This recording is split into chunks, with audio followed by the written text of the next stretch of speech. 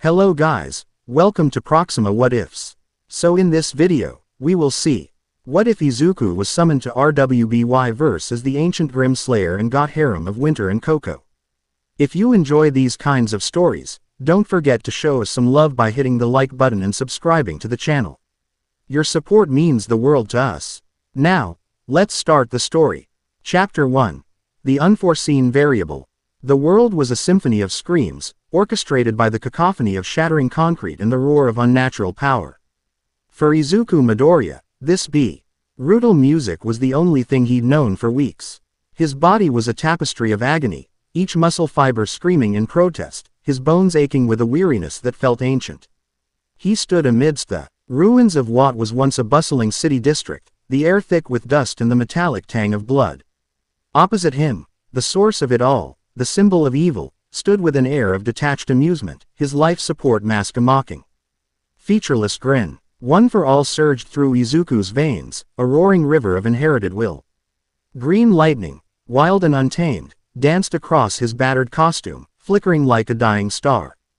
45%. It was the absolute limit he could maintain without his bones turning to powder, and it wasn't enough.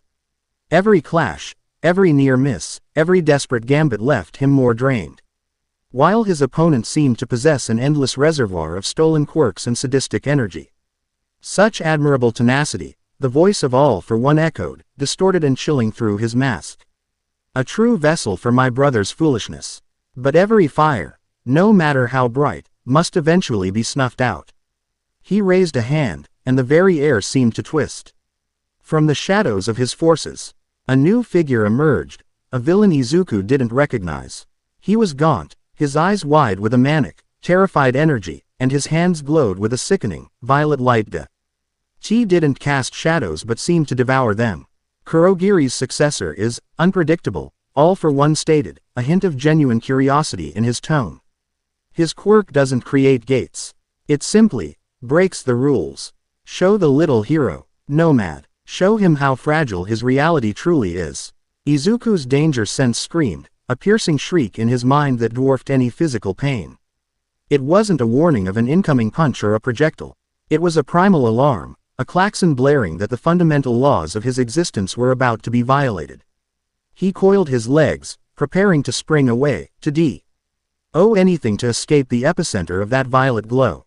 But the villain, nomad, wasn't aiming at him. He was aiming at the space around him. With a gut-wrenching scream that was equal parts effort and terror. The villain clapped his hands together. The violet light exploded outwards, not in a wave of force, but in a fracture. The world cracked like glass. The sound of the battlefield vanished, replaced by a deafening, high-pitched whine that vibrated in Izuku's teeth. The air in front of him tore open, not into a swirling portal of darkness, but into a jagged, kaleidoscopic wound in space-time. Through the tear, he saw impossible things. A sky filled with two suns, a forest of crystalline trees, an ocean of swirling nebula. It was a maelstrom of dimensions, a chaotic blender of realities. The pull was immense, an irresistible gravitational force that latched onto his very soul. He activated Black Whip, firing tendrils of dark energy in every direction, anchoring himself to shattered buildings. To the very ground beneath his feet.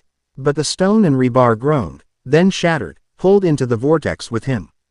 He was being reeled in, his anchors failing one by one. Hold on, Deku. He heard Uraraka's desperate cry. A distant, fading echo. A length of wire shot past him, wrapping around his arm, Zero. But the wire grew taut, then snapped with a sickening metallic shriek, unable to fight the trans-dimensional pull. The last thing he saw of his world was the triumphant, static posture of All for One, and the horrified faces of his friends, their mouths open in screams he could no longer hear. Then, the kaleidoscopic tear consumed him.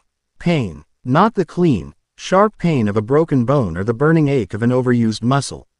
This was a deeper, more fundamental agony. It was the pain of being unmade. Every cell in his body felt as if it were being simultaneously ripped apart and crushed together.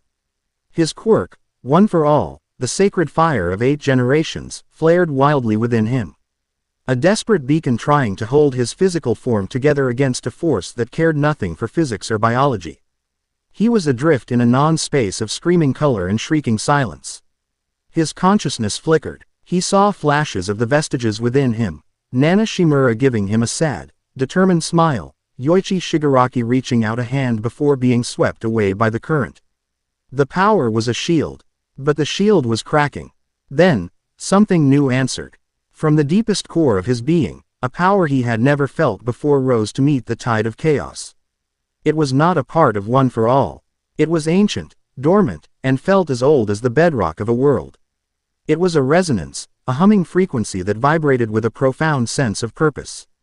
It was green, not the crackling emerald lightning of his quirk, but a deep, forest green, the color of moss on a forgotten stone, of life pushing through desolation. It wrapped around the chaotic inferno of One for All, not to tame it, but to give it form, to harmonize with it. The two powers met, swirled, and merged into a singular, incandescent whole. The pain of being unmade was replaced by the strain of being reforged. The violent tearing sensation ceased, and in its place was a feeling of being pulled, guided, towards a singular point in the chaos. A destination. The storm of color and non-sound cola. PSED into a single point of blinding white light, and then, mercifully, there was nothing. Cold was the first thing to register. A deep, biting cold that sank through the tattered remains of his hero costume and into his bones. It was a cold that felt predatory, alive. The second was the sound.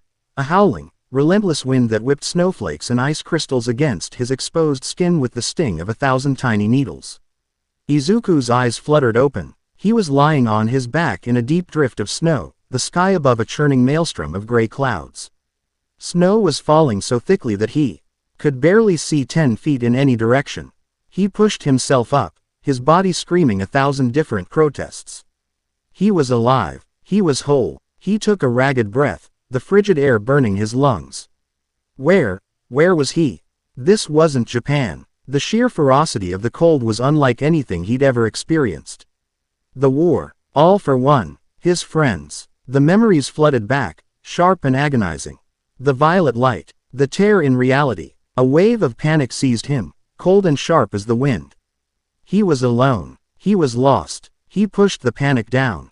Analyze, assess, survive. All Might's voice, a steady baritone in his memory, cut through the fear. A hero's first duty is to understand the situation. He stood, swaying on his feet. His costume was in tatters, but the armor plates had held. His mask was gone, and one of his iron-soled boots had a crack running through it. He looked down at his hands, flexing his fingers.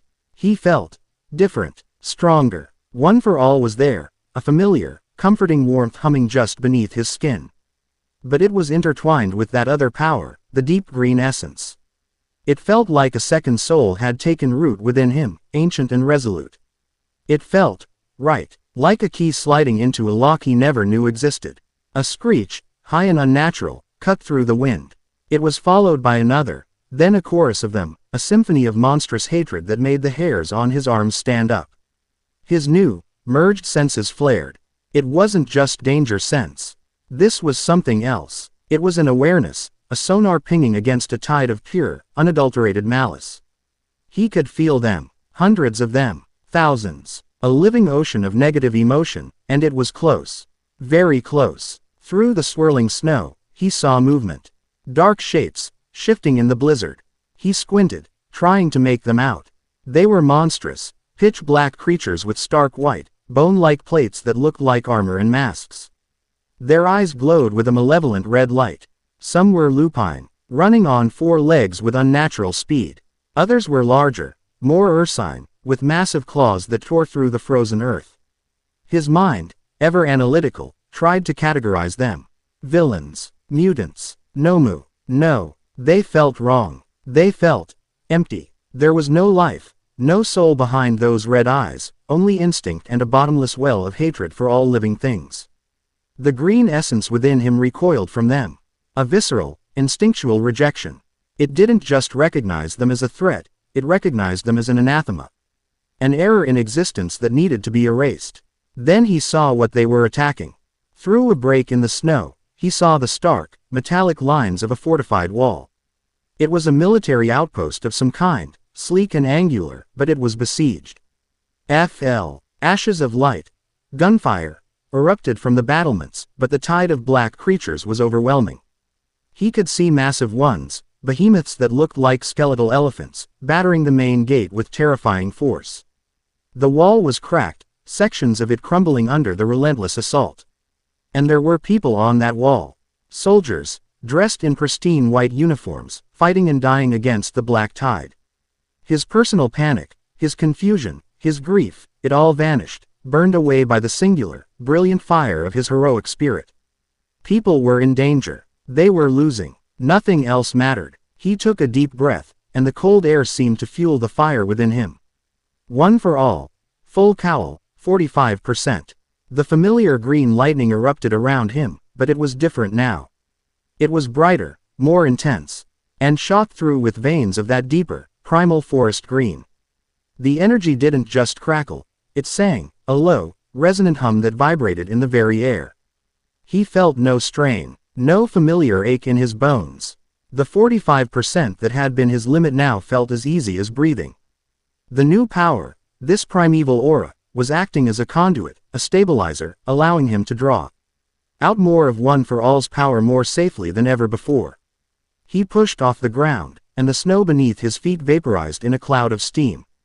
He wasn't just fast, he was a silent, green comet streaking through the blizzard. The first Grimm, a Beowulf, didn't even see him coming. It was poised to leap onto a fallen soldier, its claws extended. Izuku's fist connected with its flank. He hadn't put much force behind it, a simple, testing jab. He wasn't prepared for the result. There was no meaty crunch of impact, no spray of black blood. The moment his fist made contact, a wave of Emera LD light pulsed outwards from the point of impact. The Beowulf's black flesh didn't tear or break, it dissolved. It flaked away like ancient parchment touched by fire, turning into black dust and mote. Of shimmering green light before being scattered by the wind. The creature simply ceased to exist, its final, silent screech swallowed by the storm. Izuku stared at his gauntlet, his eyes wide. The power. It was like it was designed for this. A specific tool for a specific job. An anti-Grimm quirk. He had no time to ponder the implications. Another dozen Beowulfs turned their glowing red eyes on him, sensing a new, more potent threat. They snarled, a wave of black death and sharp claws, and charged. He met them head-on.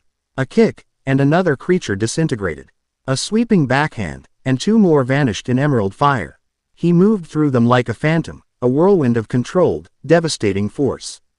Every touch, every blow, was absolute. The primeval aura didn't just enhance his strength, it imbued it with a purifying, annihilating quality against these specific monsters.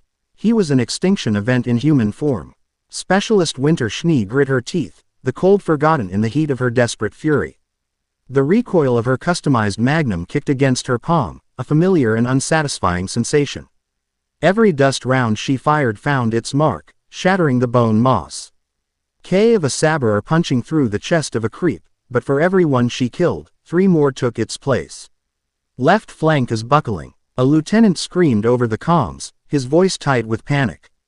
The Goliaths are at the main gate. Shields are failing. Divert all remaining energy to the gate cannons. Winter commanded, her voice cutting through the static like a shard of ice. She sidestepped a lunging Beowulf, her second blade flashing out in a silvery arc that decapitated the beast. Hold the line, for Atlas. Her words were brave, but she knew the truth. They were losing. This wasn't a standard Grimm migration. This was a coordinated, intelligent assault. The horde was too large, too ferocious. It was as if the creatures were being driven by a singular, malevolent will. The outpost, a critical communications relay and dust mining operation, was about to be wiped off the map.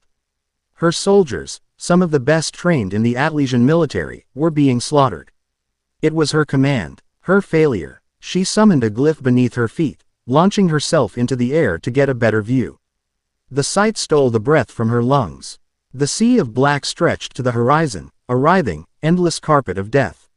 The 2 Goliaths at the gate were enormous, their massive tusks glowing with dark energy as they slammed against the last of the hard light shielding. It would shatter in moments. Despair, cold and sharp, pierced through her military discipline. This was it. She prepared to give her last order, to tell her soldiers to fight to their last breath, when she saw it. A flicker of green in the blizzard. At first, she dismissed it as a trick of the light, a strange dust reaction in the storm. Then she saw it again. A streak of emerald light, moving with impossible speed through the thickest part of the horde. Where it passed, Grimm vanished. Not fell, not were blown apart. They simply disappeared, leaving behind fading green embers. What in the name of the brothers? She whispered, her tactical mind struggling to process the input. It wasn't a ship, it wasn't a missile, it looked like a person. As if hearing her thoughts, the green comet changed course, rocketing towards the besieged main gate. It leapt into the air, a lone figure silhouetted against the gray sky, and Winter got her first clear look. It was a boy, clad in a strange, tattered green uniform. Tendrils of pure black energy, laced with that same terrifying emerald light, erupted from his back. "What is that?" Her lieutenant's voice crackled over the comms, filled with a mixture of terror and awe. "Is that one of theirs?" Winter didn't answer. She could only watch, mesmerized. Izuku landed in front of the two Goliaths, a tiny figure before the colossal beasts. The Grimm, ancient and powerful, seemed to pause, their primitive intelligence recognizing a threat on a scale they had never encountered. One of them let out a deafening roar that shook the very foundations of the outpost and charged. Its footsteps like seismic shocks. "Blackwhip," Izuku whispered, the name a familiar comfort in this alien world. The tendrils of his quirk, now supercharged with the primeval aura, shot forward. They weren't just grabbing tools anymore. They were monomolecular wires of pure anti-Grimm energy. They struck the charging Goliath not with blunt force, but with surgical precision. They wrapped around its legs, its torso, its massive head. For a moment, nothing happened. Then, Izuku clenched his fist. The black and green tendrils constricted. The Goliath's thick, armored hide offered no resistance. With a sound like tearing fabric on a cosmic scale, the tendrils sliced through flesh, bone, and armor with equal ease. The colossal Grimm was diced into a dozen pieces in mid-charge, its momentum carrying the chunks forward before they dissolved into a massive cloud of black and green dust just feet from the gate. A stunned silence fell over the battlefield. The soldiers on the wall stared, their weapons lowered. The Grimm themselves seemed to hesitate, their hive mind momentarily broken by the sheer impossibility of what they had just witnessed. Winter Schnee felt a tremor run through her. And it had nothing to do with the cold. The power, it was absolute. It was a power that didn't just defeat Grimm, it unmade them. She had never seen anything like it. Not from any huntsman, not from any maiden. The remaining Goliath, enraged by the death of its mate, reared back, its trunk raised to unleash some form of dark energy attack. It never got the chance. Izuku was already in the air, propelled by a controlled burst from One for All. He used float, a quirk he was still mastering, to hover in the air, a small, green angel of death hanging before the monster's face. He surveyed the wider battlefield for a split second, his mind processing everything at once. The weak points in the Grimm lines, the faltering sections of the wall, the terrified faces of the soldiers. His presence seemed to have a tangible effect. The raw, primal fear that had permeated the outpost was lessening, replaced by a stunned, fragile hope. He could feel it. The primeval aura within him resonated with their courage, faint as it was, and seemed to calm the storm of their negative emotions. He turned his attention back to the Goliath. This one he would make an example of. He landed lightly on its massive head, his feet magnetizing him to its bone plating. The creature thrashed wildly, trying to dislodge him, but he was an immovable anchor. He looked down at the soldiers on the wall, many of whom were staring up at him. His voice, amplified just enough by One for All to cut through the wind, was calm, clear, and utterly decisive. Focus your fire on the smaller targets. Force them into the ravine on the west flank. Reinforce the east wall, it's about to breach. I'll handle this. They weren't his soldiers. He wasn't their commander. But they listened. The sheer, unshakable confidence in his voice, the impossible power he had just displayed, it was enough. The disciplined crackle of gunfire resumed, but this time it was more focused, more effective. Winter watched, her mind reeling. He wasn't just fighting, he was commanding. He had assessed the entire battlefield in seconds and issued flawless tactical orders. Who was this boy? Izuku took a breath, centering himself. He channeled his power, not into his arms or legs, but into the very air around him. The green aura exploded outwards from his body in a visible pulse, a wave of pure, calming energy. The effect was immediate. The smaller Grimm near the gate recoiled, hissing as if burned. The soldiers felt a wave of warmth wash over them, the gnawing terror in their guts replaced by a steely resolve. On the wall, Winter felt it too. It was like a warm blanket on a frozen night, a moment of impossible peace in the middle of a war zone. Her shaking hands steadied, her focus sharpened. The boy, his very presence was a weapon. Finally, Izuku dealt with the Goliath. He didn't need a name smash. He simply placed his hand on the creature's head. The primeval aura, concentrated into a single point, flowed from his palm. Cracks of emerald light spread from his fingertips, racing across the Goliath's entire body like a network of glowing veins. The beast froze, its red eyes widening in what looked like fear. Then, with a low, rumbling groan, its entire colossal form disintegrated, collapsing into a silent, swirling storm of dust that was quickly carried away by the blizzard. With the two largest threats gone, Izuku leapt from the now empty space, landing softly in the snow-covered courtyard behind the gate. The tide had turned. With his guidance and the morale he had single-handedly restored, the Atlas soldiers began pushing the Grimm back, their movements efficient and deadly. Izuku became a green blur, moving along the perimeter, shoring up defenses, and eliminating Reats with an efficiency that was terrifying to behold. An Ursa Major charging the line would simply cease to be. A flock of Nevermores diving from the sky were met with tendrils of Blackwhip that plucked them from the air and erased them.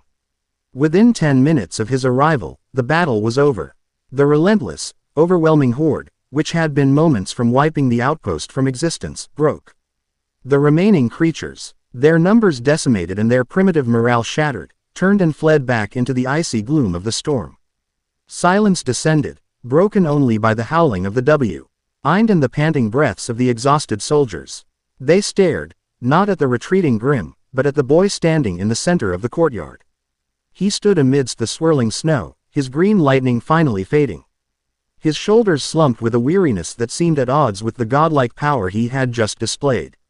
His chest rose and fell in ragged breaths, steam puffing from his lips into the frigid air. He had single-handedly saved them all. And nobody had any idea who he was. Winter Schnee descended the rampart, her movements stiff, automatic. Her mind was a whirlwind of conflicting thoughts. Relief, profound and overwhelming, warred with suspicion and a deep, instinctual wariness. Protocol dictated her actions. An unknown entity displaying this level of power, an anomaly, was to be considered a potential threat of the highest order. It needed to be contained, questioned, and controlled.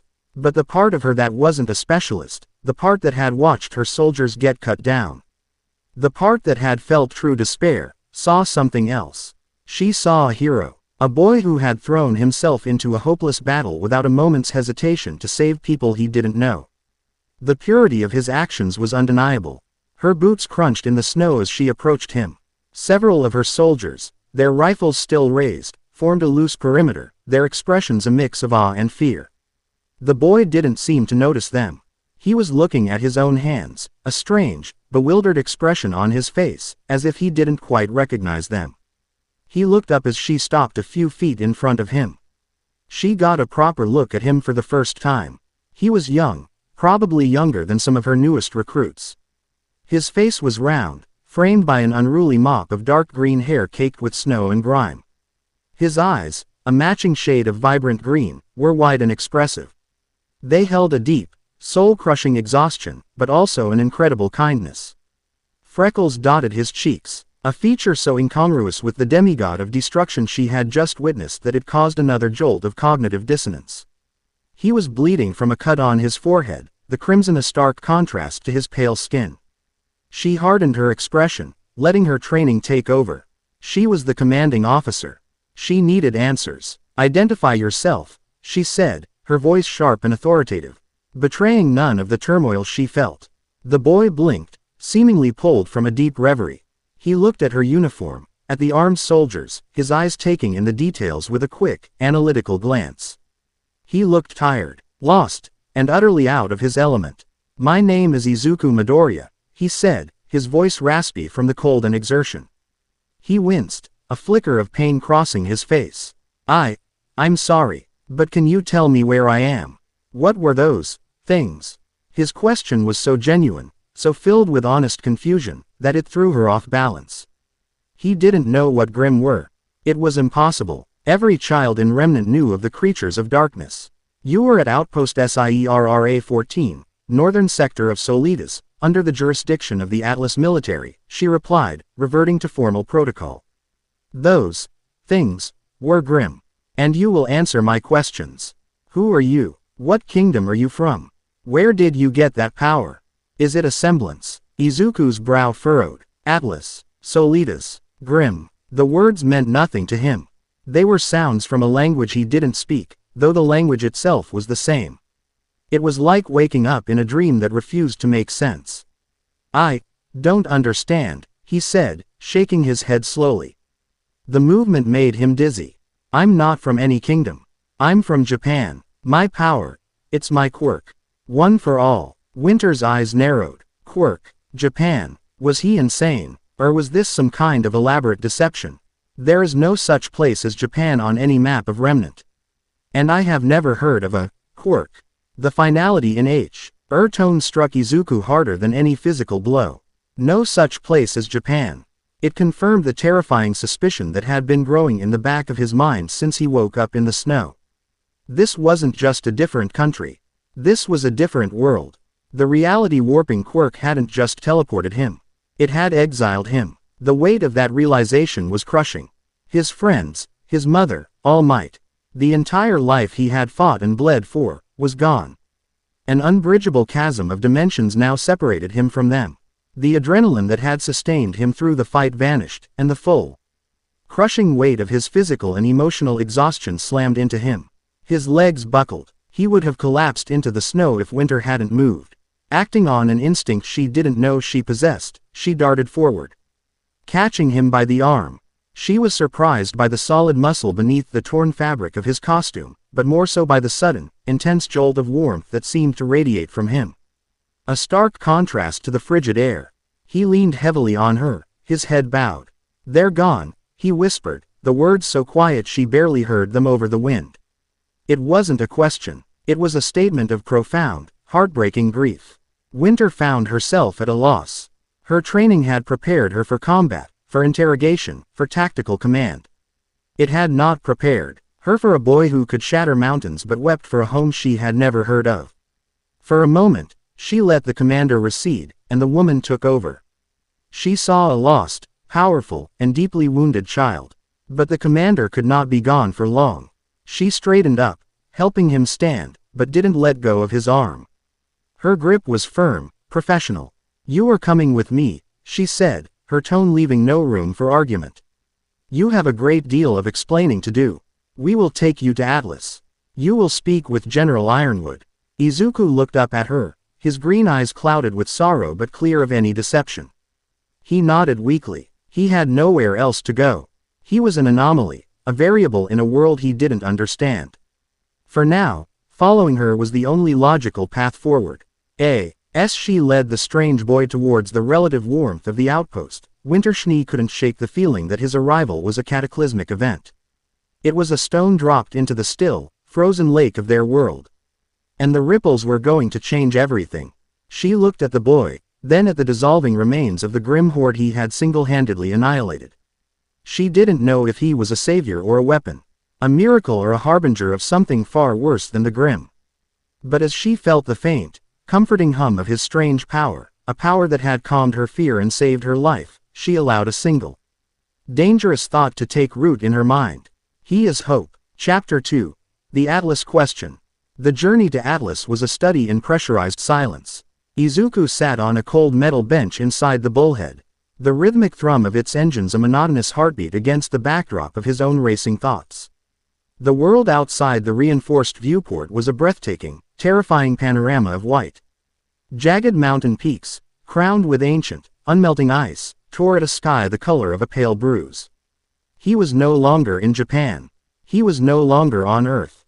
The chilling certainty of that fact had settled deep in his bones, colder than the sub-zero air of Solitas. His body ached, not just from the brutal, disorienting battle he had just single-handedly won, but from the dregs of the fight that had brought him here.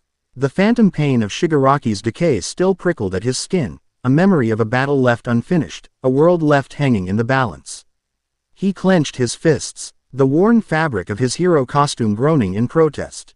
His friends, All Might, his mother. A wave of profound, soul-crushing anxiety washed over him, so potent it felt like a physical weight. Were they safe? Did they think he was dead? Did he simply vanish in a flash of light, another casualty in their never-ending war? He took a shaky breath, forcing the panic down. Freaking out wouldn't help. He had to analyze, adapt, and survive. It was the first lesson All Might had ever taught him. Across the cramped cabin, Winter Schnee sat perfectly erect, a statue carved from discipline and ice. Her stark white uniform was immaculate save for a few smudges of soot and grime from the battle. Her gaze was fixed on him, not with open hostility, but with an intense, analytical scrutiny that was somehow more unnerving. She was dissecting him, trying to fit his impossible existence into a neat, orderly box that her military mind could comprehend. Izuku could feel the weight of her questions, unspoken but hanging heavy in the air between them. What are you? Where did you come from? How did you do that?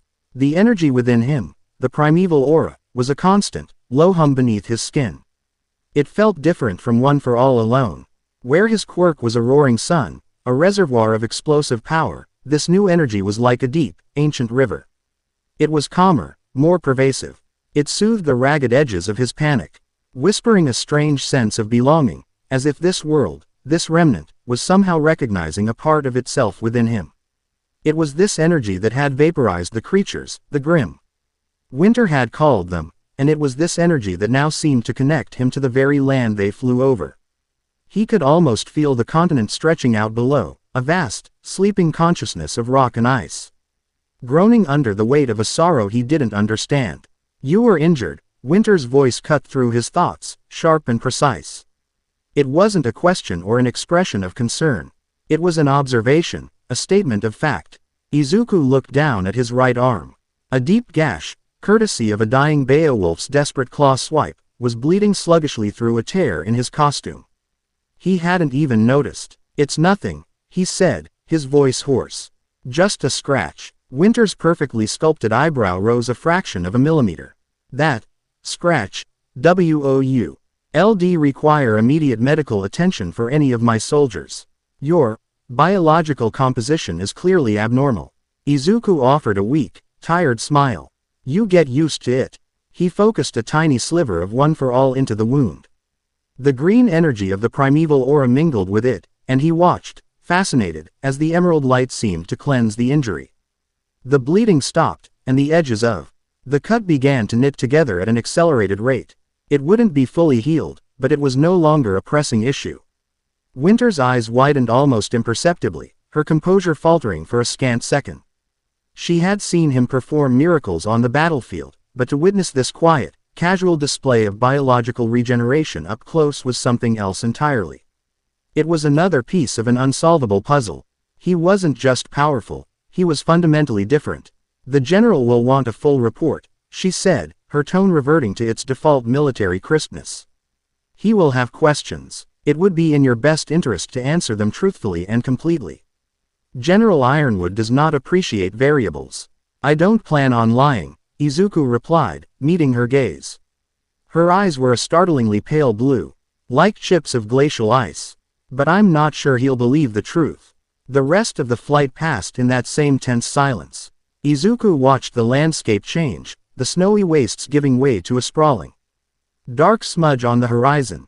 The city of Mantle, huddled in the shadow of the magnificent, floating metropolis of Atlas. It was a marvel of engineering, a city in the clouds, gleaming and pristine.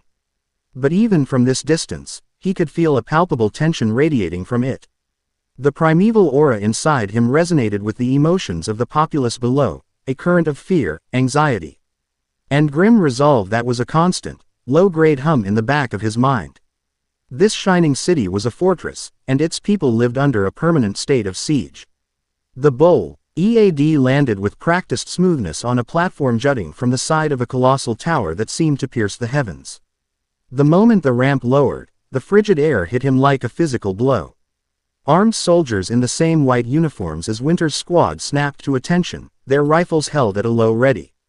They formed a corridor, their helmeted faces betraying nothing as Winter led him from the transport.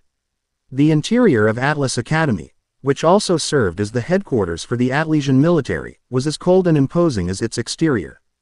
Gleaming white corridors stretched into the distance, punctuated by stark gray and blue military insignia. The air smelled of sterile cleaners and ozone. It was a place of order, of control, of absolute authority. Every person they passed, from soldiers to technicians, moved with a crisp, efficient purpose that spoke of unwavering discipline. Winter led him to a large, circular chamber. A massive holographic globe of remnant dominated the center of the room. Continents glowing in soft blues and greens.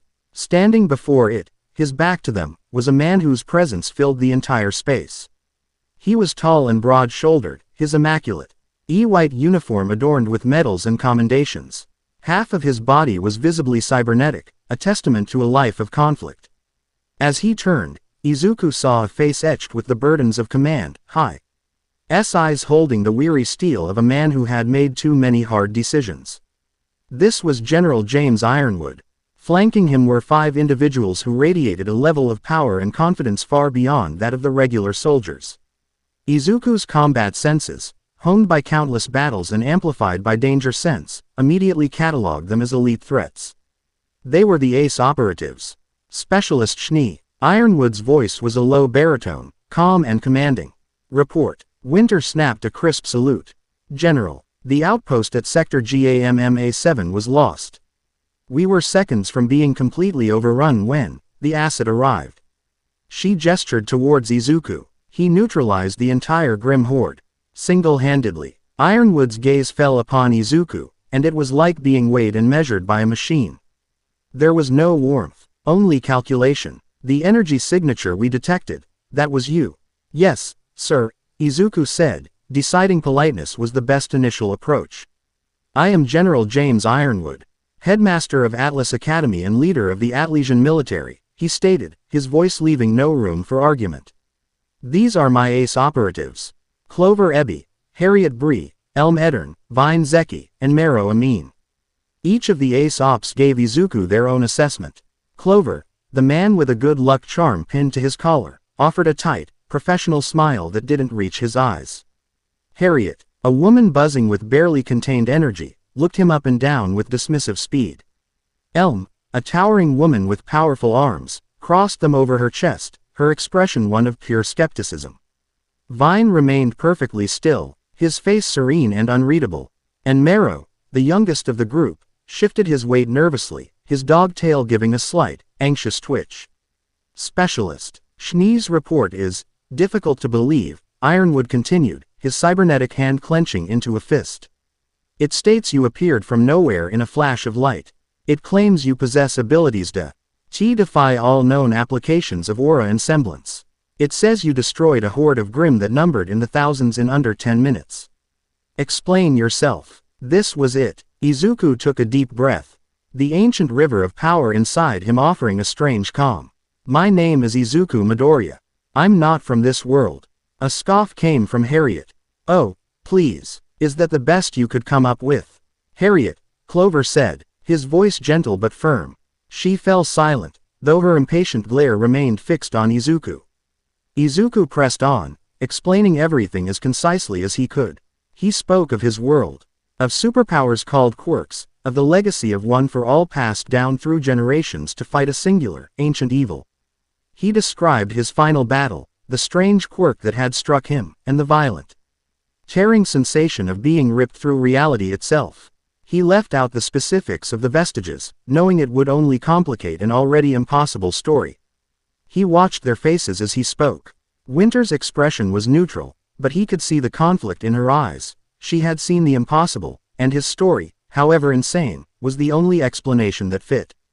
Elm looked thoroughly unimpressed. Mero seemed confused and overwhelmed. Vine's placid mask never slipped. Clover listened intently, his brow furrowed in concentration. It was Ironwood's reaction that was most telling. The general listened without interruption, his gaze unwavering. He didn't mock or dismiss. He processed. When Izuku finished, the room was silent for a long moment. Quirks. Another world, Ironwood said slowly. Testing the words, he paced in front of the holographic globe. An intriguing, if fanciful, explanation. Let's assume, for a moment, that I believe you. This power of yours, this, one for all, what are its limits? I'm not entirely sure anymore, Izuku admitted honestly. When I arrived here, it felt different. Stronger. It merged with something, an energy that feels native to this world. It's what allowed me to destroy the Grimm so easily. Ironwood stopped pacing and faced him directly. You are an unknown variable, Midoriya. An anomaly of unprecedented scale. You could be a savior. Or you could be a threat more dangerous than Salem herself. I cannot and will not take your word for it. You say you want to help. Prove it. Prove you are who you say you are. Prove that this power is under your control. How? Izuku asked. A grim smile touched Ironwood's lips. A demonstration. You will face my ace operatives in a controlled combat environment. You will show us the extent of your abilities. And you will not hold back. General, Clover interjected, a note of concern in his voice. All 5 of us against one man. With all due respect, that seems excessive. Did you not hear the specialist's report, Clover? Ironwood countered, his voice hard as iron. He single-handedly routed a Grimm army that had 5 of our platoons on the verge of annihilation. If what she says is even half true, excessive is the only logical course of action. I need to know exactly what we are dealing with. His gaze shifted back to Izuku. So, what will it be, boy? Will you cooperate? Izuku looked at the 5 elite warriors standing before him. He could feel the power radiating from them, the confidence of soldiers at the peak of their craft. This wasn't a request, it was a challenge.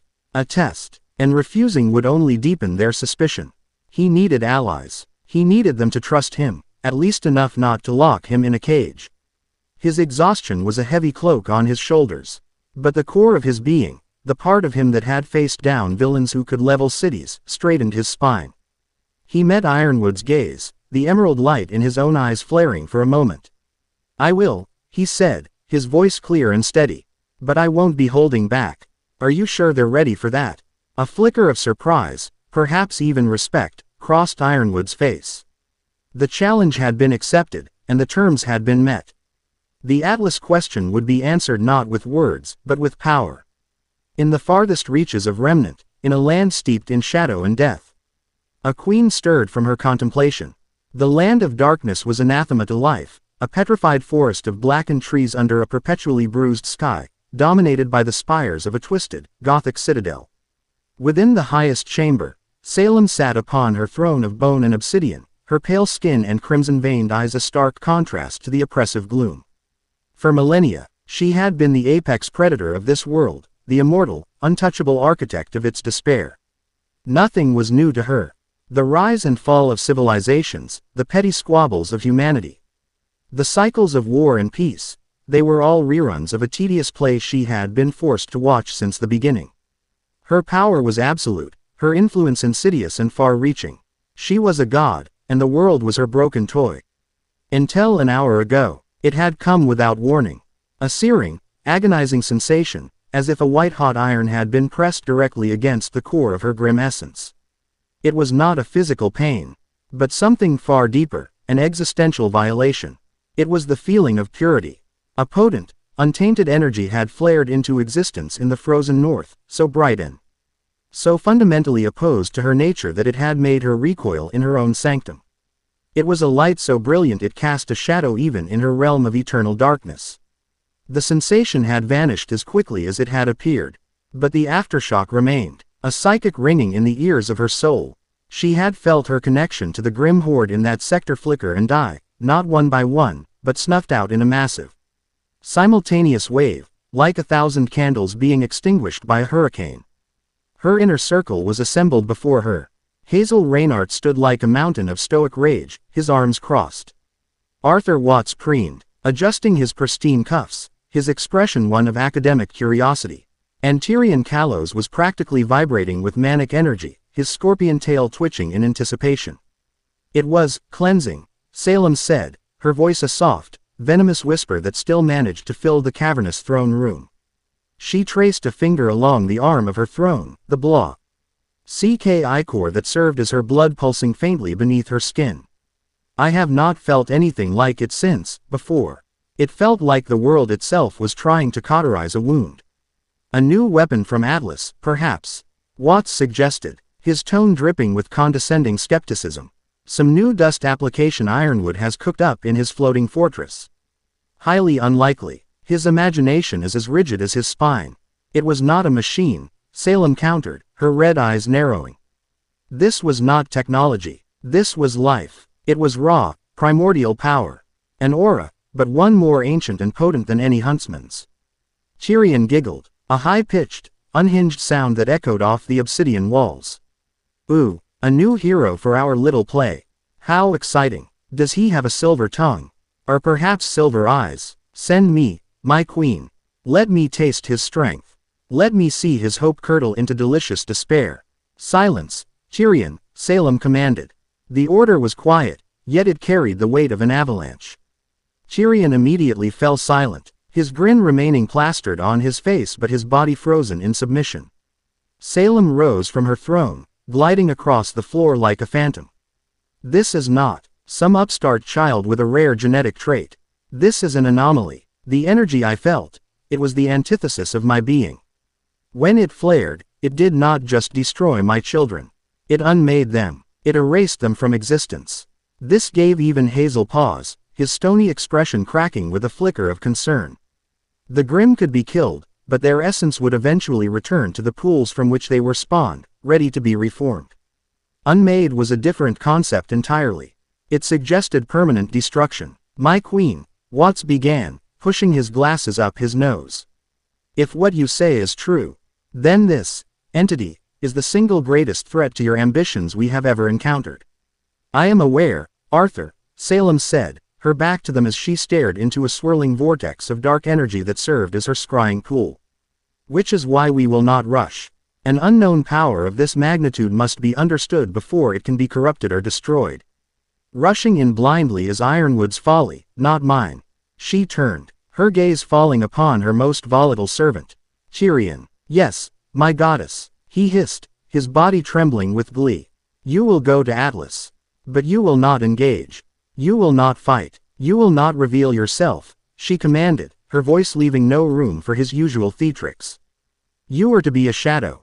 Observe this new piece on the board. Learn his name. Learn his habits. Learn what gives him strength. I want to know everything about the source of that searing light. I want to know what it is that dares to cause me pain. Tyrion bowed low, his tail arching over his back in a predatory curve. As you command, my queen. I shall be your eyes and ears, and watch this new hero with great interest. His grin widened, revealing sharpened teeth. The promise of a truly worthy opponent, a true challenge to his goddess, was the most intoxicating drug he could imagine. He would obey, for now. But he would also be waiting for the moment his leash was finally slipped. Salem watched him go, then turned her attention back to the darkness. The feeling of that pure, green energy was seared into her immortal memory. It was an old pain, a forgotten threat, an echo of a time when the world was young and the gods still walked upon it. For the first time in millennia, Salem felt a sliver of something she had long thought herself immune to, uncertainty. And it was infuriating. The Atlas training grounds were a vast, sterile cavern of white walls and glowing blue lines. The air was cold and recycled, and the only sound was the low hum of the hard light dust projectors that could simulate any environment. Today, they were set to a simple, flat arena. No cover, no excuses. Izuku stood in the center, rolling his shoulders to loosen the stiff muscles. He had been given a brief medical check which had only raised more questions for the baffled Atlesian doctors and a nutrient paste that tasted like chalk, but he felt a surprising clarity. The primeval aura was singing in his veins, eager for release. One for All felt like a coiled spring, ready to explode. Across from him, the ace operatives took their positions, forming a loose semicircle. They were consummate professionals, their movements economical and their purpose clear. Ironwood and Winter watched from an elevated observation deck, their forms silhouetted against the bright lights. The objective is simple. Ironwood's voice boomed over the intercom. Midoriya, you will demonstrate the full scope of your capabilities. Ace Ops, your goal is to subdue and restrain him. The simulation will end when one party is no longer able to fight. Begin. There was no countdown. The first to move was RWBY. She didn't run. She simply vanished, reappearing as an orange-white blur rocketing towards him. Her semblance, super speed, was on a level that rivaled Gran Torino's. Izuku's danger sense screamed a warning a microsecond before she moved, a familiar jolt that gave him just enough time to react. He didn't try to dodge. Instead, he dropped into a low stance, channeling one for all into his legs and planting his feet firmly on the ground. He brought his arms up in a defensive B lock just as Harriet's kick connected with a sound like a thunderclap. The kinetic force was incredible, enough to shatter reinforced concrete. Izuku slid back a good 10 feet, the soles of his boots carving grooves into the arena floor. But he held his ground. Harriet's eyes widened in shock. No one had ever tanked a direct hit from her like that. He's strong, she yelled to her team, a statement of the obvious. But Izuku hadn't just blocked it. He had absorbed it. This was the principle of Fa Jin, the fourth user's quirk. Storing and releasing kinetic energy. He could feel Harriet's momentum coiled inside his muscles. A buzzing, volatile power waiting to be unleashed. While Harriet was still processing, Elm Eddern charged, her war hammer held high. My turn, she roared, bringing the weapon down in a devastating overhead arc. Simultaneously, Mero shouted, stay, and pointed at Izuku. A wave of blue energy washed over him, and for a split second, his body locked up, frozen in place by Mero's semblance. It was a perfectly executed combo. Harriet's speed to test his defenses, followed by a pin and a heavy strike. Against any other opponent, it would have been over. But the primeval aura surged, the green energy flowing through him and instantly shattering Mero's command like brittle glass. The sensation was bizarre, like shrugging off a heavy coat. He was free before Elm's hammer had even completed its arc. With a burst of power, he leapt backwards, the hammer smashing into the ground where he'd been standing, cracking the floor with a deafening boom. He broke my stay, Mero yelped, his tail puffing up in alarm. From the observation deck, Winter watched with a bated breath, her hands clenched at her sides. Ironwood was leaning forward, his eyes narrowed in intense focus. Izuku landed lightly on his feet. 2 attacks, 2 perfect counters. They were good. Their teamwork was seamless. But they were predictable. They relied on overwhelming their opponents with their primary abilities. Enough testing, Izuku murmured to himself. It was time to take control. He activated Smokescreen. A thick, impenetrable cloud of black smoke erupted from his body, instantly enveloping the entire center of the arena. Can't see, Elm yelled, waving a hand in front of her face. Vine, clear it out. Clover commanded. Vine Zeki, who had remained stationary until now, extended his arms. Long, flexible aura constructs, like plant tendrils, shot into the smoke, whipping around to try and disperse it. But the smoke was too dense, clinging to the air like thick tar. Inside the smoke, Izuku was a ghost. He could see their vague outlines, their energy signatures, but they were completely blind. He moved first towards the biggest threat, Mero. He burst through the smoke, a silent green blur. Mero sensed him a moment too late, turning to shout another command. Izuku chopped him lightly on the back of the neck with the edge of his hand. Mero's eyes rolled back, and he crumpled to the ground, unconscious. One down. Mero's down. Harriet shouted, her voice laced with panic. She started zipping through the smoke, a frantic orange blur trying to find a target. Izuku simply stood still. He tracked her movements, a chaotic, high-speed pattern. He reached out with Black Whip, not as an attack, but as a sensor. The black tendrils, now laced with shimmering green energy, spread out through the smoke like a spider's web. Harriet ran right into one.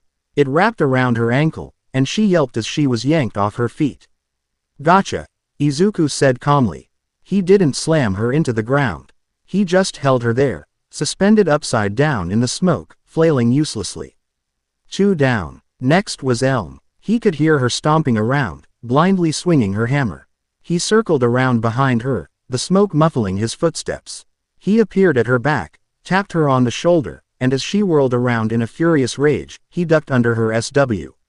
And swept her legs out from under her. The giant woman hit the ground with a grunt that shook the floor. Before she could recover, he applied a simple pressure point hold on her shoulder that rendered her entire arm numb. Her hammer clattered to the floor. "You're strong," Izuku said, his voice a calm whisper in the smoke. "But you're too slow without a target." 3 down. Vine's tendrils were still sweeping the area. Izuku saw one coming and grabbed it. Vine grunted in surprise on the other side of the smoke cloud as his own aura was used against him. Izuku yanked hard, pulling the Sarah-nay warrior off balance and dragging him into the center of the smoke. As Vine stumbled into view, Izuku used the stored energy from Harriet's initial kick. He channeled the Fa Jin release into his palm and tapped Vine gently in the chest. "Release," he whispered. The kinetic energy, amplified by a tiny fraction of one for all, exploded outwards. It wasn't a punch, it was a pure concussive blast. Vine was thrown backwards, flying out of the smoke cloud and landing in a heap near the arena wall, his aura shattered. He wasn't seriously hurt, but he was out of the fight. 4 down. The smoke began to dissipate. Izuku stood alone in the center of the arena, surrounded by his neutralized opponents. The only one left standing was Clover Ebby. Clover stood his ground, his fishing rod-like weapon, Kingfisher, held at the ready. His face was grim. He had just watched his entire elite team, the best of the best, be dismantled in less than a minute by an opponent who hadn't even seemed to break a sweat. His semblance, good fortune, was a passive aura of luck. It had always seen him through. But looking at the calm, green-eyed young man before him, he felt his luck might have just run out. "Impressive," Clover said, his voice tight. "Very impressive. But this fight isn't over." He cast his line, the hook glowing with energy. He wasn't aiming for Izuku. He was aiming for the dust projectors on the ceiling. The hook latched on, and with a surge of energy, Clover activated a powerful combination of gravity and fire dust.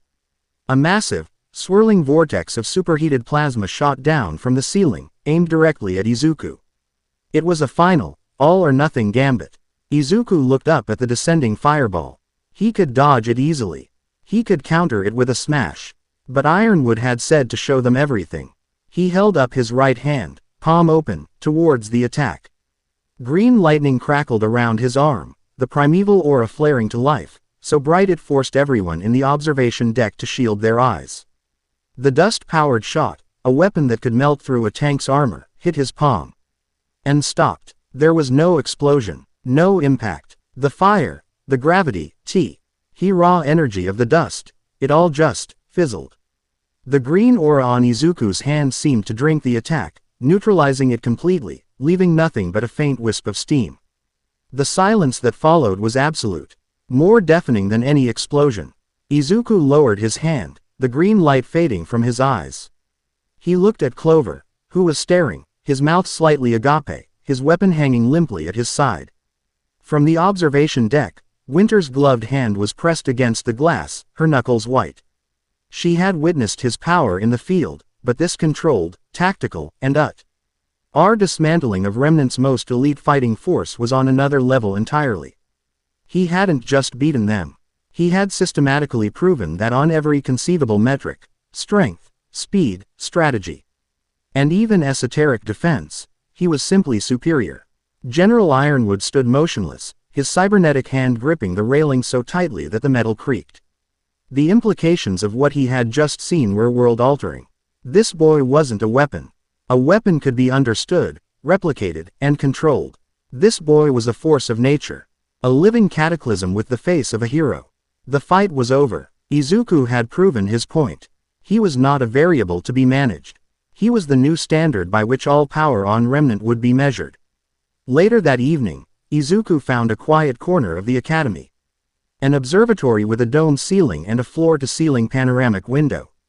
Below, the city of Mantle glittered in the perpetual twilight of the crater it occupied, a stark contrast to the brilliant, floating city he now stood in. The view was beautiful, but it was a wounded beauty.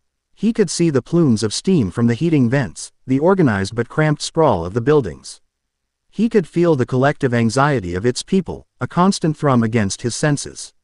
It reminded him of the darker parts of his own home city, the places heroes didn't always reach.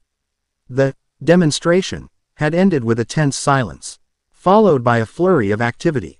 The ace ops had been taken to the infirmary, more for their bruised egos than any physical injuries. Ironwood had simply stared at him for a long moment before stating, "We have much to discuss," and striding away, his mind clearly racing. Izuku had been shown to a Spartan but comfortable room, but he couldn't rest. His mind was too full. The sound of crisp, measured footsteps on the polished floor announced her arrival before she spoke. "I thought I might find you here." Izuku turned to see Winter Schnee standing in the doorway. She was out of her formal uniform, now dressed in a simple, high-collared blue tunic and dark trousers. Without the armor and insignia of her rank, she looked younger, less like a soldier and more like a person. "It's a good view," Izuku said quietly. "You can see everything from up here." She walked to stand beside him, her gaze also falling on the city below. "From Atlas, we see everything. It's our burden and our duty." They stood in a comfortable silence for a moment, the vastness of the world outside the window dwarfing the tension that had defined their interactions until now. "You didn't have to humiliate them," she said, her voice soft, losing its military edge. "You could have ended that fight in the first 10 seconds with a single blow. Why draw it out?" "It wasn't about winning," Izuku explained, turning to look at her. "Your general wanted to know what I could do. If I had just hit them hard, all he would have learned is that I'm strong. I needed him to see that I can be strategic. That I can control my power. That I'm not a monster." He looked down at his hands. "I needed him to see that I wouldn't hurt them, even when I had every reason to." Winter absorbed his words, her pale blue eyes searching his face. In the dim light of the observatory, reflected starlight from the holographic star chart on the ceiling danced in her pupils. She saw no malice in him. No ego. Only a deep, profound exhaustion and an unwavering sincerity that was utterly foreign in her world of political maneuvering and military pragmatism. "Why?" she asked, the question coming out as a near whisper. "Why did you help us at the outpost? You don't know us. This isn't your world, not your fight. You could have run. Why risk your life for strangers?" This was the core of it all. The question that defined him. Izuku thought of all the people who had asked him that over the years. He thought of his mother's worried tears, Bakugo's angry confusion, All Might's proud smile. The answer was always the same. "Because it's the right thing to do," he said simply. "When I see someone in trouble, someone who needs help, my body just moves. I know it's not logical. But that's just who I am. It doesn't matter what world I'm in. People are still people. They still need saving." He gave her a small, self-deprecating smile. "It's all I've ever wanted to do. Be a hero who saves people with a smile." Winter stared at him, truly seeing him for the first time. Not as an asset, not as a variable or a threat, but as a person. A boy, really, not much older than her own sister. Who carried the weight of worlds on his shoulders and still spoke of saving people with a smile. The sheer, unshakable purity of his conviction was staggering. It was a force more powerful than the Grimm, more unyielding than Ironwood's will, more brilliant than the lights of Atlas itself. In the rigid, cold world she had been raised in, heroism was a duty, a calculated sacrifice for the greater good. It was grim and thankless. But for him, it was an instinct, a fundamental part of his being, as natural as breathing. A beacon, a slow, unfamiliar warmth spread through her chest. It was a feeling she hadn't allowed herself to experience in a very long time, hope. A genuine, untainted hope. The awe she'd felt on the battlefield returned, now mingled with a deep and profound respect. "The world you come from," she began, her voice uncharacteristically gentle, "must be a very bright place, to have produced someone like you." "It has its darkness," Izuku replied, his gaze turning back to the window. A flicker of old sadness in his eyes. "More than you know, but it has its heroes, too. I'm just trying to live up to their example." A mutual understanding passed between them in the quiet of the starlit room. She, the soldier forged in ice and discipline, and he, the hero born of fire and self-sacrifice. They were from different worlds, forged by different circumstances, yet in that moment, They understood the core of one another perfectly. A bond was formed, not of military alliance or strategic necessity, but of a shared recognition of something true and good. It was the first, tentative spark of a connection that would, in time, redefine both of their worlds. The Atlas question had been answered, but for Winter Schnee, 1,000 new ones had just begun to form, all of them centered on the impossible boy standing beside her. Chapter 3. Welcome to Beacon.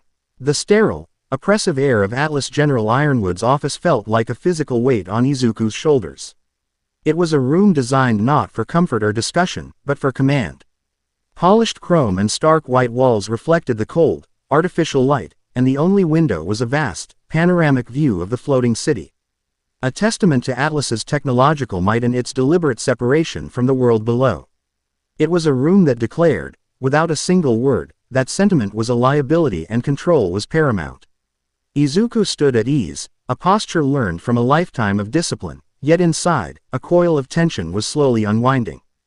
The demonstration against the ace operatives had been a calculated risk, a necessary display to shift their perception of him from unidentified threat to uncontrollable asset. It had worked, perhaps too well.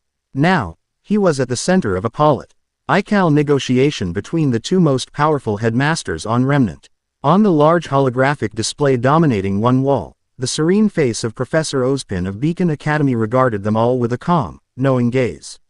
His office, visible in the background, was a stark contrast to Ironwood's: warm wood, shelves overflowing with books, a ticking clock, and a half-full mug of cocoa steaming gently on his desk. It was an image of scholarly wisdom, a deliberate counterpoint to Atlas's military austerity. General Ironwood stood with his arms clasped behind his back, his posture as rigid as the metal that comprised half his body. Winter Schnee stood a respectful distance away, her expression a mask of professional neutrality, but Izuku could sense the conflict churning beneath the surface. Her aura, a crisp and precise thing like Arctic air, felt turbulent. Ozpin, Ironwood began, his voice a low baritone that filled the room. You've seen the reports. You've seen the footage from THE outpost and the sparring data from the Ace Ops. Midoriya is a paradigm shift. Ozpin's image took a slow sip from his mug. Indeed, James, I have seen it. It is difficult to believe, even with the evidence before my eyes. A power that not only destroys Grimm but seems to actively unravel their very essence. It's unprecedented. Precisely, Ironwood pressed, his fist clenching. It's a weapon that could end this war. But it's a weapon we don't understand, wielded by a boy from another world. He needs to be studied, trained, and integrated into our command structure. Under my supervision. Izuku remained silent, letting them discuss him as if he were a newly discovered dust variant. He understood the necessity of it.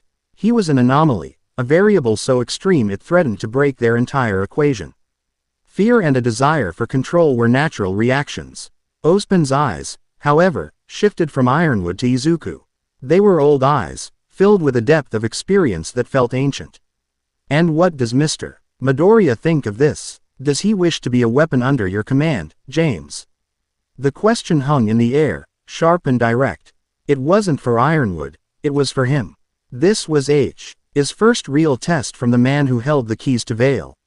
Izuku met Ozpin's gaze through the screen. Sir, he said, his voice steady and clear. My only wish is to help people. In my world, that's what heroes do. I don't know your war, your politics, or your history.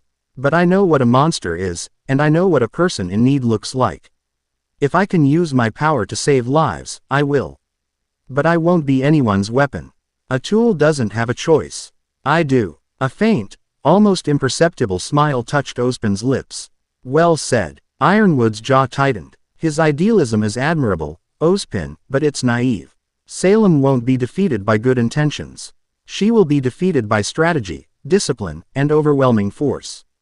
I can provide that. He is the force. Perhaps, Ozpin conceded gently. But force without a compass is just as dangerous as the storm it's meant to fight. Hope, James, is a far more potent fuel than discipline. From what specialist Schnee's reports indicate, this young Ma-En generates it just by standing on a battlefield. He turned his full attention back to Izuku. Mr. Midoriya, General Ironwood wishes to keep you here, to mold you into the perfect soldier for his army. I, however, would like to offer you an alternative. Come to Beacon, not as a weapon, but as a student. Learn about our world, our people, our culture, our strengths, and our failings. Understand what it is you're fighting for. Integrate, as you say, James, but on his own terms. Let him forge his own path. I believe it will be a far more effective one in the long run. The offer was a lifeline. Atlas was a cage, gilded and secure. But a cage nonetheless. Beacon. Beacon sounded like a school. It sounded like UA. It sounded like a chance to be himself. I accept, Professor Ozpin, Izuku said without hesitation. Ironwood looked as if he'd just swallowed something bitter. Ozpin, this is reckless. We can't just let him wander around a school full of children. The security risks are astronomical. What if Salem sends an agent after him? Beacon is a much softer target than Atlas. Everywhere is a target. James, you know that better than anyone, Ozpin countered, his tone hardening slightly. And I would hardly call my students children. They are the next generation of Remnant's defenders. Perhaps being around them will remind Mr. Midoriya what's at stake more than any military briefing ever could. Furthermore, his presence may serve as an inspiration. The general paced the length of the window, the rhythmic clank of his prosthetic footfalls the only sound. He was a man accustomed to having his orders followed, to controlling every variable. Izuku was the one variable he couldn't cage, and it was galling to him. Finally, he stopped, turning to face the screen. Fine, he ground out. He can go to Beacon. But on one condition. Specialist Schnee will accompany him. Her official capacity will be as an Atlas liaison, to facilitate communication and cooperation between our kingdoms regarding this situation. Her true purpose, he said, looking pointedly at Winter, then Izuku, will be to monitor his progress and ensure he remains an asset, not a liability. Winter snapped to attention. Sir. Her voice was crisp, but Izuku saw the flicker of relief in her eyes. She wasn't being left behind. Ozpin nodded sagely. An excellent compromise, James. We would be honored to host Specialist Schnee. I will have accommodations prepared. He looked at Izuku one last time. Pack your things, Mr. Midoriya. A transport will be ready for you in an hour. Welcome to Beacon. The screen went dark, leaving the three of them in the cold, silent office. Ironwood gave Izuku a long, hard look. It wasn't a look of malice, but of profound, frustrated concern. Don't make me regret this, son, he said. The words heavy with the weight of a world. The fate of Remnant may very well rest on your shoulders. Don't take that lightly. I've carried that weight before, sir, Izuku replied quietly. I don't intend to drop it now. The flight to Vale was a revelation. As their bullhead descended from the upper atmosphere, the world transformed. The stark, frozen white of Solitas, a continent perpetually locked in ice, gave way to the vibrant, sprawling green of Sanus. Izuku pressed his face against the cool plexiglass, mesmerized. He saw vast, emerald forests stretching to the horizon, winding silver rivers carving paths through the land, and in the distance, rugged mountains crowned with wisps of cloud. It was a world teeming with life, a stark and beautiful contrast to the sterile, controlled environment of Atlas. It reminded him of home, of the lush Japanese countryside, and a pang of homesickness, sharp and bittersweet, struck him. He was seated across from Winter, who was meticulously cleaning her saber, her movements precise and economical. The tension of the general's office had dissipated, replaced by a quiet, shared anticipation. For the first time since he'd met her, she seemed younger. The weight of being Ironwood's most trusted specialist had been momentarily lifted, replaced by the uncertainty of a new mission. You seem relieved, Izuku noted, his voice soft over the drone of the engines. She paused, looking up from her blade. Her piercing blue eyes studied him for a moment. The general's pragmatism is one of Atlas's greatest strengths. It is also, at times, its greatest weakness. He sees the world as a chessboard and people as pieces to be moved for the greater good. He forgets that pieces can have their own will. She met his gaze directly. He sees you as a king. A piece that can win the game in a single move. Ozpin sees you as a person. I find myself agreeing with Ozpin's assessment. This was the most she had ever opened up to him. It was a crack in her icy facade, a glimpse of the woman beneath the uniform. I appreciate that, Izuku said honestly. Thank you, Winter. The use of her first name without her title felt natural. A small step towards something less formal. A faint blush touched her cheeks, a stark contrast to her pale skin, and she quickly returned her attention to her weapon. My mission remains the same, Midoriya. I am to observe you. I know, he said with a small smile. But maybe we can also be friends. She didn't answer, but the corner of her mouth twitched upwards. It was enough. As they approached the kingdom of Vale, the city unfurled beneath them. It was a sprawling metropolis, but unlike the rigid, geometric layout of Atlas, Vale was organic. Buildings of stone and brick with colorful rooftops nestled amongst rolling hills and parks. In the center of it all, perched atop a massive cliff overlooking the city and the sea, stood Beacon Academy. It was breathtaking, a castle of soaring towers and grand halls. Its architecture a blend of ancient fortress and modern institution. It radiated a sense of history, of legacy. It didn't project power like Atlas did, it projected hope.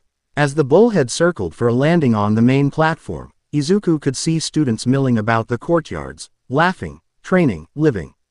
It felt so normal. He hadn't realized how much he'd missed that feeling.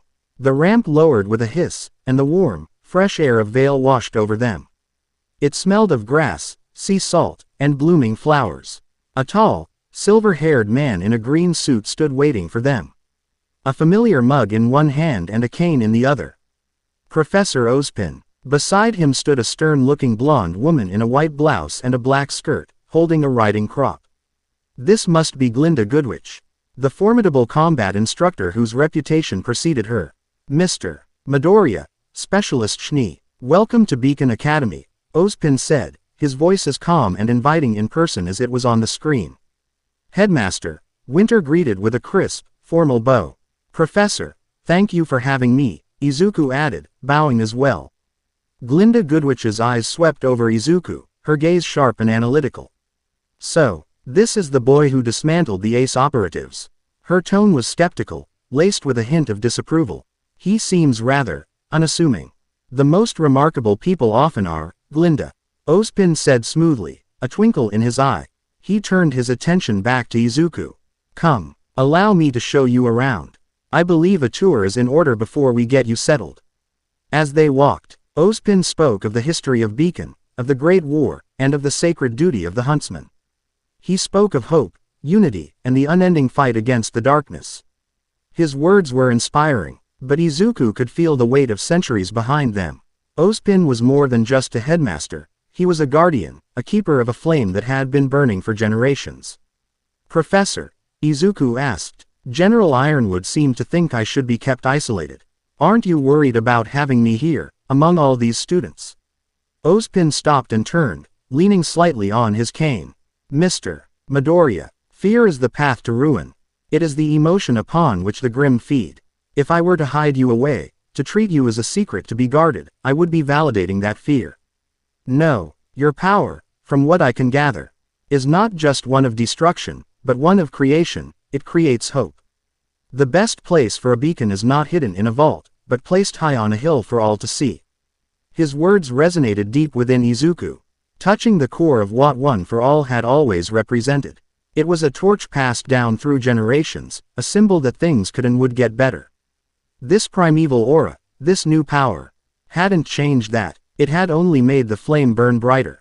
Their tour took them through grand halls and past bustling classrooms until they emerged into a vast, open-air courtyard used for training. Students in various combat attires were sparring, their weapons clashing in flashes of light, auras shimmering as they took blows. It was a vibrant, energetic scene. Ah, excellent timing, Ozpin said, his eyes landing on a group of 4 girls who had just finished a rather explosive training session. I believe some introductions are in order. Ladies. The 4 girls turned. One was a small, energetic girl with black hair tipped in red, a massive red scythe folded on her back. Next to her, a girl in pristine white with a side ponytail looked over, and her eyes widened in shock. Winter. A tall, blonde girl with a brilliant smile waved enthusiastically, while the 4th, a quiet girl with black hair and a bow, simply watched with amber eyes. Weiss. Winter's composure cracked for a second, a look of genuine surprise on her face. What are you doing here? What am I doing here? I'm a student, Weiss Schnee retorted, marching over. What are you doing here? Did father send you? Is the general staging a military takeover of Beacon? Don't be ridiculous, Winter said, her professionalism snapping back into place, though her cheeks were slightly flushed. I am here on official Atlas business. Ozpin chuckled softly. Allow me to introduce you all. This is Team RWBY. Ruby Rose, Weiss Schnee, Blake Belladonna, and Yang Xiaolong. He then gestured to Izuku. And this is a new transfer student who will be joining us for the foreseeable future, Izuku Midoriya. Ruby's silver eyes lit up, immediately zeroing in on him. A transfer student. Ooh, what's your weapon? Is it a sword? A gun? A sword gun? A gun sword? Maybe a transforming polearm shotgun? Her words came out in a rapid-fire burst of pure, unadulterated enthusiasm. Izuku blinked, taken aback by her energy. It was infectious. I don't really use a weapon, he said, rubbing the back of his neck. I mostly just punch things. Yang, the blonde, let out a laugh. A man after my own heart. I'm Yang. Nice to meet you. She offered a fist bump, which Izuku returned with a smile. Blake offered a small, quiet nod of greeting. Weiss, however, was still staring at her sister. A complex mix of emotions on her face. The family dynamic was clearly a fraught one. It is a pleasure to meet you all, Izuku said politely. It felt good to be talking to people his own age again. The weight of his situation seemed to lessen in their presence. As they spoke, a commotion started across the courtyard. A large, boorish student with a mace was loudly berating a faunus girl with rabbit ears. Knocking her books to the ground. Watch where you're going, freak, the bully, Cardin Winchester, sneered. The girl flinched, scrambling to pick up her things. Team RWBY tensed, ready to intervene. Glinda's hand tightened on her crop. But before anyone could move, another team stepped in. The one leading them was a tall, incredibly stylish young woman with dark hair, wearing sunglasses and a beret. She moved with an easy, unshakable confidence that immediately commanded the space around her. Cardin, she said, her voice dripping with bored condescension. Are you still pulling this tired, second-rate bully routine? It's not a good look. Honestly, the lack of originality is offensive. Cardin turned, his sneer faltering slightly. This is none of your business, Otto. You made it my business when you decided to be a cliché in my courtyard, she replied, not even bothering to look at him, instead offering a hand to the faunus girl. You all right, Velvet? The rabbit-eared girl, Velvet, took her hand and nodded shyly. Thank you, Coco. Izuku watched, impressed. This was Coco Otto, leader of Team CFVY. Her presence was magnetic. She radiated an aura of author. ITY that wasn't derived from rank or power, but from pure, unadulterated self-confidence. Cardin, however, wasn't one to back down from an audience. His eyes scanned the crowd and landed on Izuku, the unfamiliar face. He saw his simple, nondescript training clothes, a practical gray shirt and dark pants Izuku had been given in Atlas, and saw an easy target. Well, look what we have here. New blood, Cardin sneered, striding towards Izuku's group. What's your deal? Don't even have a uniform. Or a weapon. He puffed out his chest, trying to look imposing. You another one of Ozpin's charity cases. Izuku met his gaze calmly. He had faced down villains who could level city blocks. A schoolyard bully was nothing. I'm new here, he said simply. New and worthless, looks like, Cardin scoffed. He shoved Izuku's shoulder. A test of dominance. Why don't you run along before you get hurt? Coco, who had been watching with a raised eyebrow, started to move. Hey, Play-Doh armor, I'd leave him alone if I were you. But Izuku raised a hand, a subtle gesture to stop her. He didn't look away from Cardin. There's no need for this to escalate, he said, his voice still even. Oh, I think there is, Cardin growled, and swung his mace, the executioner. It was a slow, telegraphed move, designed to intimidate, not to seriously harm. To the onlookers, what happened next was a blur. Izuku didn't move from his spot. He didn't power up. There was no flash of green light. As the heavy mace swung towards him, he simply sidestepped inside the arc of the swing, his movement fluid and impossibly fast. His left hand shot out, not to block, but to gently cup the head of the mace. His right hand came up, tapping 2 fingers against Cardin's wrist at a precise pressure point. Cardin's grip went numb. The mace, his prized weapon, slipped from his fingers. Izuku caught it effortlessly, spun it once in a surprisingly deft motion, and then held it out, handle first, back to a stunned Cardin. The entire exchange had taken less than 2 seconds. There was no violence, no aggression. It was a complete and utter neutralization. The courtyard went silent. Everyone had seen it. The effortless deflection. The absolute control. He hadn't even activated his aura. Cardin Winchester stood there, his hand tingling, his face a mask of disbelief and humiliation. He snatched his mace back and stormed off. His team scrambling to follow, the jeers and whispers of the other students following him. Izuku simply sighed, as if mildly inconvenienced. He then turned to Coco, who had lowered her sunglasses to the bridge of her nose. Her sharp, intelligent eyes wide with undisguised shock and intrigue. "Sorry about that," Izuku said. "I was trying not to cause a scene." Coco let out a low whistle, a slow, predatory grin spreading across her face. "Not cause a scene," she purred, striding over to him. She walked a slow circle around him, looking him up and down as if inspecting a piece of haute couture. "Green bean, you just became the biggest scene in the entire school." She stopped in front of him, leaning in close. He could smell her perfume, a complex scent of coffee and leather. "Coco Odle," she said, offering a gloved hand. "Izuku Midoriya," he replied, shaking it. Her grip was firm. "Izuku," she repeated, tasting the name. "I like it. You've got some moves. Quiet, confident type. I dig it, but we seriously need to do something about this." She gestured vaguely at his entire outfit. Before Izuku could respond, Ozpin clapped his hands together, a sound that cut through the lingering tension. "An excellent demonstration of de-escalation, Mr. Midoriya. 10 points to, well, you're not on a team yet. We'll put them in escrow."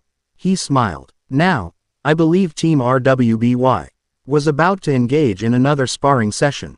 Perhaps you would care to observe. Later that afternoon, in one of Beacon's state-of-the-art combat classrooms, Izuku did just that. He stood on the observation deck with Winter, watching Team RWBY spar against a series of advanced Atlas Knight 200 models provided for training. Winter watched with the critical eye of a specialist, analyzing her sister's technique. Izuku, however, watched with the analytical mind that had filled countless notebooks. He wasn't just watching the fight, he was dissecting it. He saw every feint, every parry, every synergistic move, and every tiny, exploitable flaw. He saw the raw data of their combat styles and, in his mind, began to refine it. Team RWBY fought well. They were a whirlwind of coordinated chaos. RWBY was the initiator, her speed allowing her to dart in and out, disrupting formations.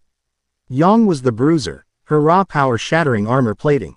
Blake was the skirmisher, her clones and agility creating openings. Weiss was the controller, her glyphs providing platforms, barriers, and elemental attacks. But they were still new. Their teamwork was good, but not perfect. RWBY's charges were sometimes too reckless, leaving her open. Weiss's focus on complex dust combinations occasionally made her a stationary target. Blake's strikes lacked a certain finality, often forcing her to disengage and reset. Yang's reliance on her semblance meant she sometimes took unnecessary damage to power up.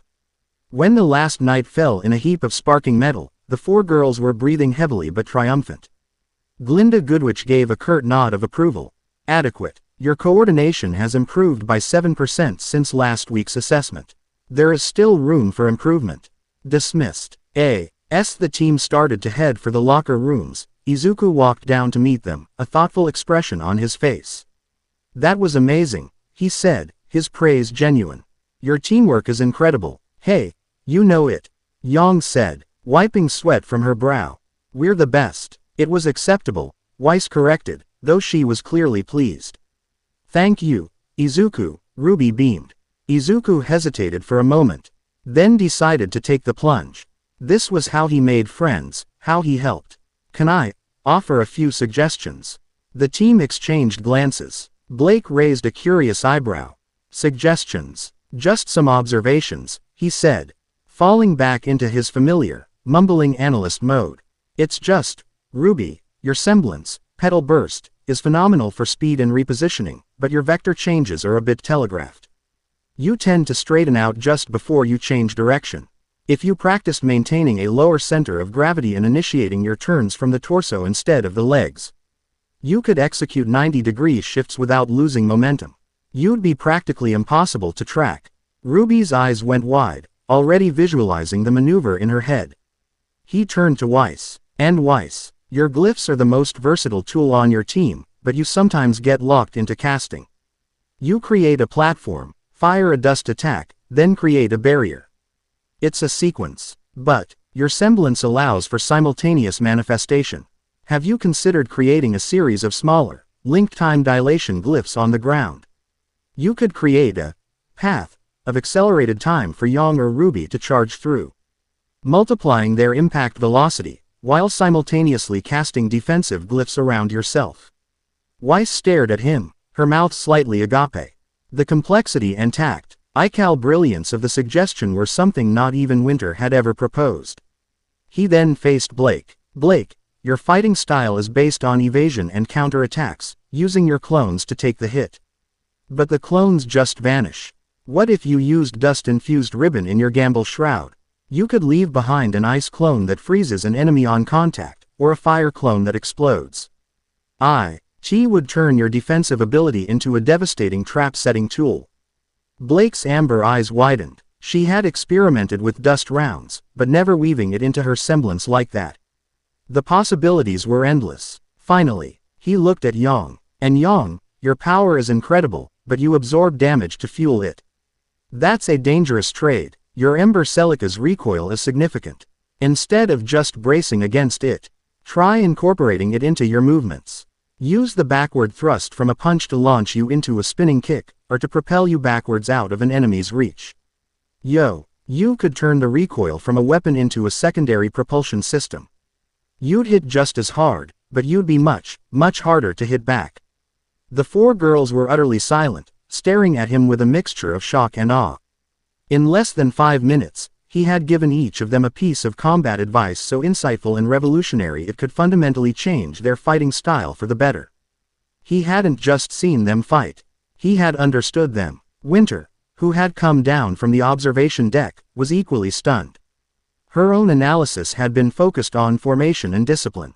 Midoriya's was on a whole other level. He saw potential, synergy, and evolution. RWBY was the first to break the silence. Whoa, she breathed. That's brilliant. How did you? Weiss began, lost for words. How did you see all of that just from watching one match? Izuku blushed, the intense analyst persona melting away to reveal the shy boy underneath. It's just a hobby. I like to analyze things. It's probably nothing. You're all amazing fighters already, I shouldn't have. Nothing, Yang exclaimed, slinging a friendly arm around his shoulders. Are you kidding me? I am trying that recoil boost thing right now. That's awesome. You're like a super combat nerd. Izuku's blush deepened, but as he looked at the excited and respectful faces of Team RWBY, he felt a genuine sense of belonging. He wasn't just the powerhouse, the anomaly. He was a peer, a friend who could help. And for the first time since arriving on Remnant, he felt truly, completely at home. A crime, a tragedy, an absolute, unmitigated fashion disaster. Coco Otto stood with her hands on her hips, her expression one of deep, sincere pain as she looked at Izuku's simple attire. They were standing near the beacon entrance hall the next day.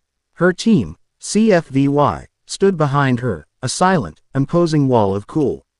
The mountain of a man, Yatsuhashi, gave a polite nod.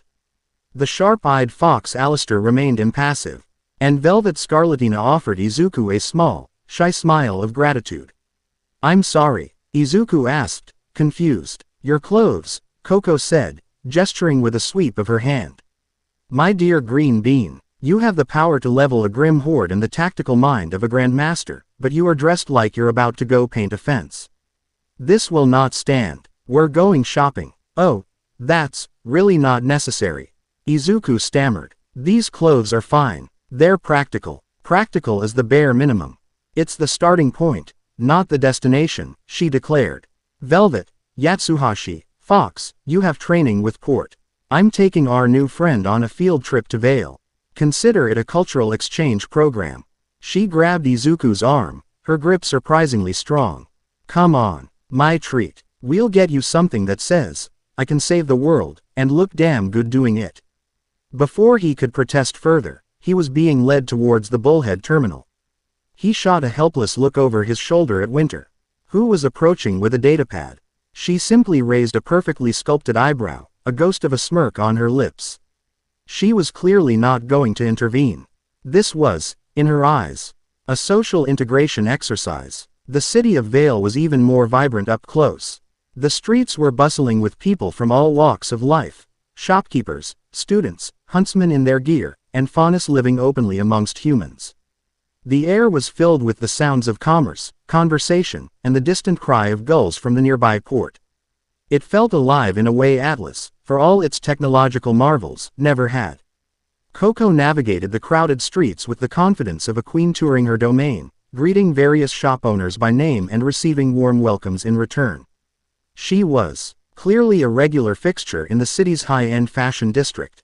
All right, first stop, she announced, pulling him into a boutique filled with sleek, modern designs. We need a baseline, something casual but sharp. For the next hour, Coco subjected Izuku to a whirlwind of fashion. She had him try on jackets with asymmetrical zippers, pants with more pockets than he could ever possibly need, and shirts in colors he didn't know existed. Through it all, she kept up a running commentary, a mix of teasing flirtation and genuine fashion advice. No, the shoulders on that are too broad. You've got an athletic build. We want to complement it, not hide it under a tent. That color brings out the green in your eyes. Not bad. Absolutely not. Those pants look like they gave up halfway through being designed. Izuku, for his part, was endearingly out of his element. He was flustered by the attention and completely baffled by her fashion terminology. But he wasn't intimidated. He answered her questions earnestly. His natural politeness and lack of pretense a stark contrast to the world of high fashion she inhabited. She was testing him, he realized. She was pushing him, trying to see if he was just another awkward boy she could fluster, or if there was something more beneath the surface. The turning point came in the third shop, a store that specialized in custom-made combat gear that blended style with function.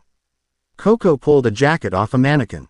It was a dark, forest green affair with silver highlights, high-collared and sleek. It looked like something a hero from a comic book would wear. Now this, she said, her eyes gleaming. This has potential. Izuku looked it over, running a hand over the material. He wasn't looking at the cut or the color. He was analyzing it. The material is a polymer weave, good for abrasion resistance, he began, his voice shifting into his analytical murmur. But the seams are single-stitched. They'd tear under high strain, like, say, from using Blackwhip. He pointed to the silver highlights. Those look like metal, they'd reflect light. Bad for stealth operations. The high collar could restrict peripheral vision. It looks great, but functionally, it's a liability. Coco stopped, her smile faltering for a second as she stared at him. He wasn't just being difficult. He was looking at her world, the world of aesthetics and design. Through his own lens, the lens of a protector, a warrior. His eyes then scanned the rest of the rack and landed on something else. It was a much simpler piece of clothing, a dark teal hoodie and a pair of reinforced black cargo pants. They were unremarkable to a fashionista, but Izuku saw their potential. This, though, he said, pulling the hoodie off the rack. The fabric has a higher tensile strength, and the dark color is non-reflective. The fit is loose enough for maximum mobility but not so baggy it would snag. The pants are triple-stitched with a diamond ripstop pattern, and the pockets are placed on the thigh, so they won't impede leg movement during a kick. He looked at Coco, his eyes bright with earnest excitement. This is practical. This is something a hero could actually wear. Coco was silent for a long moment, just watching him. The flirty, teasing mask had dropped, replaced by a look of genuine, profound interest. He wasn't just some powerful country bumpkin who stumbled into her world. He was authentic. He didn't care about looking cool or impressive. He cared about being prepared, about being ready to help. He saw the practicality behind her own elaborate combat outfit. The function behind her form, in a way no one else ever had. They were obsessed with the fashionista. He saw the huntress. A slow, genuine smile spread across her face. It w. As different from her usual confident smirk. It was warmer. All right, Green Bean, she said softly. You win. We'll get the practical hero outfit. She then grabbed the stylish green jacket. But we're getting this one, too. For date nights. The last part was delivered with a wink that sent a fresh wave of red across Izuku's face, but this time, it was accompanied by a real, shared laugh. A connection had been forged. Built not on her confidence or his power, but on a sudden, unexpected moment of mutual understanding. As the sun began to set over Vale, casting long shadows across the city, a different kind of scene was playing out in the grimy back alleys of the industrial district. This was a part of the city tourists didn't see, a place where desperation and negativity festered, a natural breeding ground for the Grimm. Two low-level thugs from a local gang were trying to shake down a Faunus dockworker, pressing him against a brick wall. The air was thick with the man's fear, a palpable miasma of negative emotion. Suddenly, a figure dropped from the rooftops above, landing silently behind the thugs. It moved with a twitchy, unnatural grace, like a marionette with a deranged puppeteer. The thugs turned, their own petty cruelty dissolving into stark terror. Before them stood a man with a long, braided ponytail, a crazed, ecstatic grin plastered on his face. But it was the thing that emerged from behind his back that made the Faunus's blood run cold. A golden scorpion tail, its stinger dripping with a viscous, purple venom. Oh, goody, Tyrion Kalos giggled, his voice a high-pitched, unsettling thing. A little bit of fear to whet the appetite. Our goddess does so love the ambiance of this city. The thugs drew knives, but they were hopelessly outmatched. Tyrion was a blur of motion. A flick of his wrist, a flash of his hidden blades, and one thug was down, clutching a severed artery. A swing of his tail, and the other was sent crashing into a dumpster, the stinger embedded deep in his chest. He convulsed once, then lay still, a rictus of agony on his face. The Faunus dockworker was paralyzed with fear. Tyrion turned to him, his grin widening, his mad, purple eyes glowing faintly in the dim light. He took a slow, deliberate sniff of the air. Delicious, he hissed. Such potent terror. He paused, his head tilting. But, there's something wrong. He closed his eyes, concentrating. He was one of Salem's most sensitive instruments, attuned to the ebb and flow of human misery that was her lifeblood. The city of Vale, for all its light, had a dark, pulsing underbelly. There should be more fear, more anger, more despair, but the background radiation of negativity felt, muted, dampened, as if a blanket of calm had been laid over the city. He opened his eyes and looked up, his gaze fixing on the distant, gleaming tower of Beacon Academy. That was where the energy signature had originated. That was the source of the searing light his goddess had felt. He hadn't been sent to fight. Not yet. He had been sent to observe, to understand. And in that moment, he did. This new player, this anomaly, wasn't just a warrior. A powerful huntsman could kill Grimm. But that was like swatting flies. It did nothing to stop the swarm. This was different. This boy's very presence, the aura he radiated, was anathema to everything Salem represented. He didn't just fight the darkness, he actively purified the world around him. He was a walking, talking area of hope, a concept so foreign and so dangerous to Salem's cause that it bordered on existential. A low, unhinged laugh escaped Tyrion's lips. It started as a chuckle and grew into a full-blown cackle that echoed through the empty alley. Oh, this is wonderful. He shrieked with glee. This isn't just a hero. He's a cure. He looked up at the sky, as if speaking directly to his master. My queen, we cannot let him live. To let him exist is to let hope fester. And hope, Pei is the one enemy our goddess cannot abide. His laughter faded into the encroaching night.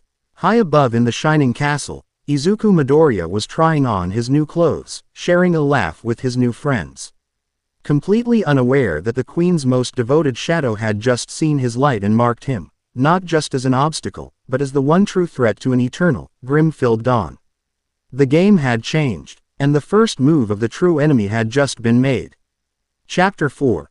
The Siege of Mountain Glen. The air in Beacon's grand courtyard, usually filled with the energetic shouts of spar ring students and the distant hum of Vale, held a certain tranquility. It was a peace Izuku Midoriya was still learning to process. After the sterile, high-stakes pressure of Atlas, the relative Norma LCY of academy life felt like a fever dream. Sunlight, warm and golden, streamed through the arches of the stone colonnades, casting long shadows on the manicured lawns. For a moment, watching teams of students run drills, Izuku could almost forget he was a universe away from home. He could almost forget the crushing weight of the destiny that had followed him here, a destiny now colored in a vibrant, terrifying emerald. He was sitting on a low stone bench with Team CFVY, a position that was quickly becoming his default. Velvet Scarlatina was shyly showing him her camera, explaining how she could replicate fighting styles.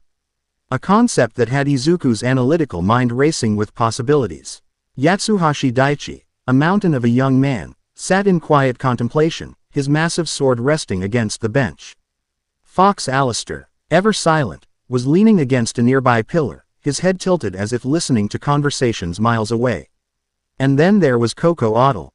She was lounging beside Izuku, oversized sunglasses perched on her nose, a fashion magazine spread open on her lap, though she hadn't turned a page in 10 minutes. Her attention was fixed on him. "You're muttering again, Green Bean," she said, her voice a low, amused purr. Her lips curved into a smirk. "Plotting world domination, or just trying to figure out the aerodynamic properties of my beret?" Izuku flushed, realizing his low, constant stream of analytical mumbles had started up again. "Ah, sorry, Coco-san. I was just thinking about Velvet's semblance. The potential for strategic adaptation is incredible. If YOU could provide her with enough visual data on different Grimm types and their corresponding counters, she could become a one-woman army, shifting tactics based on the enemy composition. The only limitation would be her aura reserves and the physical strain of mimicking drastically different body types, but with targeted physical conditioning." He trailed off, seeing the looks he was getting. Velvet was blushing furiously. Yatsuhashi had a rare smile on his face, and Coco's smirk had widened into a full-blown grin. "See, this is what I'm talking about," she announced to her team, gesturing G at Izuku with a perfectly manicured hand. Most guys see a cute girl with bunny ears. He sees a tactical asset with quantifiable combat variables. It's almost romantic. Velvet squeaked and hid her face behind her camera. Izuku's blush deepened. I didn't mean it like that. Your team is amazing, and I think about how to make things better. It's a habit. A good habit," Yatsuhashi rumbled, his voice deep and reassuring. "Your insights during Professor Port's class yesterday were illuminating." Before Izuku could respond, a shrill, insistent siren blared across the campus. It wasn't a drill. The relaxed atmosphere shattered instantly. Students froze, heads snapping towards the source of the sound, the CCT tower. A campus-wide alert. Team CFVY was on their feet in a second, their casual demeanor vanishing, replaced by the honed focus of veteran hunters in training. Coco's sunglasses were pushed up into her hair, her eyes sharp and serious. "Well, so much for a quiet afternoon," she muttered, her hand already drifting towards the handbag that was secretly her weapon. Izuku was already moving. The primeval aura inside him thrummed, a low, constant hum that had become as natural as his own heartbeat. It didn't feel like an active threat nearby, but it was agitated, like a placid lake whose depths were being stirred by a distant earthquake. Something was wrong. "Ospen's office," Izuku said, his voice dropping into the calm, decisive tone he used on the battlefield. It was a voice that commanded attention. Now, they didn't question him. As they ran, other teams were already mobilizing. A panicked energy sweeping through the student body. Professors were directing students, their voices cutting through the alarm. Izuku, with CFVY at his heels, pushed through the tide of confused students. His mind already sifting through possibilities. A city-wide Grimm incursion. A White Fang attack. When they burst into the elevator that led to the headmaster's office, they found Team RWBY already there. Looking grim, RWBY gave him a small, nervous nod. Yang's arms were crossed, her knuckles white. Blake was tense, and Weiss looked like she was mentally reviewing Atlas military protocols. The ride-up was silent, the tension thick enough to suffocate. Ozpin's office was a hub of controlled chaos. The gears in the clockwork walls seemed to turn faster, reflecting the urgency of the situation. Glinda Goodwitch stood beside the headmaster's desk, her writing crop tapping nervously against her palm. Professor Port and Dr. Oobleck were coordinating on their scrolls, their usual eccentricities replaced by grim efficiency. On Ozpin's large holographic display was a map of the region surrounding Vale, a single location flashing an angry red. "Ah, Mr. Midoriya, Teams RWBY and CFVY. Thank you for coming so promptly," Ozpin said, his voice steady as ever, but his eyes held a deep-seated worry. He took a sip from his mug. "We have a developing situation." He gestured to the map. "This is the settlement of Foothold.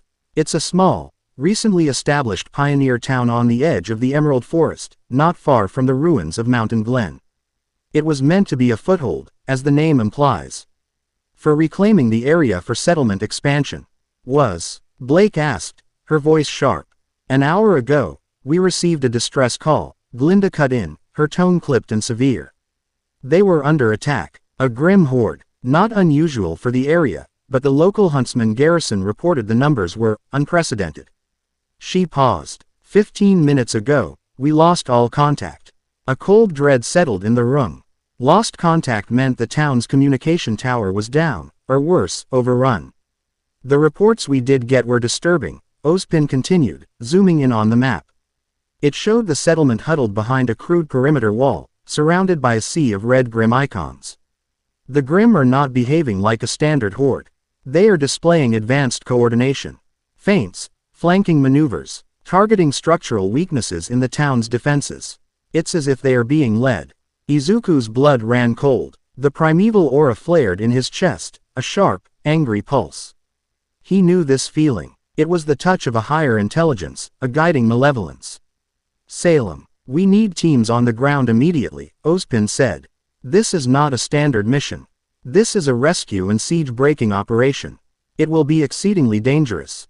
I am asking for volunteers." "We're in," Yang said instantly, cracking her knuckles. Ruby nodded vigorously, her silver eyes blazing with determination.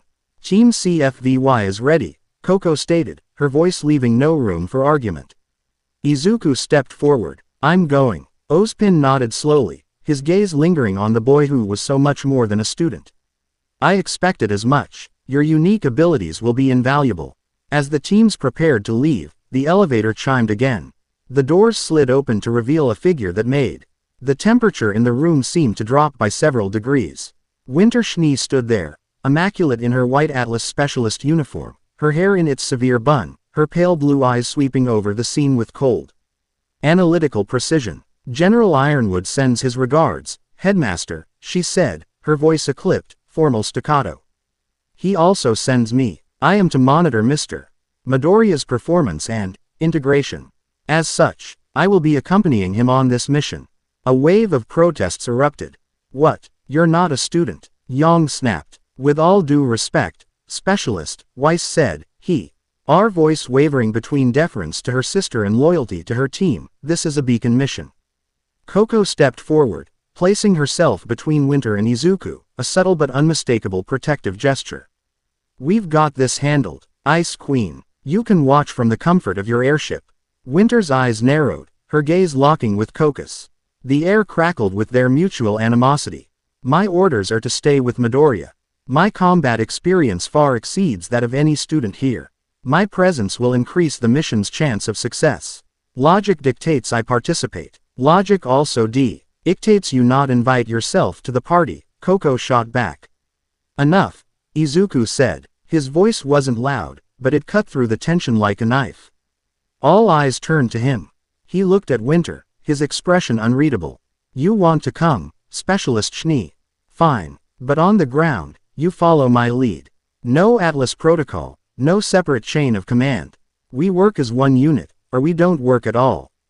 Is that clear?" For a moment, Winter's icy composure faltered. A student, an anomaly from another world, was giving her, a high-ranking Atlas specialist, orders. Her training screamed at her to refuse, to assert her authority. But then she looked into his eyes, saw the unwavering certainty there, and remembered the green comet that had single-handedly saved her and her entire platoon. She remembered the effortless way he had dismantled the Ace Ops. He wasn't just a student. He was a force of nature. She gave a stiff, precise nod. Understood. Ozpin watched the exchange with a thoughtful expression, a small, almost imperceptible smile touching his lips. Very well. Then your transport is waiting. Good luck to you all. The flight to Foothold was a microcosm of unspoken tensions and simmering anxieties. The bullhead was crowded, the roar of the engines making normal conversation difficult, but the silence was more telling. Team RWBY huddled together, running last-minute checks on their weapons.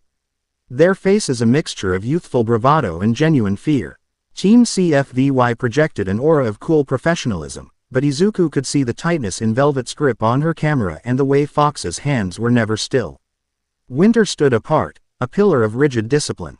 She methodically stripped and reassembled her saber, her movements economical and precise. Her very presence was a source of friction. Coco kept shooting her venomous glares, her arms crossed tightly over her chest. The unspoken rivalry over Izuku had now been thrust onto a battlefield, and the air was electric with it. Izuku sat between the two factions, a strange nexus of calm in the swirling storm of personalities. He closed his eyes, not to rest, but to focus. He pushed his consciousness outward, letting the primeval aura stretch its senses. It was a skill he was still mastering. It wasn't like his quirk, danger sense, which was a sharp, localized alarm for immediate threats. This was broader, more profound. It was like dipping his hand into the emotional ocean of the world. And as they flew closer to Mountain Glen, that ocean was turning into a raging maelstrom of fear, despair, and a cold, hatred that felt like a physical weight against his mind. He could feel the Grimm. Not as individuals, but as a single, massive entity, a cancerous growth on the soul of Remnant. It was a tapestry woven from pure negativity. And at its center were several bright, malevolent threads of intelligence. Ozpin was right, he thought. They're being controlled. He opened his eyes and looked at the two women who were the source of so much of the bullhead's tension. Coco caught his gaze and offered a small, reassuring wink, though he could see the apprehension behind her sunglasses. Winter simply met his eyes and gave a curt, almost imperceptible nod. It was her way of saying she was ready. He had to make this work. He had to meld these disparate, conflicting parts into a functional weapon. All right, listen up, he said, his voice cutting through the engine noise. Everyone turned to him. We don't know what we're jumping into, but we know it's coordinated. That means they have a command structure. Standard, Grimm, or predictable. These won't be. Expect ambushes. Expect tactics. They will try to separate us and pick us off. He looked at Coco. Coco, you and Yatsuhashi are our anchor. Why? Our firepower is unmatched for crowd control. We need you to lay down suppressing fire and keep the main horde off balance. He turned to Team RWBY. RWBY, you're the surgical strike team. RWBY, your speed is key. Weiss, your glyphs for mobility and support. Blake, your clones for misdirection. Young, you're the hammer. You hit their biggest threats, create openings, and get out. You stay mobile, do not get bogged down. Finally, he looked at Winter. Specialist Schnee, your glyphs are the most versatile defensive tool we have. I need you to protect the civilians and reinforce whatever defensive line is left. Your priority is preventing casualties among the townsfolk. Winter's eyebrows rose slightly. He hadn't given her an offensive role. He was trusting her with the most critical objective, protecting the innocent. It was a role that went beyond simple military strategy. It was a statement of trust in her character. Understood, she replied, her voice losing a fraction of its icy edge. And you, Izuku? RWBY asked, her silver eyes wide. A familiar green lightning began to crackle around Izuku's body, the emerald energy of the primeval aura suffusing his one for all. I'm going hunting, he said, his voice low and intense. I'm taking out their command. The pilot's voice crackled over the intercom. 2 minutes to the drop zone. It's hot down there, real hot. Good luck, huntsman. The rear ramp of the bullhead began to lower, and the sounds of battle flooded the cabin, a hellish symphony of snarling, gunfire, and screams.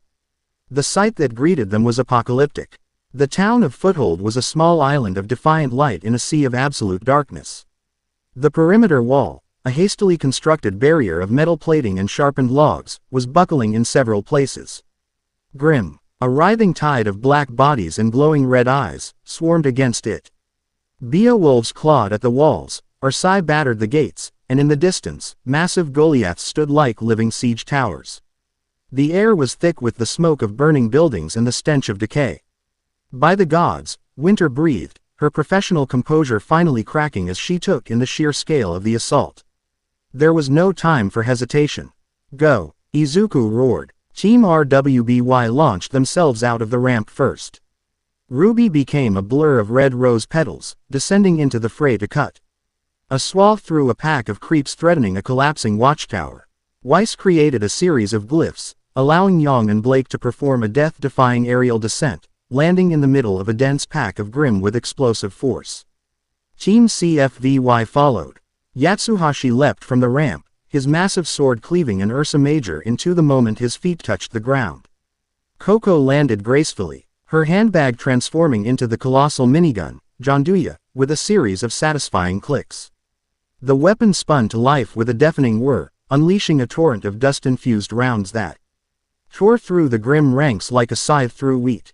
Winter summoned a large glyph beneath her feet, gliding down to the main gate where a handful of exhausted local huntsmen were making their last stand. Her arrival was like a shot of adrenaline. She summoned a flock of miniature Nevermores from her glyphs, which swarmed the Grimm climbing the walls, their sharp cries adding to the cacophony. Izuku was the last to leave the bullhead. He leapt into the open air, the wind whipping at his hair. For a moment, he floated, surveying the entire battlefield. The primeval aura gave him a preternatural clarity, a commander's view of the chaos. He saw everything. The weak point in the western wall, the cluster of civilians hiding in the town hall, the way the Grimm moved with an unsettling, fluid intelligence. And then he felt it. A spike of pure malice, a cold wave of coordinated intent. His danger sense didn't just tingle, it screamed. Ambush! Underground! He yelled, his voice amplified by One for All. Booming across the battlefield, he dropped from the sky like a meteor. Just as he shouted, the ground in the center of the town, an area that had been conspicuously empty, erupted. Dozens of sentinels, massive insectoid Grimm, burst from the earth, their claws scything through the air, right where the teams would have converged. They had been waiting, a trap laid with terrifying patience. But his warning had been just in time. Yatsuhashi slammed the flat of his blade into the ground, creating a shockwave that sent the emerging Grimm stumbling. Blake used her semblance, leaving behind a shadow clone that was immediately torn to shreds while she pulled a wounded huntsman to safety. Winter, reacting instantly, created a massive ice wall that intercepted the main thrust of the underground attack. Protecting the path to the town hall, Izuku landed in the heart of the ambush, the ground cracking beneath his feet. Emerald lightning flared around him, and the Grimm closest to him shrieked and recoiled. Their very essence seeming to sizzle in his presence. He didn't give them a chance to recover. Black Whip. Tendrils of crackling green-black energy erupted from his arms, lashing out like sentient whips. They were no longer just tools for grappling. Infused with the primeval aura, they were weapons of absolute destruction against the creatures of darkness. AWH. It wrapped around a sentinel's head and squeezed, and the Grimm dissolved into black smoke with a final, agonized hiss. Another tendril pierced through 3 Beowulfs at once, their bodies disintegrating on contact. He was a whirlwind of controlled destruction, his movements fluid and precise. But his mind was already elsewhere, processing the implications of the attack. This level of strategy was beyond any normal Grimm. He scanned the horde, his eyes glowing with a faint emerald light, searching for the source. There, on a ridge overlooking the town, partially shrouded in the unnatural gloom that followed Grimm, he saw them. 3 of them. They looked like floating, grotesque jellyfish, trailing shadowy tentacles. Their bodies were bulbous and semi-translucent, and their surfaces were covered in a multitude of unblinking, glowing red eyes. They weren't fighting. They were observing, pulsing with a faint, malevolent light that seemed to ripple through the entire horde with every pulse. The Seer Grimm. The battlefield coordinators. Salem's eyes. There you are, he thought, his jaw tightening. He knew what he had to do. The plan hadn't changed, but the urgency had increased tenfold. He took a deep breath. Drawing on one for all. I'm going after the seers.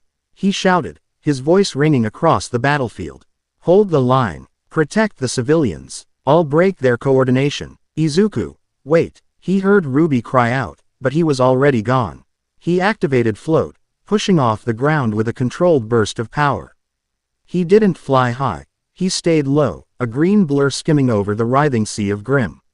He moved with a speed and agility that was simply breathtaking.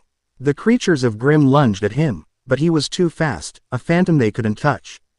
His paw, was a straight line towards the ridge. He could feel the seers' attention lock onto him.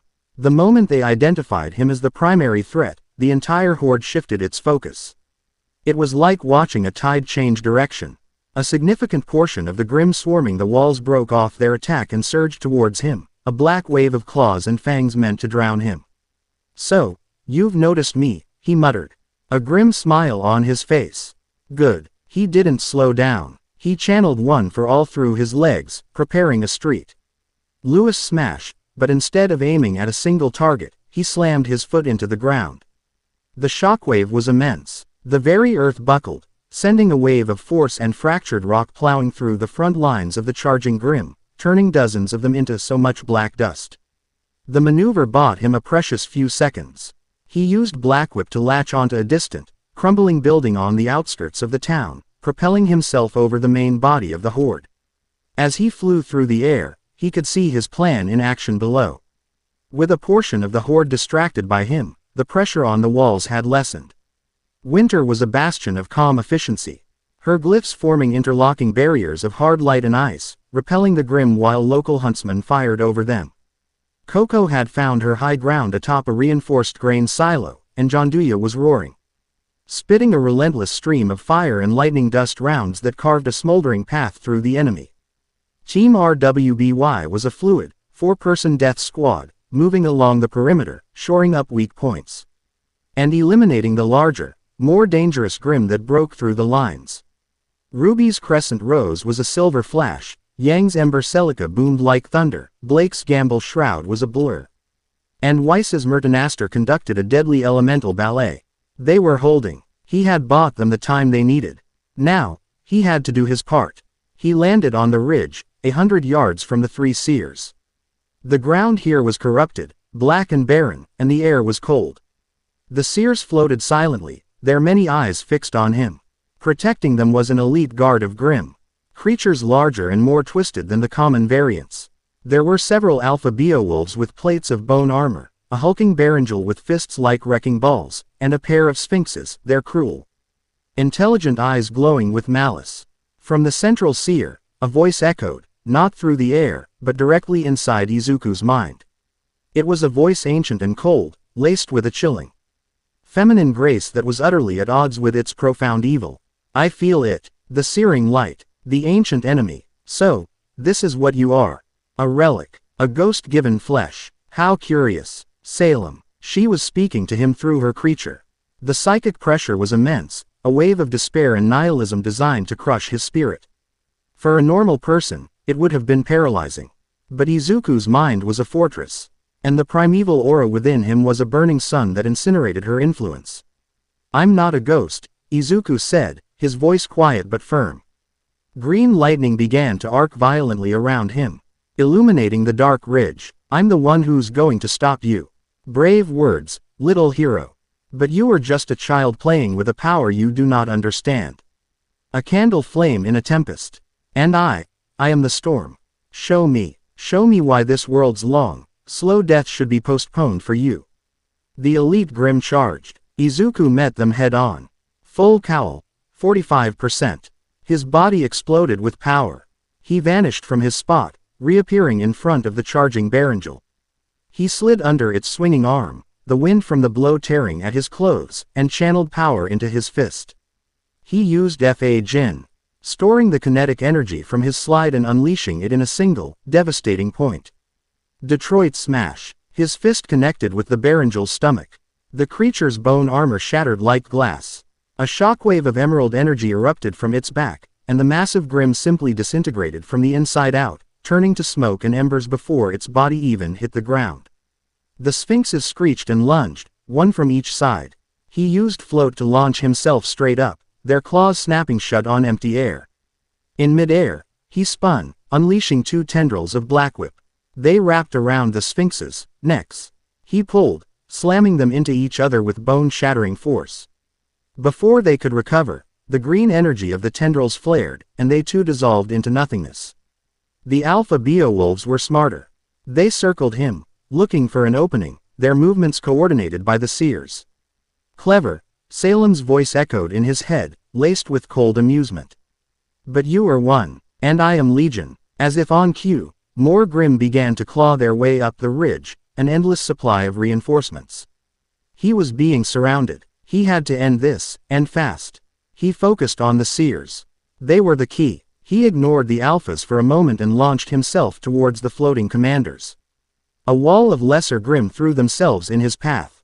He didn't have time to fight through them. Smokescreen. A thick, instantaneous cloud of dense smoke erupted from his body, blanketing the entire ridge top. The Grimm, relying on sight, were thrown into confusion, snarling and snapping at shadows. But Izuku could see perfectly. The primeval aura gave him a sixth sense, allowing him to perceive the hateful energy of the Grimm like bright, malevolent fires in the fog. He burst out of the smoke directly in front of the first seer. Its many eyes widened in shock. He didn't hesitate. He drove his fist forward in a simple, direct punch, not even needing a named move. The emerald aura flared, and the moment his knuckles made contact, the seer let out a silent, psychic scream that lanced through Izuku's mind. It felt like a shard of ice scraping against his soul. Then, the creature imploded, its very essence annihilated by the pure, anti-Grimm energy he wielded. The effect on the battlefield was instantaneous and profound. Down in the town, a full third of the Grimm horde suddenly froze. Their red eyes dimmed, and their coordinated movements ceased. They reverted to their base, instinctual state, a chaotic, disorganized mob. Coco, from her perch, saw it happen. He did it. The herd's breaking. She yelled into her comms, her voice a mix of triumph and awe. She immediately capitalized on the confusion, mowing down the disoriented Grimm with renewed vigor. In Salem's throne room, in the heart of the land of darkness, the queen of the Grimm flinched. A wave of searing pain, phantom and psychic, washed over her. It was a sensation she had not felt in millennia. It was not physical, but existential. A part of her network, her very consciousness, had been violently and irrevocably severed. Her pale face, usually a mask of calm, a mortal ennui, twisted into a snarl. Her knuckles were white where she gripped the arms of her throne. "You will pay for that, child," she hissed, the thought projected with venom across the continent. Back on the ridge, 2 seers remained. They directed all their forces at Izuku. The smoke was clearing, and he was completely surrounded. He landed back on the ground, breathing heavily. The IC backlash from destroying the seer had been more painful than he'd expected. But he didn't have time to recover. The remaining alphas and a new, monstrous Grimm he hadn't seen before closed in. This one was different. It was a centaurioid creature, the upper body of a heavily armored knight and the lower body of a great, 6-legged lizard. It wielded a massive axe made of bone and obsidian, and its helmeted head had a single, glowing red eye. A Praetorian, a royal guard. It was faster than anything its size had a right to be. It charged, its axe swinging in a whistling arc that would have cleaved a lesser huntsman in two. Izuku used danger sense to anticipate the blow, ducking under it and delivering a powerful kick to the creature's leg. It was like kicking a mountain. He was thrown back, his leg numb from the impact. This thing was on another level. It was a true challenge. The battle for foothold raged on, but the tide had turned. With a third of the Grimm in disarray, the Defenders were able to push them back from the walls, creating a much-needed buffer zone. Winter, seeing the immediate threat to the perimeter lessening, shifted her strategy. She moved inward, her glyphs appearing on the ground to trap and slow the Grimm that had broken through earlier, allowing the exhausted local forces to eliminate them efficiently. Her eyes, however, kept straying to the ridge. She could see the flashes of emerald green, the explosions of power. She knew he was fighting their command structure, but she could also sense, with a warrior's intuition, that he was in trouble. The Sheer concentration of elite Grimm on that ridge was a death sentence for anyone. Anyone but him. And even for him, it was not a guarantee. Coco felt it too. She had a clear line of sight. She saw the new Grimm, the Praetorian. And the way it forced Izuku onto the defensive. He was a blur of green lightning, dodging and weaving, but he wasn't landing the same kind of decisive, overwhelming blows he had before. Velvet, Fox, Yatsuhashi, hold this position. Coco commanded, her voice sharp. Don't let a single Grimm pass the silo. I'm going to help Green Bean. Coco. No, Yatsuhashi protested. We should stick to the plan. The plan just changed, she said, her handbag already transforming back from its minigun form. He needs us. She took off, running along the rooftops, her movements agile and swift. At the same time, Winter made her own decision. All units, concentrate fire on the western gate. Do not let them regain momentum. She ordered the local huntsman. She then turned to Team RWBY. RWBY, your team is with me. We're providing support for Midoriya. You got it, RWBY chirped, and in a flurry of rose petals, she and her team were on the move.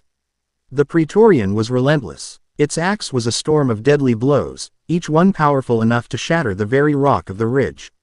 Izuku was forced to stay mobile, using float to stay airborne and black whip to change direction in midair. He was looking for an opening, a weakness in its armor, but it was perfectly constructed. His danger sense flared, but it wasn't from the Praetorian. One of the remaining seers unleashed a psychic blast. A concentrated wave of despair. It slammed into Izuku's mind, and for a split second, he was bombarded with images of his failures, All Might's wasted form, Sir Night-Eye's death. The faces of civilians he couldn't save. He faltered, his concentration breaking for a microsecond. It was all the Praetorian needed. It swung its axe not as a weapon, but as a club. The flat of the massive blade caught Izuku in the side, sending him flying. He crashed into a rocky outcrop with a sickening crunch, the air driven from his lungs. Pain, sharp and blinding, exploded in his ribs. He was sure at least two were broken. He struggled to his feet, coughing, his vision swimming. The Praetorian and the other Grimm began to advance, closing in for the kill. It is over, little hero, Salem's voice whispered. Slick with triumph. Your hope is a fragile thing. Get away from him, you freak. A stream of high-caliber rounds slammed into the Praetorian's side, staggering it. Coco Otto slid down the side of the ridge, landing between Izuku and the Grimm, Jonduya already spinning up again. Rule number 1, ugly, don't mess with my friends. Almost simultaneously, a wall of ice erupted from the ground, separating the Praetorian from the other Grimm. Winter Schnee landed beside Coco, her saber drawn, her eyes blazing with a cold fury. Your tactical awareness is sloppy, Midoriya, she said, though her voice held a tremor of fear. You left yourself open. Behind them, Team RWBY engaged the other Grimm on the ridge, a whirlwind of color and action that kept the reinforcements from reaching the leaders. Izuku pushed himself up, leaning against the rock, a pained but grateful smile on his face. Sorry. Got distracted. The two seers, sensing the tide turning again, screeched. The Praetorian roared, its single red eye locking onto the two women who dared to stand in its way. It ignored Izuku, deeming him wounded and no longer the primary threat. It raised its axe, the obsidian edge glowing with a malevolent red energy. Winter, now, Coco yelled, already knowing what the other woman would do. Winter slammed her hand on the ground.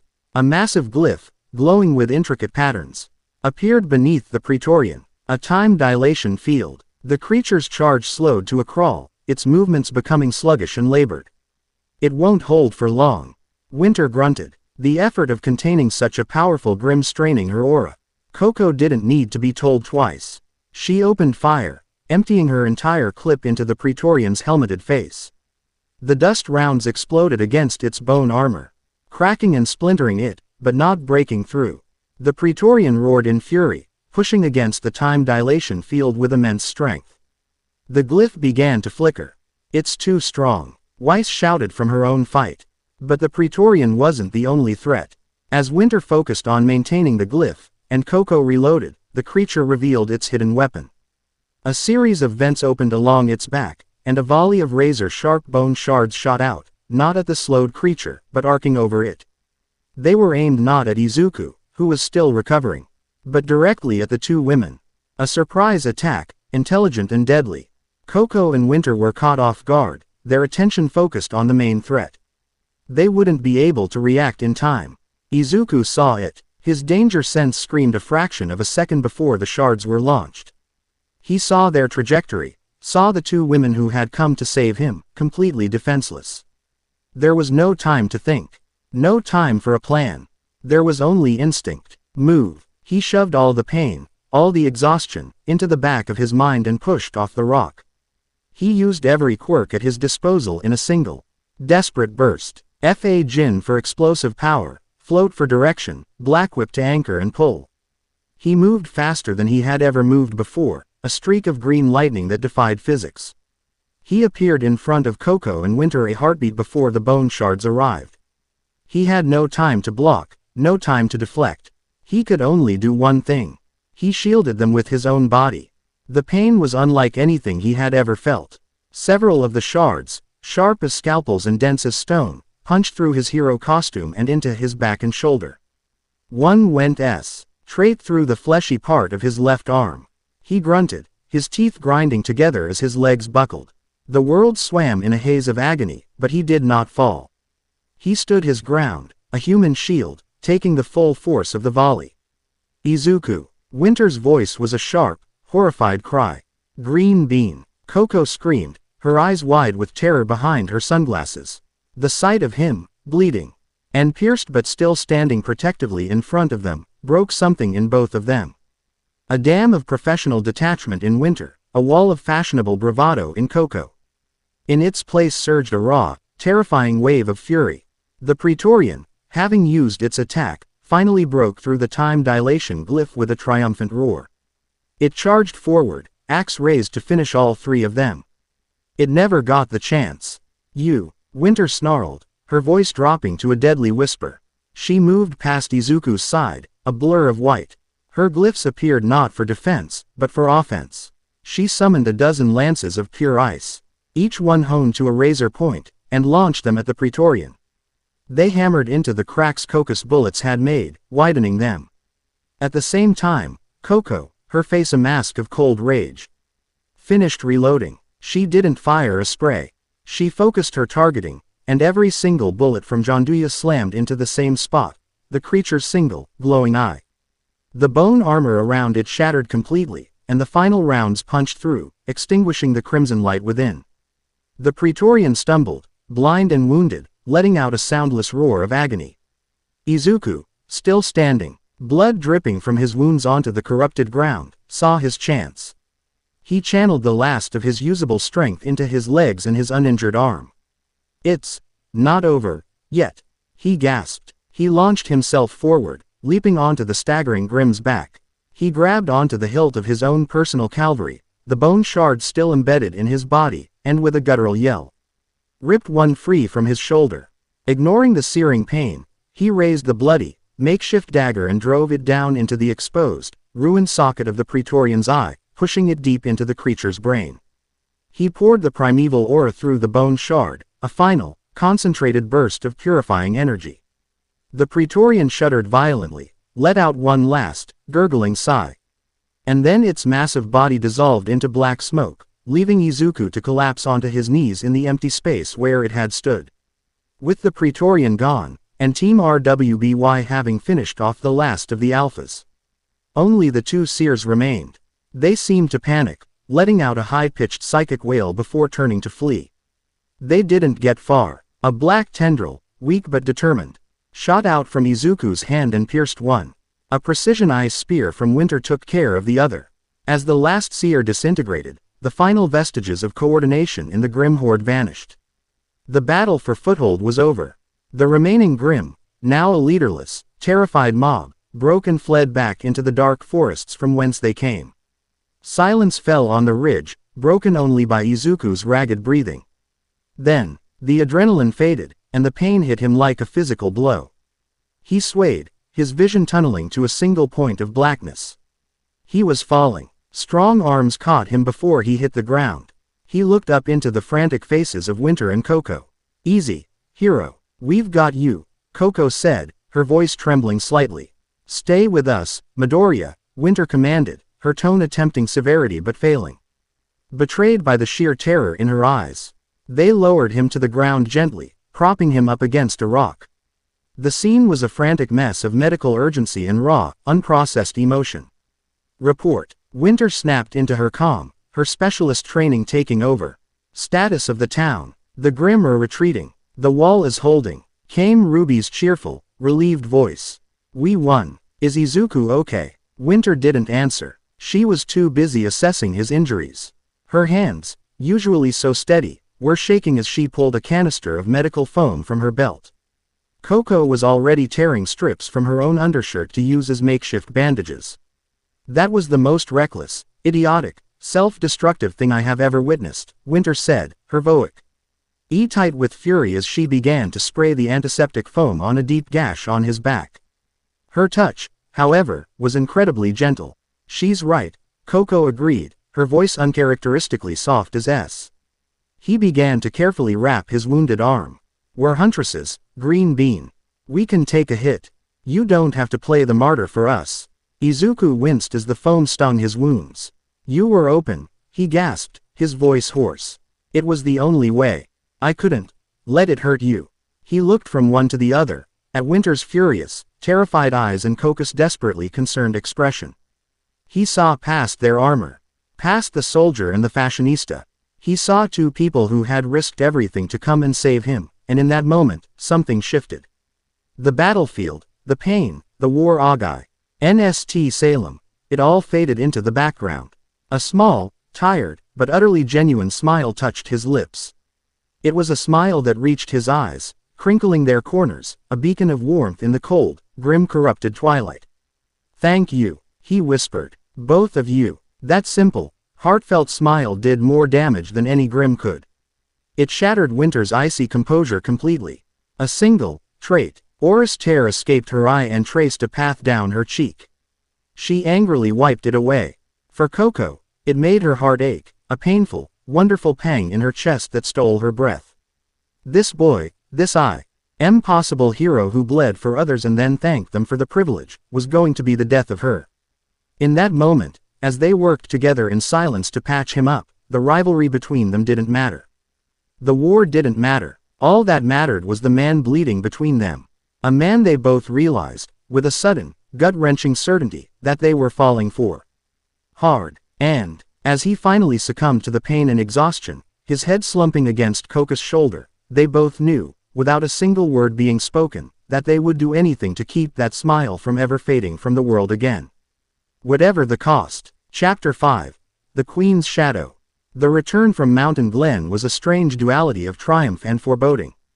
On the bullhead ride back to Beacon, the students of teams RWBY and CFVY were a cacophony of adrenaline-fueled chatter, recounting near misses and heroic moments with breathless enthusiasm. Coco Otto, perched on a crate of salvaged supplies, held court. Her usual bravado amplified by the victory. She regaled them with tales of how she'd turned a dozen Beowulfs into a fine red mist, her gestures grand and her laughter booming through the cramped transport bay. Winter Schnee, standing apart, maintained her military bearing, but the tightness around her eyes had eased, replaced by a clinical satisfaction. They had faced a coordinated, intelligent enemy and emerged not only victorious but with zero casualties among the civilian population they had been sent to protect. It was, by any Atlas metric, a flawless operation. Izuku M. Midoriya sat slightly apart from them all, his gaze fixed on the sprawling green canopy of the emerald forest below. He should have felt the same elation. He had taken command, formulated a strategy on the fly, and his power had been the decisive factor in shattering the Grimm's organized assault. He had saved everyone. Yet, a cold knot of unease was tightening in his gut, a persistent thrum from D. Anger sense that wasn't a spike of immediate threat, but a low, resonant hum of something vast and terrible shifting its gaze in his direction. At Mountain Glen, it wasn't just the Grimm's intelligence that had disturbed him. It was the feeling behind it. For a fleeting moment, as he'd destroyed the final seer, he had felt a connection, a glimpse into an abyss of ancient, absolute malice. It was a hatred so profound, so patient. That it made all for one's lust for power feel like a child's tantrum. This was a being that didn't just want to conquer, it wanted to erase existence itself. And now, it knew his name. Not his name in letters, but his signature in the very fabric of the world, the emerald fire of the primeval aura. His knuckles were white where he gripped his knee. The power felt more a part of him now than ever before. It wasn't just a cloak of energy he could summon, it was in his blood, in his bones, a second heartbeat that pulsed with a steady, quiet warmth. It calmed the fearful, it bolstered the courageous. And it was pure anathema to the creatures of Grimm. But it was also a beacon. In a world shrouded in darkness, he was a lighthouse, and he knew, with chilling certainty, that the storm was now turning to crash against his shores. Winter noticed his silence. She moved from her position by the cockpit door, her steps precise and silent on the metal flooring. She stopped beside him, not sitting, but standing in a way that was both an observation and an offer of company. "Your performance was exemplary, Midoriya," she said, her voice the crisp, formal tone of a commander delivering a field report. "Your tactical acumen under pressure is impressive." Izuku offered a small, tired smile. "I just did what I had to.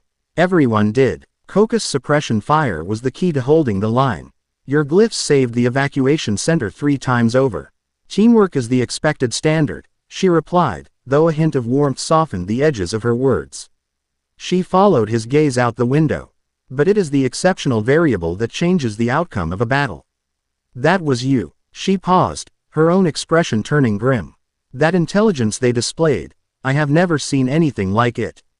Not even in classified Atlas reports. It felt personal. It felt like we weren't fighting a horde," Izuku agreed, his voice low. "We were fighting an army. And it was testing us. Testing me." Before Winter could respond, Coco's voice cut through the air, laced with her usual confident drawl. "Hey, hero boy, stop brooding over there and come celebrate with the rest of us. Velvet already has plans to drag us to that new noodle place in Vale. My treat." She sauntered over, leaning an arm on Izuku's shoulder. She was close enough that he could smell the faint scent of gunpowder and expensive perfume, a combination that was uniquely Coco-Odal. Her easy, physical confidence was a stark contrast to Winter's rigid formality. "We should," Coco insisted, glancing at Winter. "Even you, Ice Queen, you military types need to learn how to unwind. All that marching and saluting can't be good for your posture." Winter's eye twitched. "I am perfectly capable of unwinding, Miss Odal. I simply believe in maintaining a professional decorum on the return from a combat mission." "See, that's what I'm talking about," Coco grinned, then focused back on Izuku. "You look like you're carrying the weight of the whole world. We won. Live a little." Izuku appreciated her attempt to lift his spirits, he truly did. But the cold dread in his stomach wouldn't dissipate. He was about to politely decline when he felt their hands, Coco's resting casually on his shoulder, Winter's brushing his arm as she shifted her stance. He looked at them, the charismatic, powerful fashionista huntress and the brilliant, disciplined Atlas specialist. They were from different worlds, with different methods and different personalities, yet they had fought beside him without hesitation. They had trusted him. A flicker of warmth from the primeval aura pulsed through him, not as a weapon, but as a quiet comfort. They were his allies, his friends. He owed it to them, and to himself, to not let the fear consume him. "Okay," he said, the word coming out with more conviction than he felt. "Noodles sound good." Coco's grin widened into a triumphant beam. "That's my boy." Winter simply gave a small, almost imperceptible nod, but her shoulders relaxed a fraction. The bullhead continued its journey toward the promise of a peaceful evening, flying directly into the shadow of a queen they could not yet see. In a land of perpetual twilight, where the sky bled a bruised purple and the ground was a petrified black glass, Salem sat upon her throne of obsidian and bone. The Grimm lands were silent, a testament to the absolute authority of their mistress. She did not stir. Her white skin, laced with veins of angry crimson, seemed to absorb the gloom of her sanctum. Her eyes, black pits with hellish red pupils, were fixed on a swirling vortex of dark energy in the center of the chamber, a scrying pool of pure malice. She had watched the battle at Mountain Glen. She had felt it. When the boy had first arrived in her world, it had been like a needle of pure light plunged into her very essence, a searing, agonizing shock she had not felt in millennia. It was a pain that went beyond the physical. A pain that touched the core of her cursed immortality. The primeval aura. The one force in creation that was her polar opposite. The power of the man who had fought alongside Ozma in the Forgotten Age. The first to turn the tide against her.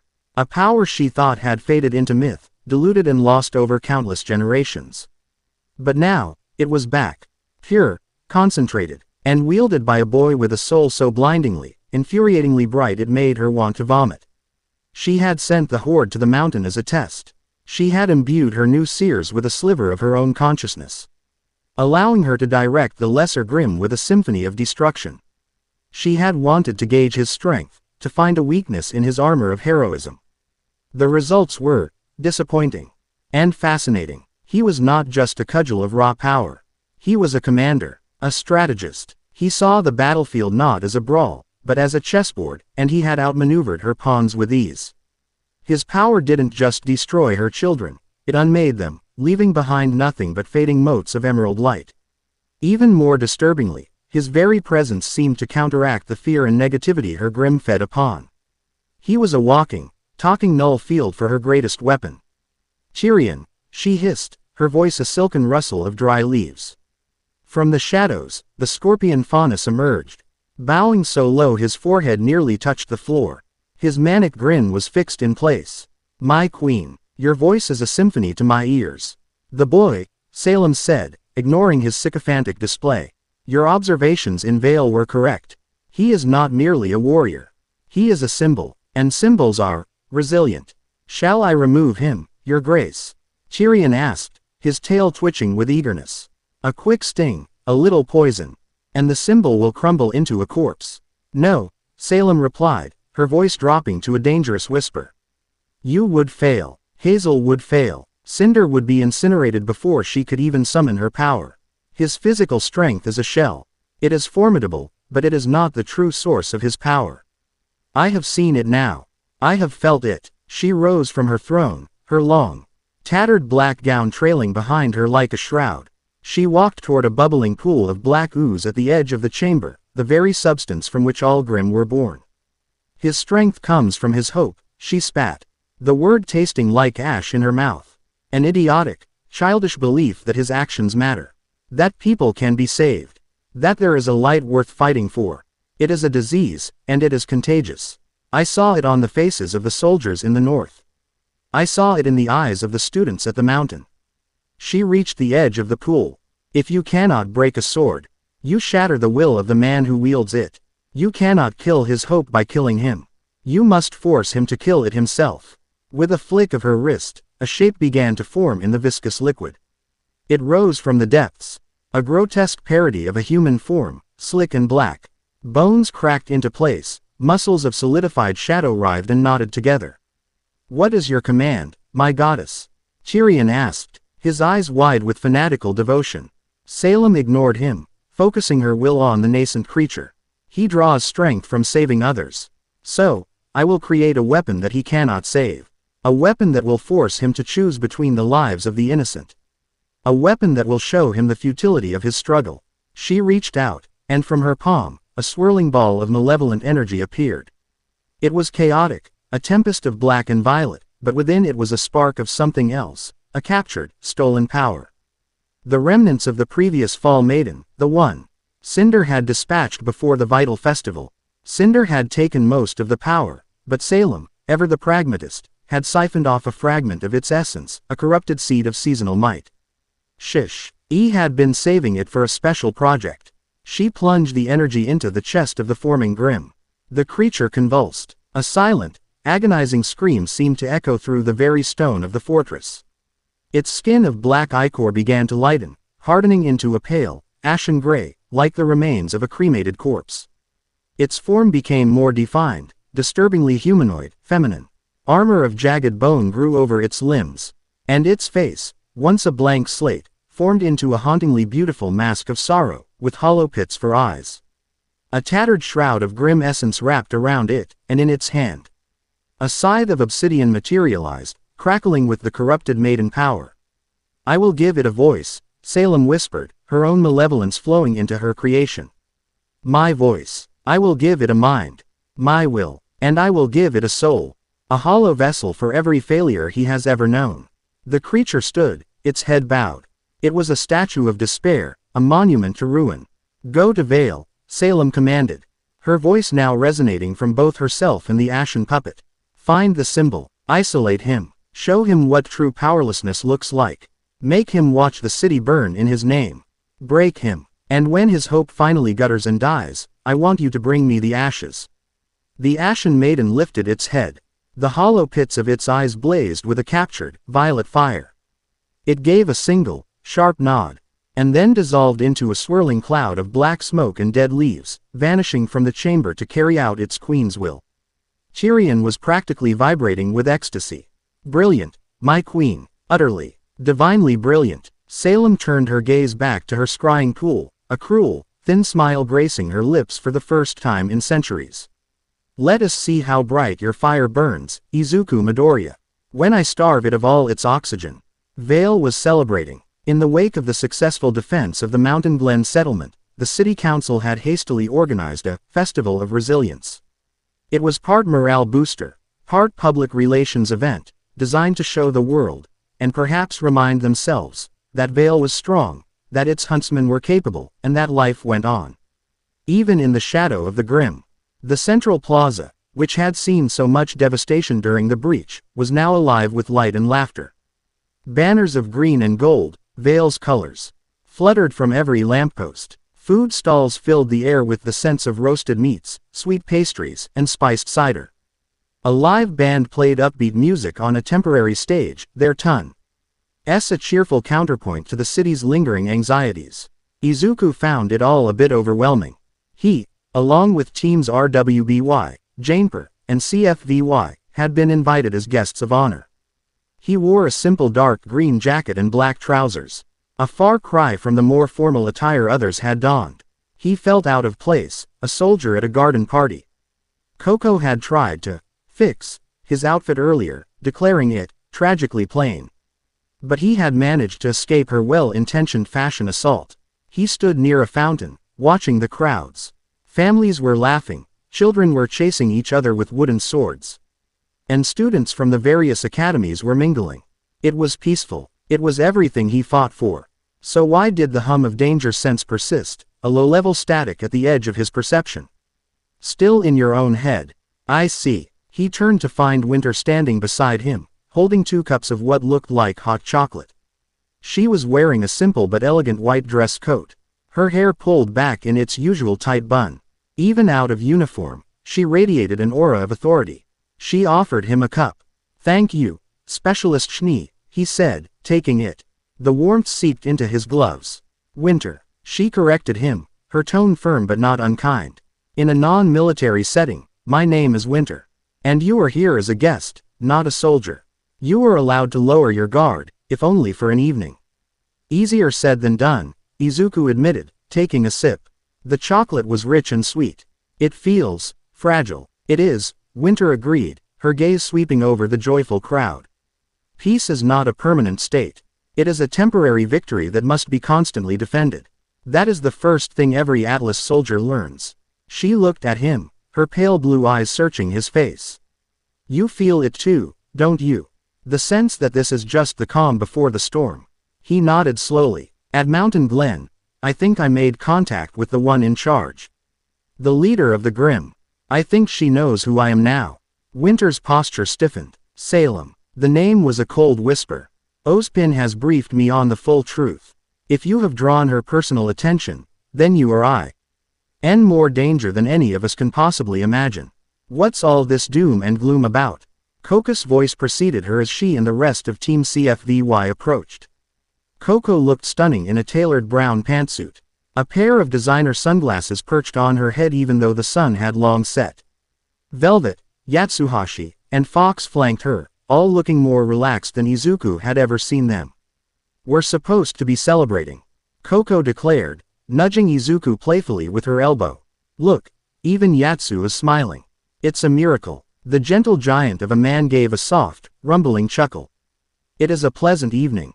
See, pleasant, Coco insisted. Now, I saw a stall over there selling dust-infused donuts. I'm morally obligated to investigate. You two coming, or are you going to stand here ND trade brooding philosophical observations all night? Izuku felt a genuine smile touch his lips. Coco's force of nature personality was infectious. Dust-infused donuts. Apparently the strawberry ones explode with glitter. Velvet added shyly, her rabbit ears twitching. It sounds fun. Before he could answer, a collective gasp swept through the plaza. The cheerful music from the stage cut off abruptly. Every head turned towards the sky. Izuku looked up. His blood ran cold. Descending from the dark clouds was a figure. It wasn't flying. It was drifting, like an ash flake on the wind. It was humanoid, clad in what looked like pale, jagged armor of bone, and it trailed a shroud of black smoke. It landed in the center of the plaza with impossible softness, the stone cracking under its feet not from impact, but from a wave of palpable cold and despair that radiated from it. It was the Ashen Maiden. It stood for a moment, its head bowed, a scythe of pure darkness clutched in its hand. The plaza was utterly silent. The festive atmosphere shattered, replaced by a suffocating dread. The creature's mere presence seemed to leach the color and warmth from the world. The cheerful banners now looked like funeral shrouds. Then, it lifted its head. The hollow sockets of its eyes ignited with a sickening violet light, and a voice echoed through the square, a voice that was not its own. It was a woman's voice, ancient, mocking, and laced with absolute power. It was the voice Izuku had felt in his mind at Mountain Glen. So this is the hope you fight for, Salem's voice spoke through the maiden. How quaint, how fragile. The maiden moved. It was not a lunge or a charge. It was a blur of motion. It didn't attack the huntsman. It swept its scythe in a wide arc towards the nearest food stall, where a family was frozen in terror. The obsidian blade didn't cut the structure. It unleashed a wave of dark energy that caused the wood and canvas to instantly decay, crumbling into gray dust. That was the signal. Panic erupted. Screams tore through the air as the crowd scrambled to escape. Get the civilians out, Winter barked, her professional demeanor snapping back into place. Glyphs flared to life under her feet. CFVY, RWBY, crowd control and evacuation. Form a perimeter. Coco didn't hesitate. You heard her. Let's move. Janduya unfolded into its minigun form with a series of heavy clicks. Hero boy, you got point. Izuku didn't need to be told. The primeval aura surged to life, bathing him in a brilliant emerald glow. One for all flooded his limbs. I'll draw its attention, he yelled, launching himself forward with a burst of green lightning. He crossed the plaza in a heartbeat, his fist cocked for a 20% smash. The maiden turned to face him, its movements unnervingly fluid. It raised its scythe to block, not with the flat, but with the shaft. The impact was immense. A shockwave of green and violet energy tore through the plaza, shattering the remaining windows and ripping banners from their poles. The stone beneath them cracked and splintered. Izuku felt the force of the blow reverberate up his arm, a chilling, deadening energy that tried to seep past his aura. This thing was strong, incredibly strong. There you are, Salem's voice purred from the maiden's mouth. The little light that defies the darkness. I have been so eager to meet you. The maiden pushed him back and spun, its scythe a whirlwind of corrupted power. Izuku used float to leap into the air, dodging a horizontal slash that left a deep, sizzling scar in the ground. From the corner of his eye, he saw Winter sending volleys of ice shards at the creature, while Coco laid down a stream of suppressing fire. The projectiles either bounced harmlessly off the maiden's bone armor or were simply disintegrated by the dark aura surrounding it. Its defenses are too strong, Winter shouted, creating a glyph to launch herself to a nearby rooftop for a better vantage point. Conventional attacks are ineffective. The maiden ignored them completely, its violet eyes fixed on Izuku. You fight with borrowed power, little hero. A relic of a bygone era. You are nothing but an echo of a failure. It stomped its foot, and the ground erupted. Spikes of black, Grimm-like rock shot up from the paving stones, forcing Izuku to weave through them in the air. He lashed out with Black Whip, the tendrils of dark energy now glowing with a green, purifying light. They wrapped around the maiden's limbs, but instead of holding it, they began to sizzle, the primeval aura fight. In a pitched battle against the creature's inherent corruption. The maiden simply flexed, and the whips shattered. You hide behind the strength of others. But what happens when they are gone? What happens when you are left, alone? And then, the world shimmered. For a split second, the chaos of the plaza vanished. Izuku found himself in a dark, sterile room. A man with a sharp suit and a beak-like mask lay on a bed. A gaping hole in his torso. Sir Night-Eye. He looked up at Izuku, his eyes filled not with the pride Izuku remembered, but with a cold, hollow disappointment. I saw the future, Night-Eye's voice echoed. Twisted and cruel. All Might's death. Your failure. You fought so hard to defy fate, but you only proved it was inevitable. You were not the one. You were never the one. The illusion struck Izuku like a physical blow. He staggered in midair, his concentration breaking. The maiden exploited the opening instantly. It appeared before him, its scythe swinging up in a devastating arc. Izuku barely managed to get his arms up to block. The impact sent him careening backward, crashing through the roof of a nearby building. He landed in a shower of dust and shattered tiles, his aura flickering violently. The pain was sharp, but the psychic wound was 1,000 times worse. It wasn't real, he told himself, shaking his head to clear it. It's a trick. But the seed of doubt had been planted. He had always feared it. That he wasn't worthy. That he was just a lucky fanboy who had stumbled into a power he could never truly master. He shot back out of the hole in the roof just in time to see the maiden unleash another wave of decay, this time aimed at a clock tower where a group of civilians were huddled. No, he roared, pushing one for all to 45%. He became a green comet, intercepting the blast with his own body. The primeval aura flared, neutralizing the corrupting energy in a violent explosion, but the sheer force of it slammed him into the side of the tower, cracking the stone. So noble, Salem's voice mocked him, always throwing yourself in the way. But you cannot be everywhere at once. You cannot save everyone. The world shifted again. Now he was standing in the ruins of Kamino Ward. The dust and smoke choked him. Before him stood All Might, but not the symbol of peace.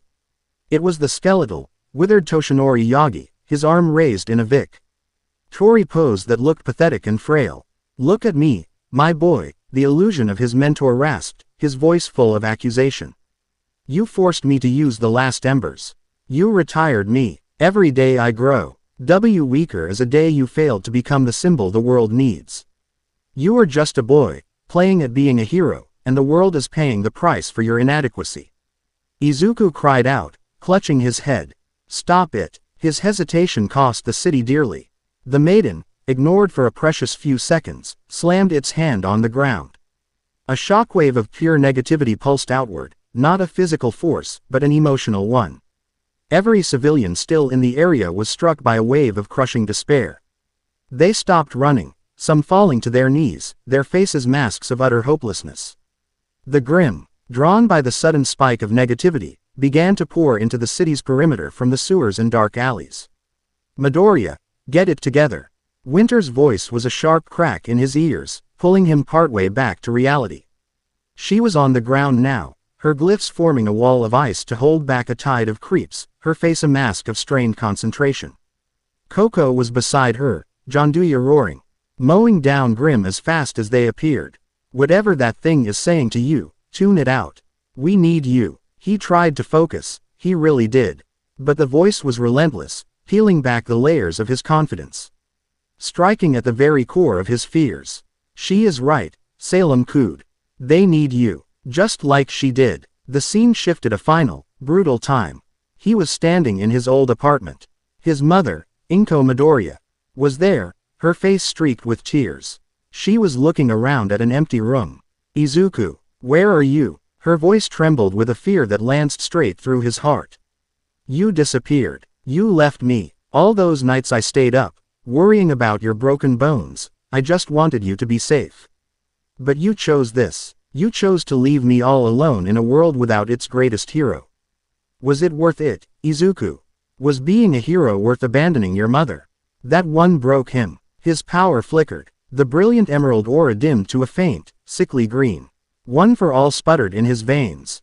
The weight of it all, the responsibility, the sacrifices, the fear of failure, came crashing down on him. He was just a boy from Musudafu.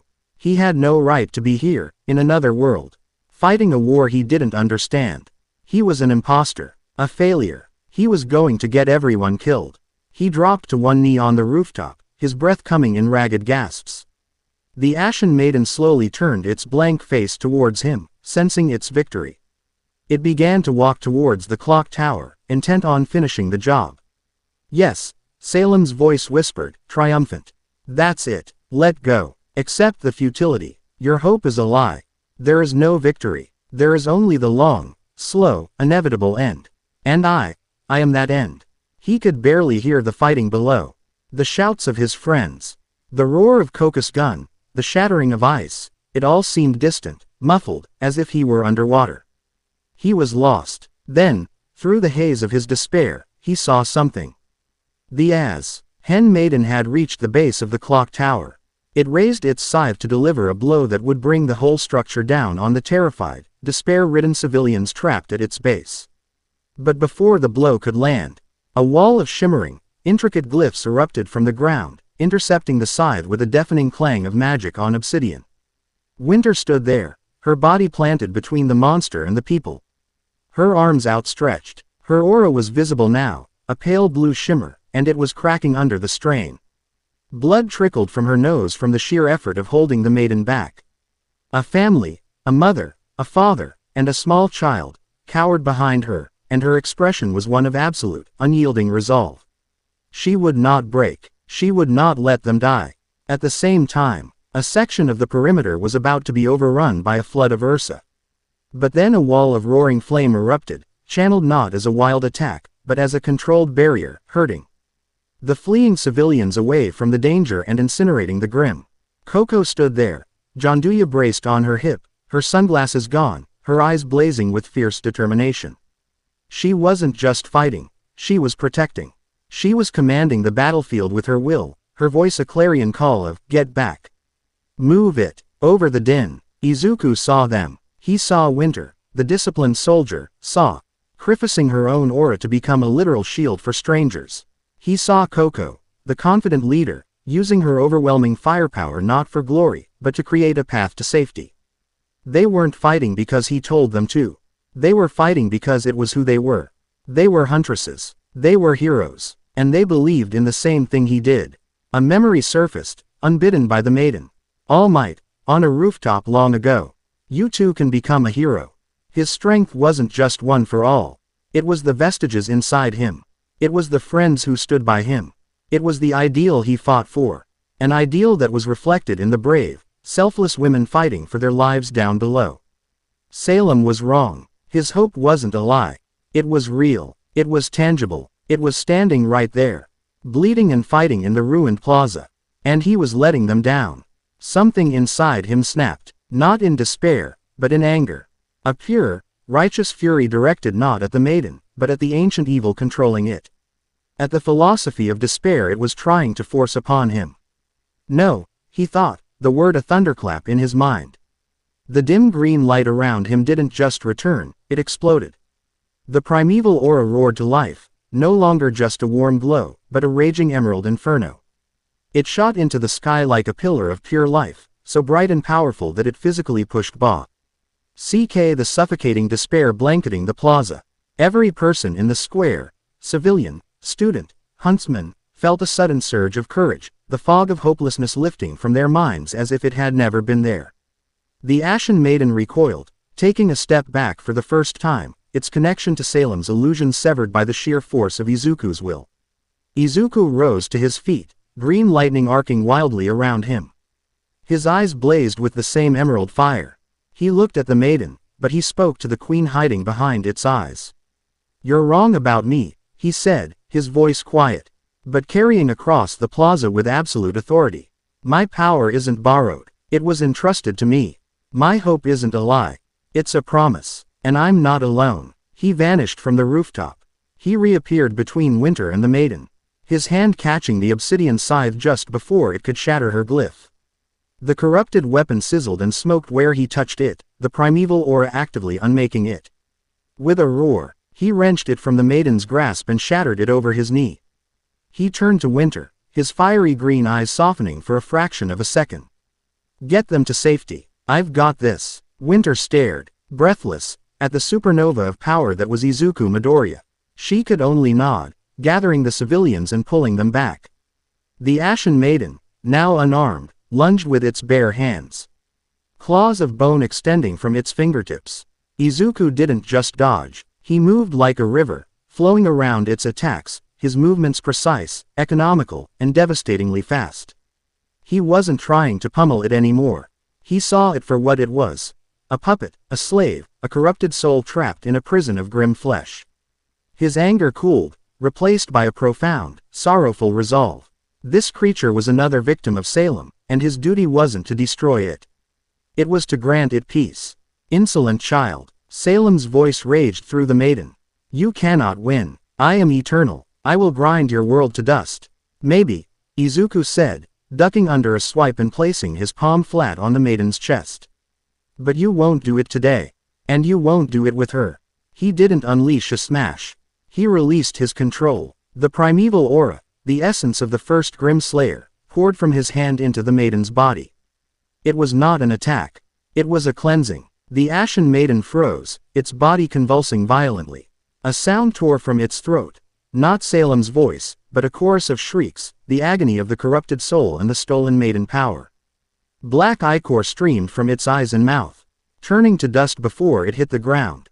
The pale gray armor cracked, revealing a blinding emerald light from within. The violet fire in its eyes was consumed, replaced by the cleansing green. For one fleeting moment, the sorrowful mask on its face seemed to soften into an expression of gratitude, of release. Then, with a final, silent exhalation, the Ashen Maiden dissolved. It didn't explode or crumble. It simply came apart into a billion motes of emerald light that drifted up into the night sky, purifying the corrupted air before fading into the stars. The plaza was silent once more. The remaining Grimm, their master's influence severed and the wave of hope from Izuku too much to bear, shrieked and retreated into the darkness. The battle was over. The emerald aura around Izuku faded. The lightning ceased. The immense power retreated, leaving behind just a boy in a green jacket. The adrenaline, the fury, the resolve that had fueled him vanished all at once. And the full weight of the physical and emotional ordeal crashed down on him. His legs buckled. He fell to his knees, his whole body trembling uncontrollably, and then pitched forward, consciousness finally deserting him. Before he hit the ground, two figures were there to catch him. Winter and Coco. Izuku awoke to the smell of antiseptic and the soft, rhythmic beep of a medical monitor. He was in a clean, white room, lying on a bed that was far too comfortable to be standard beacon issue. A light blanket was draped over him, and his wounds, the cuts, the bruises, the deep gash on his arm fro. The maiden's scythe, had been professionally dressed and bandaged. He tried to sit up, but a wave of exhaustion, so profound it felt like it was embedded in his bones, washed over him. Don't, a soft but firm voice commanded. Winter Schnee sat in a chair by his bedside. She was out of her dress coat, wearing a simple white long-sleeved shirt. Her hair was down, cascading over her shoulders in a waterfall of white. A sight so unexpected it took him a moment to process it. She looked younger, softer, but the concern in her eyes was sharp and intense. Where? He began, his voice raspy. A private medical suite, she answered. Her voice low. Owned by the Schnee Dust Company here in Vale. I deemed the Beacon Infirmary insufficient for your needs. And too public. He saw it then. The slight tremble in her hand as she adjusted his blanket. The dark circles under her eyes. She hadn't just brought him here. She had been watching over him. You broke protocol, he murmured. General Ironwood is 1,000 miles away. She retorted, though there was no heat in it. And after what I saw tonight, Atlas Protocol seems woefully inadequate. She paused, looking at her hands. Those things it showed you, the illusions. I couldn't see them, but I saw what they did to you. What did it say? Izuku was quiet for a long moment, the memory of those twisted words still a fresh wound. He found he didn't want to lie to her. It used my past, my fears, told me I was a failure, that I'd abandoned my family, that my power was just borrowed. Winter's expression tightened, a flash of anger in her eyes. She is a master of psychological warfare. It is how she has endured for so long, by turning people's hearts to poison. She leaned forward, her gaze unwavering. Whatever it showed you, whatever lies it told you, they are meaningless. I was there tonight. I saw a leader, a protector, and a hero. Nothing else. Her sincerity was a balm on his frayed nerves.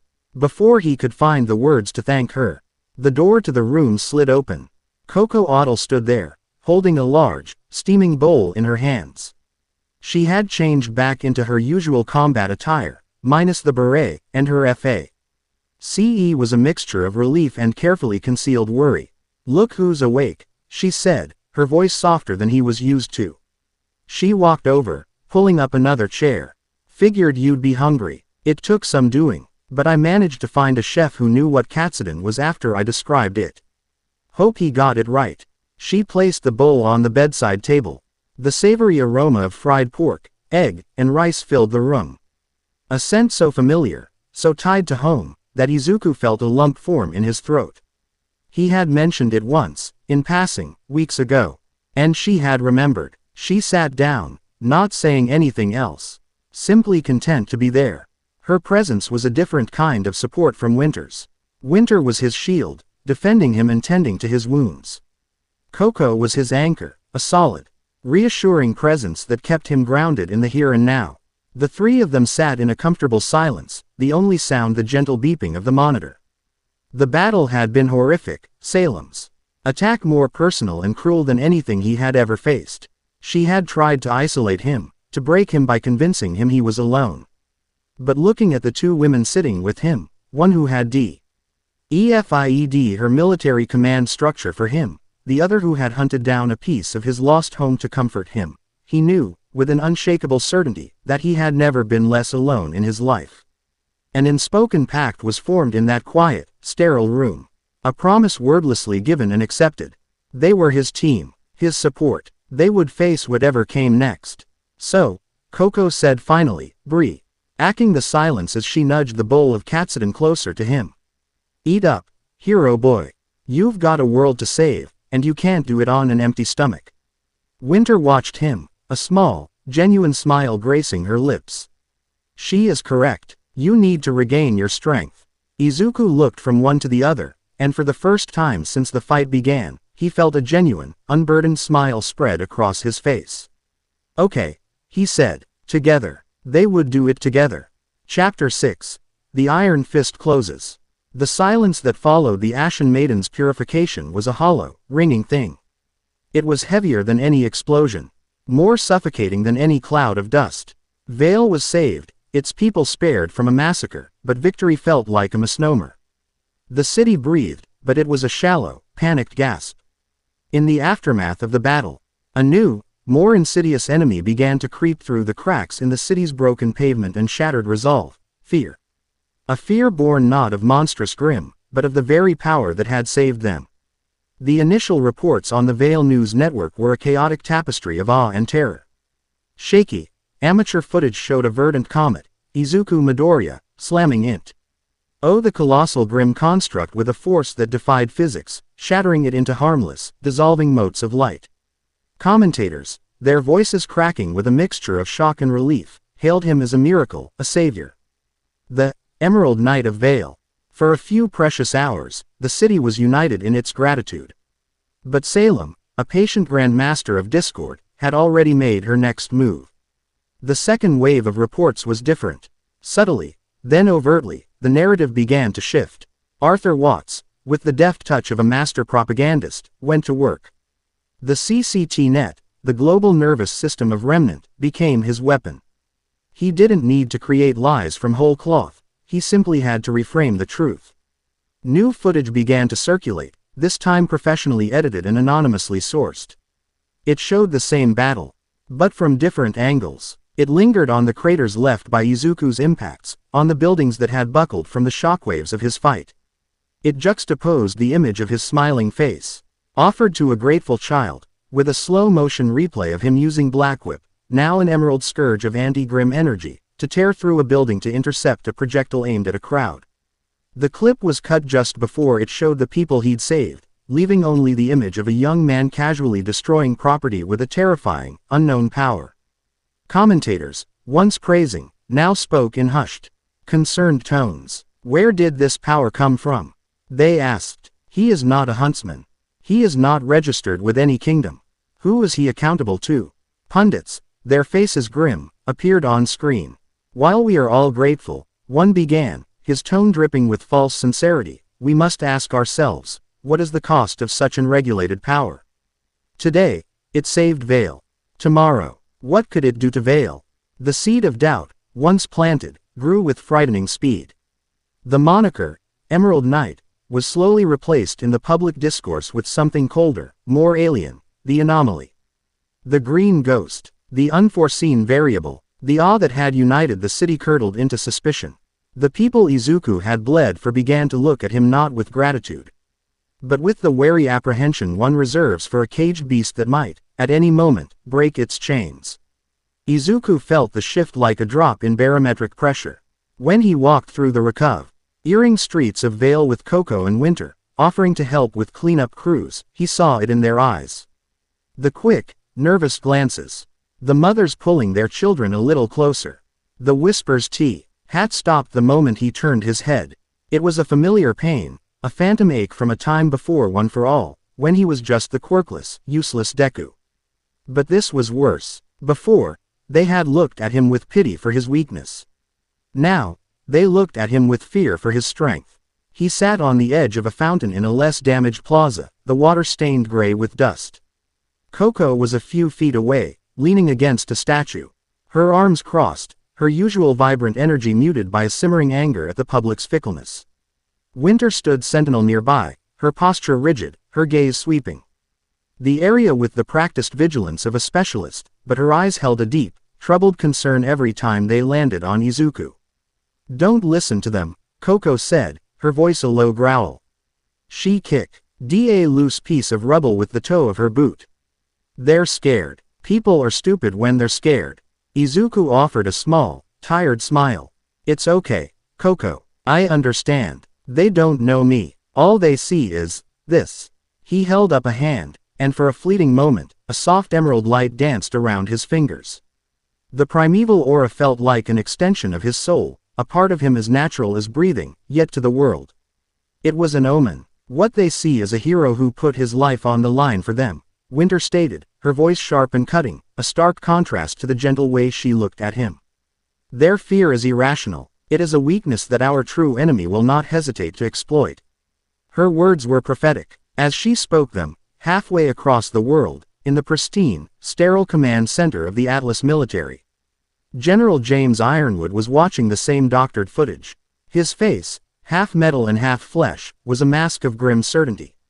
He wasn't seeing a hero. He was seeing a weapon of mass destruction with a mind of its own. He saw the craters, the shattered buildings, the sheer, untamed force, and his every instinct, honed by years of fighting a secret, impossible war, screamed a single deafening word: control. This boy, this Izuku Midoriya, had done in a day what his entire military might have struggled to accomplish in a week. That was a fact, but he had done it without oversight, without protocol, without accountability. The primeval aura was a power beyond dust, beyond aura, beyond anything his scientists could comprehend. And that which cannot be comprehended cannot be controlled. And that which cannot be controlled, to James Ironwood, was a threat. To Atlas, to the world, to his carefully constructed plans for Remnant's salvation. He saw fear spreading through Vale and didn't see it as a problem. He saw it as an opportunity. A justification. Sir, a technician said, her voice hesitant. We're picking up increased Grimm activity along the northern coast of Solitas. Not a major horde, but they're acting strangely coordinated. Ironwood barely glanced at the tactical map. It's a feint. She's watching. She wants to see how we react to her new plaything. His gaze remained locked on the screen showing Izuku's face. She's testing him, and in doing so, she's testing us. He stood, his heavy footsteps echoing in the silent command center. Major, get me a secure line to the Atlas News Network. I'm addressing the kingdom. Effective immediately, Atlas is under a state of martial law. All borders sealed. All non-essential CCT traffic restricted. The kingdom is on a war footing. The major's eyes widened. Sir, the council hasn't The council will be informed, not consulted. Ironwood cut him off, his voice like chipping ice. I am invoking the Emergency Powers Act. The attack on Vale proves that our enemy is escalating. We must be ready. We must be strong. And we must have every asset under our command. His gaze flickered to a different screen. This one displaying Winter Schnee's active file. His best specialist. His trusted operative. Currently standing guard over the single greatest threat and greatest potential weapon the world had ever seen. He pressed a button on his console. Get me Specialist Schnee. Secure channel. Priority Alpha. The call came through on Winter's scroll, a specific, urgent tone she hadn't heard in years. It was the summons of a general, not the call of a mentor. Excusing herself from Izuku and Coco with a clipped nod, she moved to a more private corner of the ruined plaza. Specialist Schnee reporting, she answered, her voice falling back into the crisp, professional cadence of the Atlas military. Winter. Ironwood's voice was gravelly, devoid of warmth. Your observational mission is terminated. The situation has changed. You are to return to Atlas immediately. Winter's posture stiffened. Sir, with all due respect, my presence here is no longer required for observation, he interrupted. Your new orders are to escort an asset. Izuku Midoriya is to be brought into Atlas custody. You will use any means necessary to ensure his compliance. He is too powerful to be left in the hands of a sentimental old fool like Ozpin, and too volatile to be left to his own devices. He is an Atlas asset now. That is an order, Specialist. The silence on Winter's end stretched for a full 10 seconds. The world around her seemed to fade away. The sounds of cleanup crews, the distant sirens, the worried chatter of civilians, it all became a dull, meaningless hum. All she could hear was the general's command, a command that went against every instinct she had developed since meeting the green-haired boy who fought with the force of a hurricane and the kindness of a summer breeze. Winter. Acknowledge the order. Ironwood's voice was dangerously low. She took a slow, steadying breath. Order. Received, General. But not acknowledged. The line went dead. Winter stood frozen, her scroll clutched in a white-knuckled grip. She had just committed an act of insubordination that would, under normal circumstances, end her career. But these were not normal circumstances. She looked back at Izuku, who was now listening intently as Coco explained something about different types of dust rounds, a small, genuine smile on his face as he absorbed the information. He looked so young, so earnest. He was not an asset. He was a person, and she would not be the one to put him in a cage. In her obsidian castle, within the dark heart of the Grimm lands, Salem watched the chaos unfold with a serene, reptilian satisfaction. The images flickered across the surface of a dark pool, showing her the fruits of her labor. The fear in Vale, the iron fist of Atlas closing, the schism forming between the men who were supposed to be humanity's guardians. It was all so beautifully, predictably human. Masterful, Arthur Watts preened, adjusting his pristine cuffs as he observed the same feeds on a series of floating Grimm tech screens. Fear is a far more effective weapon than any Grimm. All it took was a bit of clever editing and a few targeted whispers in the right ears. Ironwood is reacting exactly as we predicted. He sees a nail, and he is the only one with a hammer. Salem glided towards the pool, her pale form seeming to drink the dim light of the throne room. Ironwood is a tool, a useful one, but a tool nonetheless. His paranoia was always his weakness. We simply gave it a target. She dipped a slender finger into the water, and the image rippled, shifting to focus on Izuku. The boy, he is the true prize. Tyrion Kalos, perched like a gargoyle in the shadows, giggled maniacally. Oh, the look on his face when the little lambs he saved turn on him. It's exquisite. Can I go and hasten the process? A little nudge here, a little snip there. Patience, Tyrion, Salem said, her voice a silken threat. Your time will come. For now, we watch. We learn. The Ashen Maiden taught me a valuable lesson. The boy's strength is not solely his own. It is bolstered by those around him. By the hope he inspires. Her eyes, glowing with malevolent crimson light, narrowed. If you cannot break a fortress from the outside, you rot it from within. Ironwood will try to cage him. When that fails, he will try to isolate him. Humanity will do our work for us. They will fear him. They will shun him. And when he is finally, truly alone, then we will strike. She turned her gaze back to Watts. Ensure the propaganda is relentless. Paint him as a monster. An alien. A threat equal to my own. Let the world believe they must choose between two apocalypses. By the time they realize their true savior was standing beside them all along, it will be too late. Their world will be mine. The first sign that the political storm had reached Beacon was the sky itself. It began as a low, guttural hum that vibrated through the stone of the academy. Students and faculty poured out into the courtyards, their faces turned upward. Descending from the clouds, a sight no one in Vale had seen in generations, was the Atlas fleet.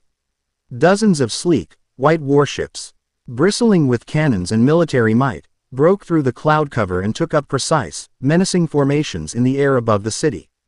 They were an occupying force, a declaration of power. At their head was Ironwood's flagship, the Indomitable, its shadow falling directly over Beacon's iconic tower. In Ozpin's office, the tension was a physical entity. The rhythmic ticking of the great clock was drowned out by the thrum of the fleet's engines. Izuku stood beside Ozpin's desk, flanked by Coco and Winter. Coco's hand rested on the handle of Jonduya, her usual easygoing demeanor replaced by a hard, protective edge. Winter stood in a parade rest stance, but her eyes, fixed on the flagship visible through the window, blazed with defiant fury. Glinda Goodwitch stood near the elevator. Her riding crop held tight in her hand, her face a thunderous mask. The elevator chimed. The doors slid open to reveal General Ironwood, flanked by Clover Ebby and Vine Zeki of the Ace operatives. Ironwood's presence filled the room, his military greatcoat immaculate, his face set in grim resolve. He surveyed the occupants of the office, his gaze lingering for a moment on Winter, AFL. Ichor of disappointment in his eyes before it was replaced by cold steel. Ozpin, Ironwood began, his voice leaving no room for pleasantries. I am not here to negotiate. So it would seem, James, Ozpin replied calmly, taking a sip from his ever-present mug. Though you'll forgive me for thinking that parking your entire fleet over a sovereign kingdom is a rather aggressive form of diplomacy. This is not diplomacy. This is global security, Ironwood retorted, stepping forward. His prosthetic footsteps were heavy, deliberate. Vale was attacked. A new form of Grimm, empowered by a maiden, nearly wiped this city off the map. It was only stopped by him. He gestured sharply towards Izuku. An unregistered, unknown entity with power that makes the maidens themselves look like children playing with fire. I am here to rectify that security risk. He saved the city, James, Glinda stated, her voice dangerously sharp. He did, Ironwood conceded with a curt nod. And in the process, he caused billions of lien in property damage and revealed a power that will make him Salem's #1 target. He is a walking cataclysm, and he is being handled like a student. It's reckless. It's irresponsible. Izuku, who had remained silent, finally spoke. His voice was quiet, but it cut through the tension like a knife. I am not a security risk, General. I'm a person. I used my power to protect people. That's all I've ever wanted to do. Ironwood's eyes snapped to him. For the first time, he addressed Izuku directly, not as a person, but as a problem to be solved. Your intentions, however noble, are irrelevant. Your power is a fact of nature now. It needs to be understood. It needs to be controlled. It needs to be directed by a steady hand, not the whims of a teenager. He turned back to Ozpin. I am formally demanding you turn him over to Atlas. He will be protected. He will be studied. And when the time comes, his power will be used to end this war. Under my command. Ozpin set his mug down. The small click echoing in the silent room. And what if I refuse? Then you are placing your sentimentality and your secrets above the safety of the entire world, Ironwood said, his voice dropping. I had hoped it wouldn't come to this, Ozpin. But you leave me no choice. This is no longer a request. He looked past Ozpin, through the great glass window, at the fleet hanging in the sky. The message was clear. It was a threat. Coco took a step forward, her knuckles white on her weapon. You're not taking him anywhere. Clover Ebby placed a calming hand on his weapon. Let's all remain calm. The general is just. The general is making a mistake. Winter's voice rang out, clear and strong. She stepped forward, positioning herself slightly in front of Izuku. A grave mistake. Ironwood's gaze hardened as he focused on her. Specialist Schnee, you were given a direct order. I suggest you remember your oath. I took an oath to protect the people of Remnant, Winter shot back. Her voice shaking not with fear, but with righteous anger. And that is what he did. He bled for this city, for my soldiers in the north. He embodies that oath in a way I have only ever aspired to. You see him as a weapon to be locked away. I see him as the hope we have been desperately praying for. And I will not help you put that hope in a cage. The words hung in the air, a definitive, irreversible declaration. The line had been drawn. So that's it, then, Ironwood said, a deep, weary sadness creeping into his voice. You've chosen a boy you've known for a few weeks the kingdom you've served your entire life. No, General, Winter corrected him, her chin held high. I've chosen what is right over what I was ordered to do. There is a difference. The tension in the room was so thick it was almost impossible to breathe. The gears of the clock tower turned, each tick a hammer blow counting down to an explosion. Ironwood seemed to age a decade in that moment, the weight of his perceived responsibility crushing him. I see, he said softly. Then, his voice hardened again, the soldier taking back control from the man. Specialist Schnee, for the last time, I am ordering you to stand down and escort Midoriya to the designated transport. This was the moment, the point of no return.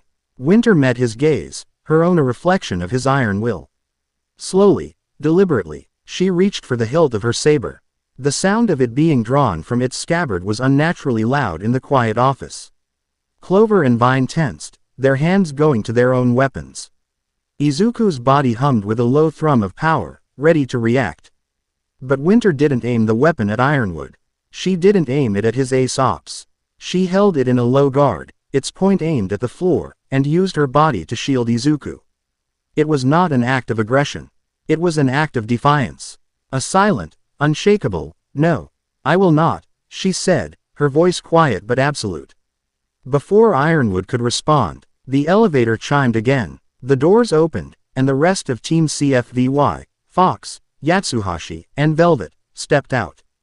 They said nothing. They simply moved to stand behind Coco, a silent wall of solidarity. Their message was as clear as Winter's drawn blade.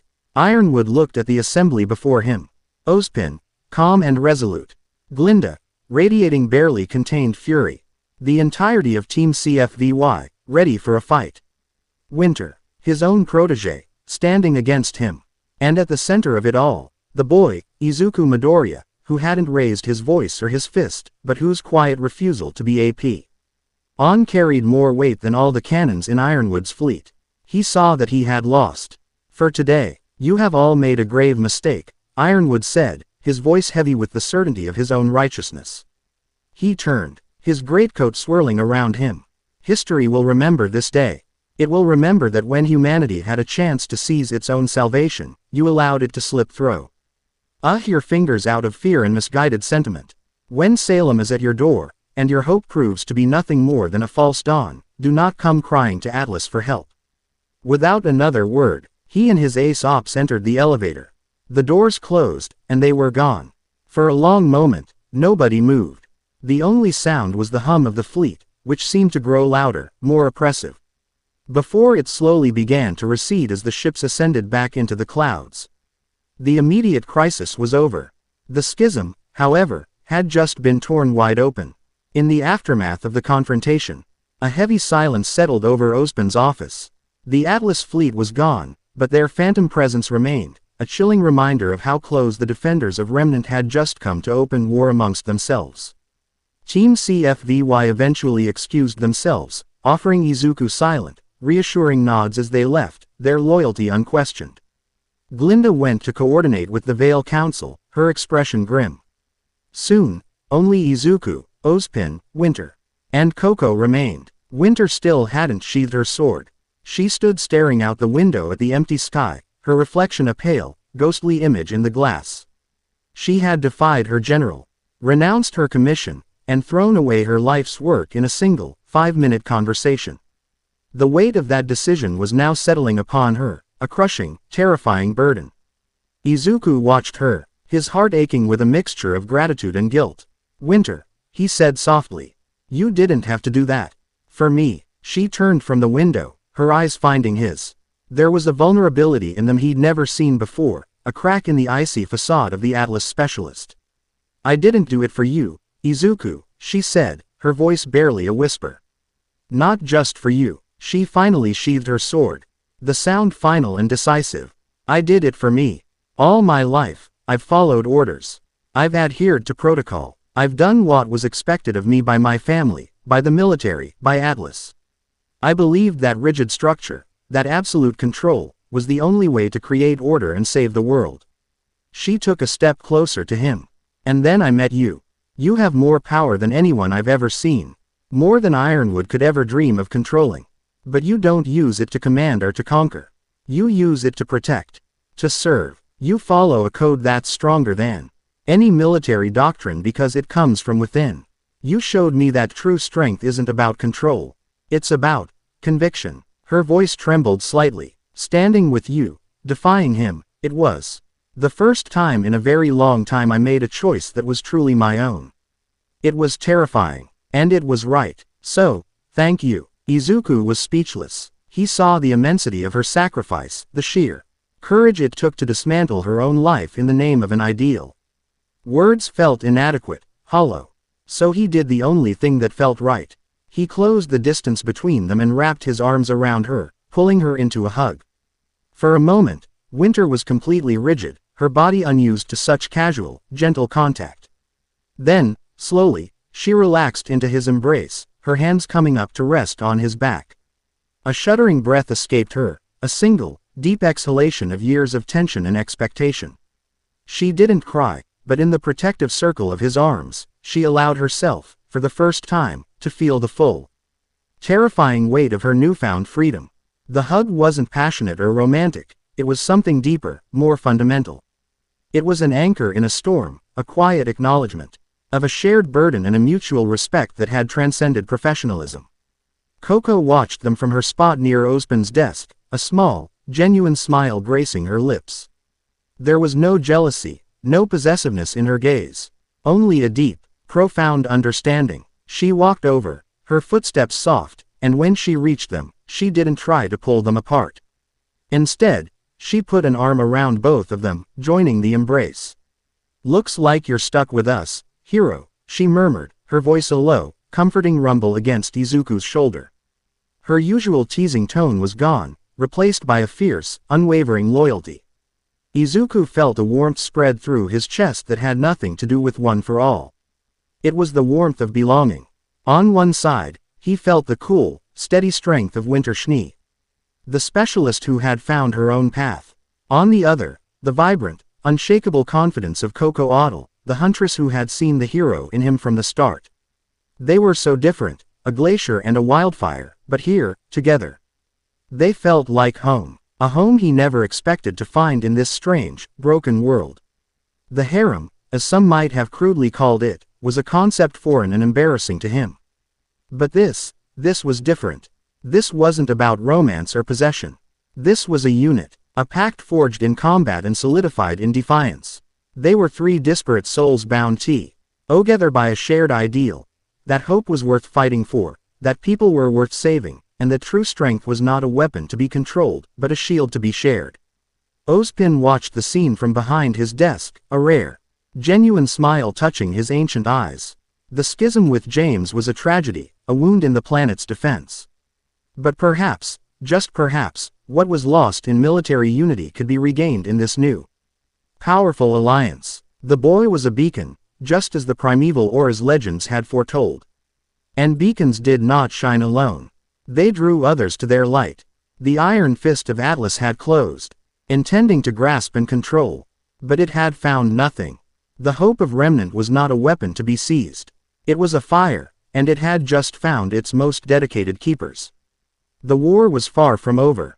In fact, it had just become infinitely more dangerous. But for the first time, standing there with a former specialist on his right and a fearless fashionista on his left, Izuku Midoriya didn't feel like a variable. He felt like a hero. And he wasn't alone. Chapter 7. The Emerald Dawn.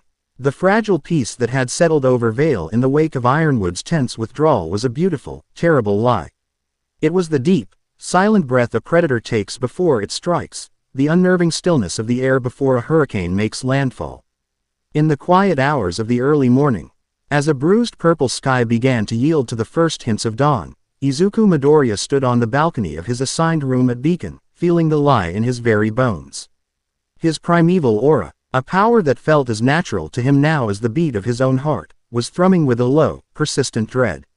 It was more than the tingling premonition of danger sense. This was a deeper, more fundamental wrongness. It felt like the entire continent was holding its breath, a vast and silent scream echoing in the space between heartbeats. He closed his eyes, extending his senses outward.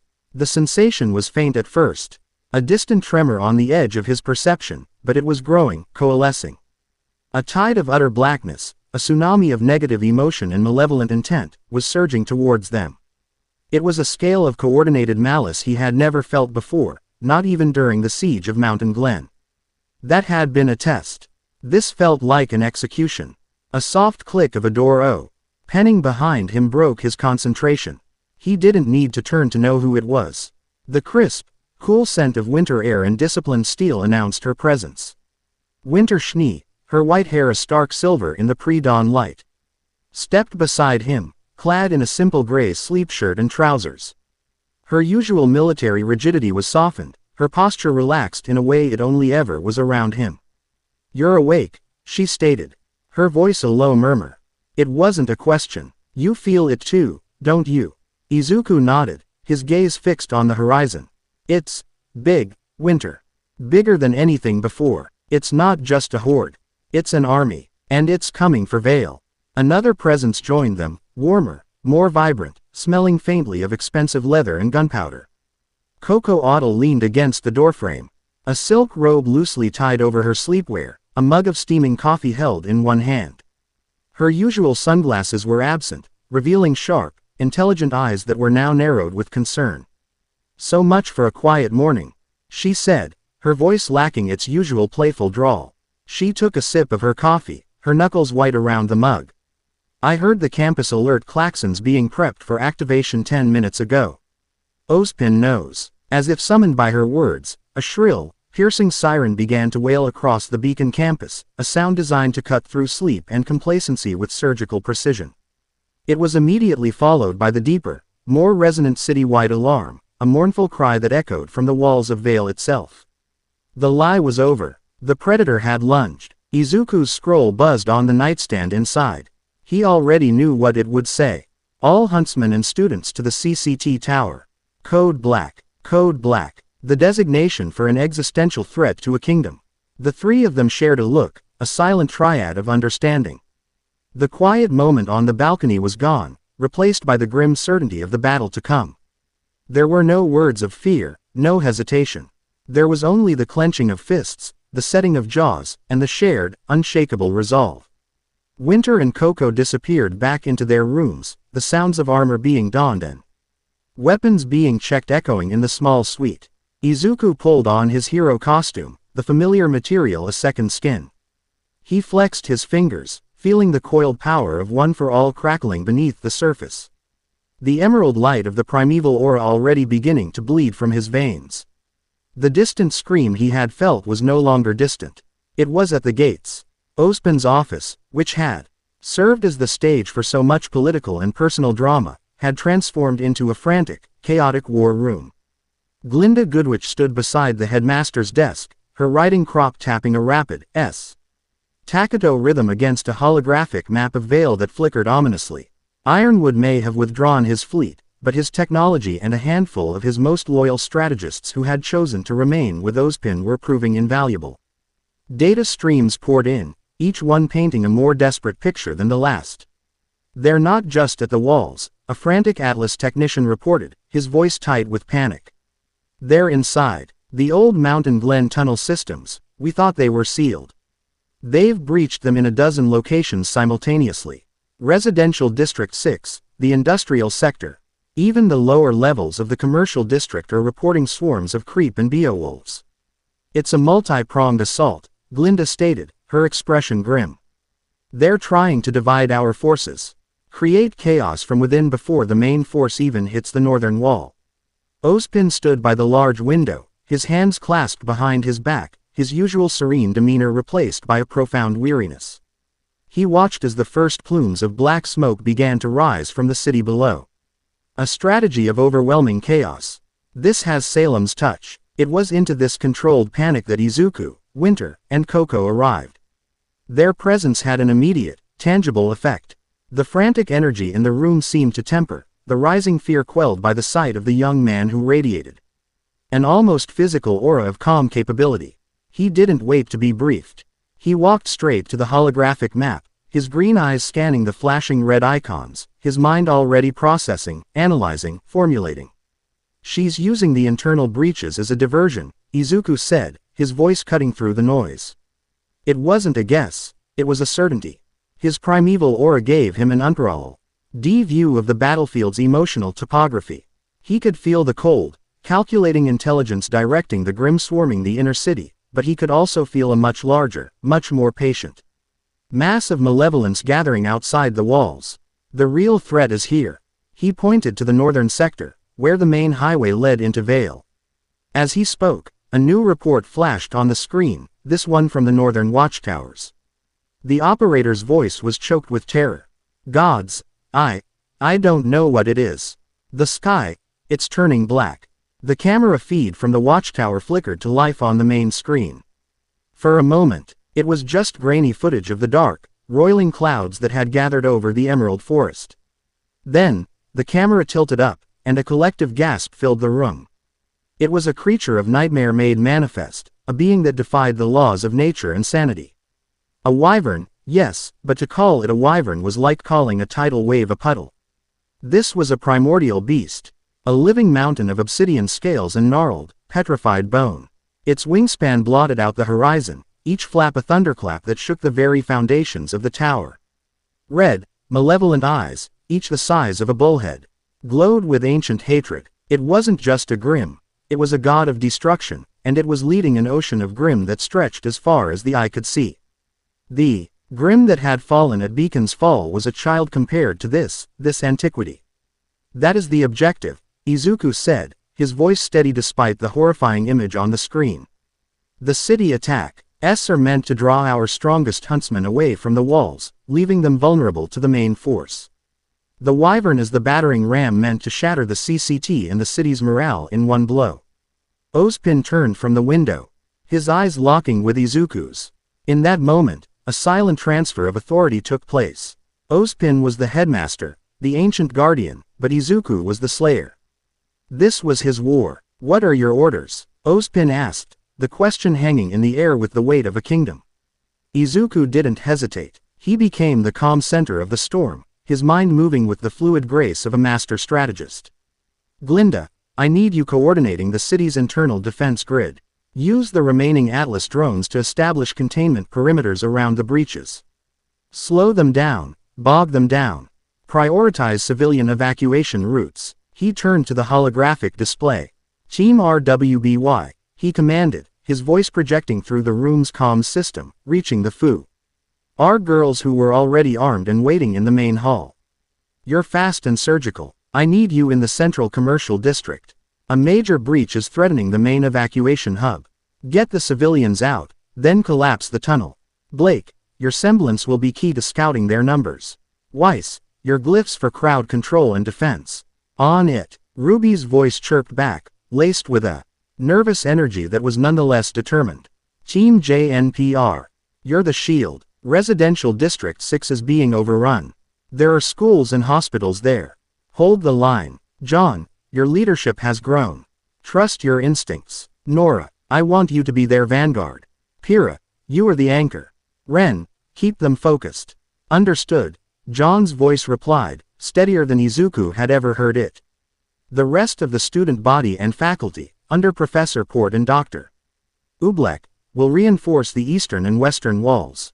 They are secondary fronts, but we can't let them be flanked. "Velvet," he said, his voice softening slightly, "your team is needed at the southern gate. It's the main route out for the evacuees. Keep it clear at all costs." Yatsuhashi's deep voice responded for the team. "We will not fail." That left the primary threat. The north. The wyvern. "Coco," Izuku said, turning to her. She met his gaze, a grim smile on her face as she hefted Janduya, the heavy minigun clicking into place. You, Winter, and I are taking the northern wall. We're the spearhead. Finally, Coco breathed, a feral glint in her eye. Let's make some noise. Winter, he said, looking at the former specialist. We need your battlefield control. Your glyphs are the only thing that can slow down that horde on an open field. Winter nodded sharply, her hand already resting on the hilt of her saber. They will not pass. With the orders given, a sense of purpose replaced the panic. Teams scattered, their movements swift and efficient. Izuku, Coco, and Winter moved as one, heading for the Bullhead landing pad. As they ran through the halls of Beacon, the building itself seemed to groan under the oppressive weight of the Wyvern's presence. The sky outside the windows was a sickening shade of bruised purple and black, lit by the angry red glow of the Grimm tide. The battle for Vale had begun. The northern wall of Vale was a 50-foot-high testament to humanity's defiance. It was a bulwark of steel and dust-infused concrete that had stood for generations. Today, it felt like a sandcastle against the coming tide. Izuku, Winter, and Coco stood atop the battlements, the wind whipping at them, carrying the foul, acrid stench of Grimm. Below them, the world was a sea of black and bone. Thousands upon thousands of Grimm surged across the plains, a living carpet of death. Beowulfs ran in coordinated packs. Ursa Majors crashed through trees like living siege engines, and swarms of lancers blotted out the sky in buzzing, shrieking clouds. And above it all, circling lazily like a vulture of cosmic proportions, was the ancient wyvern. Its mere presence seemed to drain the color from the world, projecting an aura of despair so potent that even the hardened Vale militia, soldiers lining the walls, were trembling. All right, hero, Coco said, planting the bipod of her minigun on the crenellated wall. The weapon whirred to life, a comforting, deadly sound. What's the plan? Shoot them a lot. Seems like a good place to start. Your instincts are sound, Izuku replied, his eyes scanning the horde. His primeval aura flared to life, casting an emerald glow around him that seemed to push back against the oppressive darkness. The soldiers near him felt a surge of courage, their fear momentarily pacified by his presence. But they're too many for simple attrition. We need to disrupt their command structure. Command structure? Winter asked, summoning a series of intricate white glyphs that hovered in the air behind her, ready to be deployed.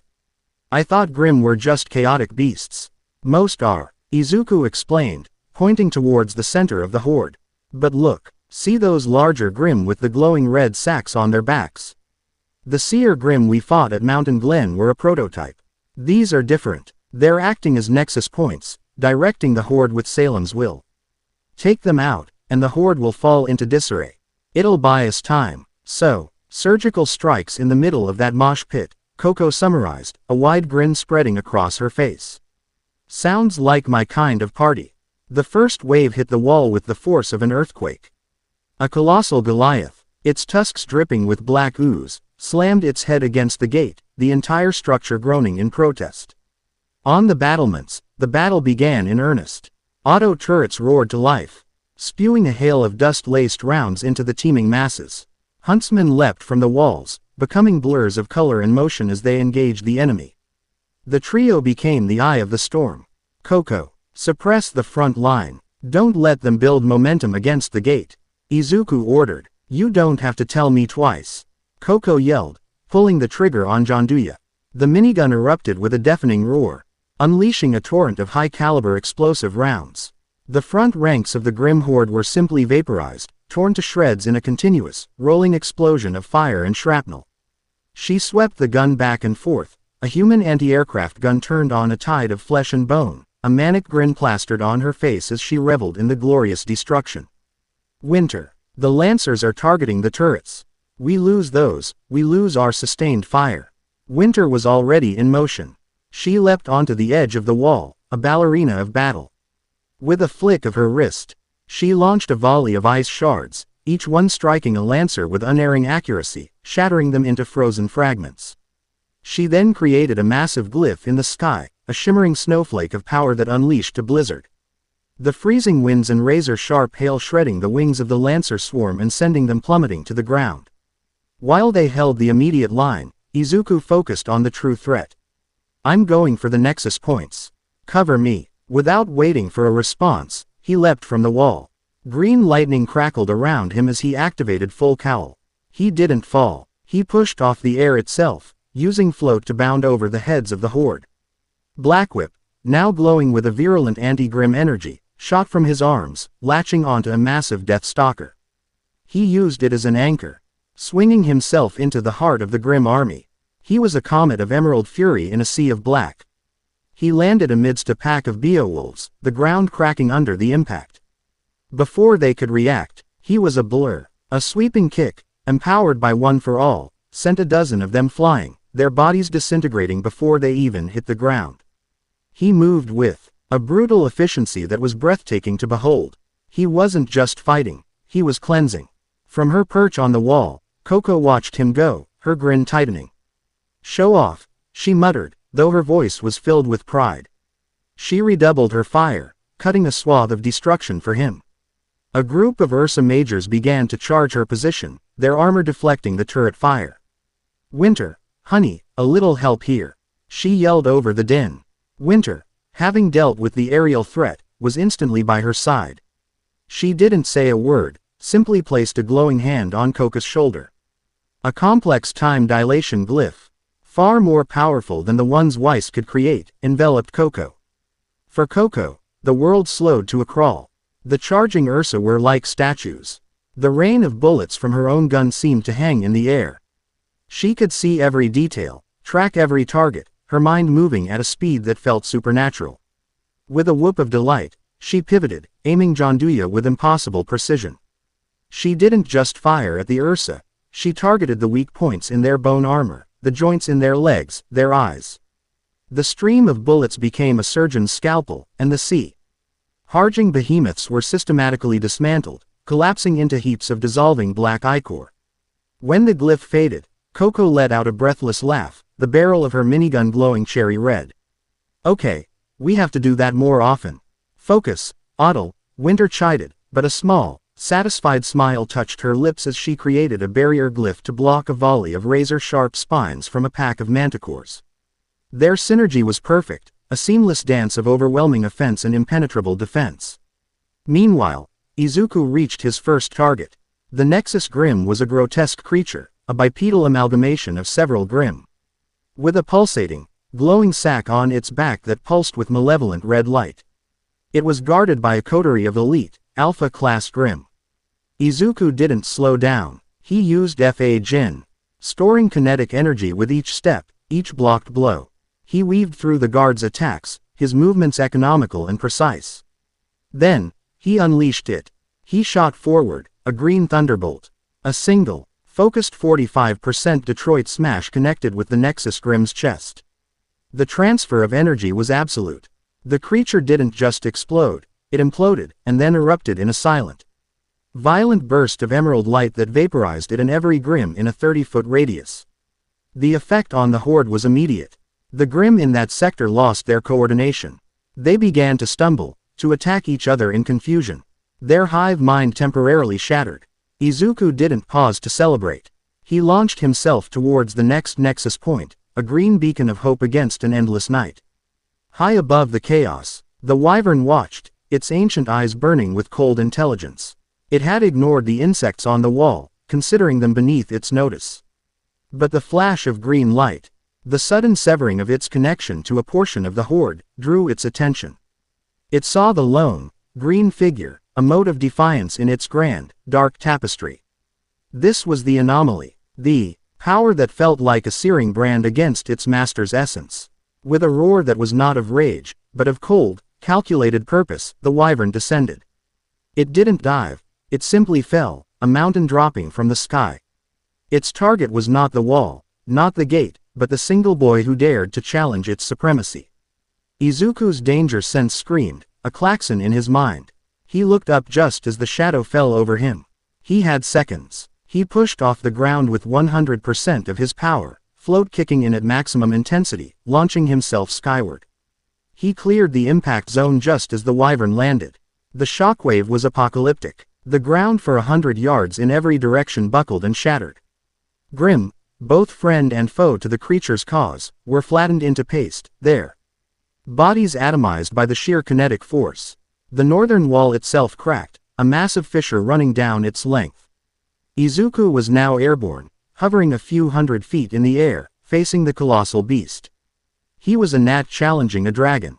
The wyvern raised its massive head, its maw opening not to breathe fire, but to unleash a torrent of liquid Grimm, a black, viscous substance that spawned new, smaller Grimm the moment it touched the ground. So that's how you built an army so fast, Izuku muttered, his expression hardening. This was his fight now. The ground war was for the others. The sky belonged to him and the abomination. Winter. Coco, I have the wyvern's attention. Keep clearing the nexus points. Don't let them regain control. He yelled into his comms. A little busy here, Izuku. Coco's voice crackled back, punctuated by the roar of her minigun. This big bastard's landing cracked the wall. We've got company. Izuku glanced down. Grimm were pouring through the newly formed fissure in the wall, directly into the city's defenses. Winter and Coco were at the breach, a desperate, two-woman defense against an endless tide. He had to end this quickly. He became a one-man air force. He activated full cowl, pushing his body to its limits, and shot towards the wyvern. The beast swatted at him with a claw the size of a house. Izuku used Fa Jin to absorb the momentum of the displaced air, using the force of the wyvern's own attack to propel himself faster, spiraling around its arm. Black Whip shot out, latching onto the thick, obsidian plates of its hide, allowing him to change direction with impossible speed. He was a green blur against the black canvas of the beast. He couldn't punch through its main armor. It was too thick, too ancient. So he targeted the weak points, its eyes, the joints where its wings met its body, the soft flesh under its jaw. Each blow was a Delaware smash, compressed air cannons that struck with the force of artillery shells. The wyvern roared in fury and pain, shaking its massive head. It was an ancient creature of immense power, but it had never fought anything like this. It was used to leveling mountains, to being an unopposed force of nature. It had no frame of reference for a single being that moved with the speed of lightning and hit with the force of a meteor. While Izuku battled the beast in the sky, another, more insidious threat was making its move. On the grounds of Beacon Academy, the chaos of the city seemed a world away. But the calm was shattered as a black portal, a swirling vortex of darkness, tore open in the center of the grand courtyard. From it stepped a figure that made Ozpin, watching from his tower, feel a chill that had nothing to do with the morning air. It was the Ashen Maiden, resurrected. She was different now. The stolen maiden power that animated her was more stable, her movements less puppet-like, more fluid and menacing.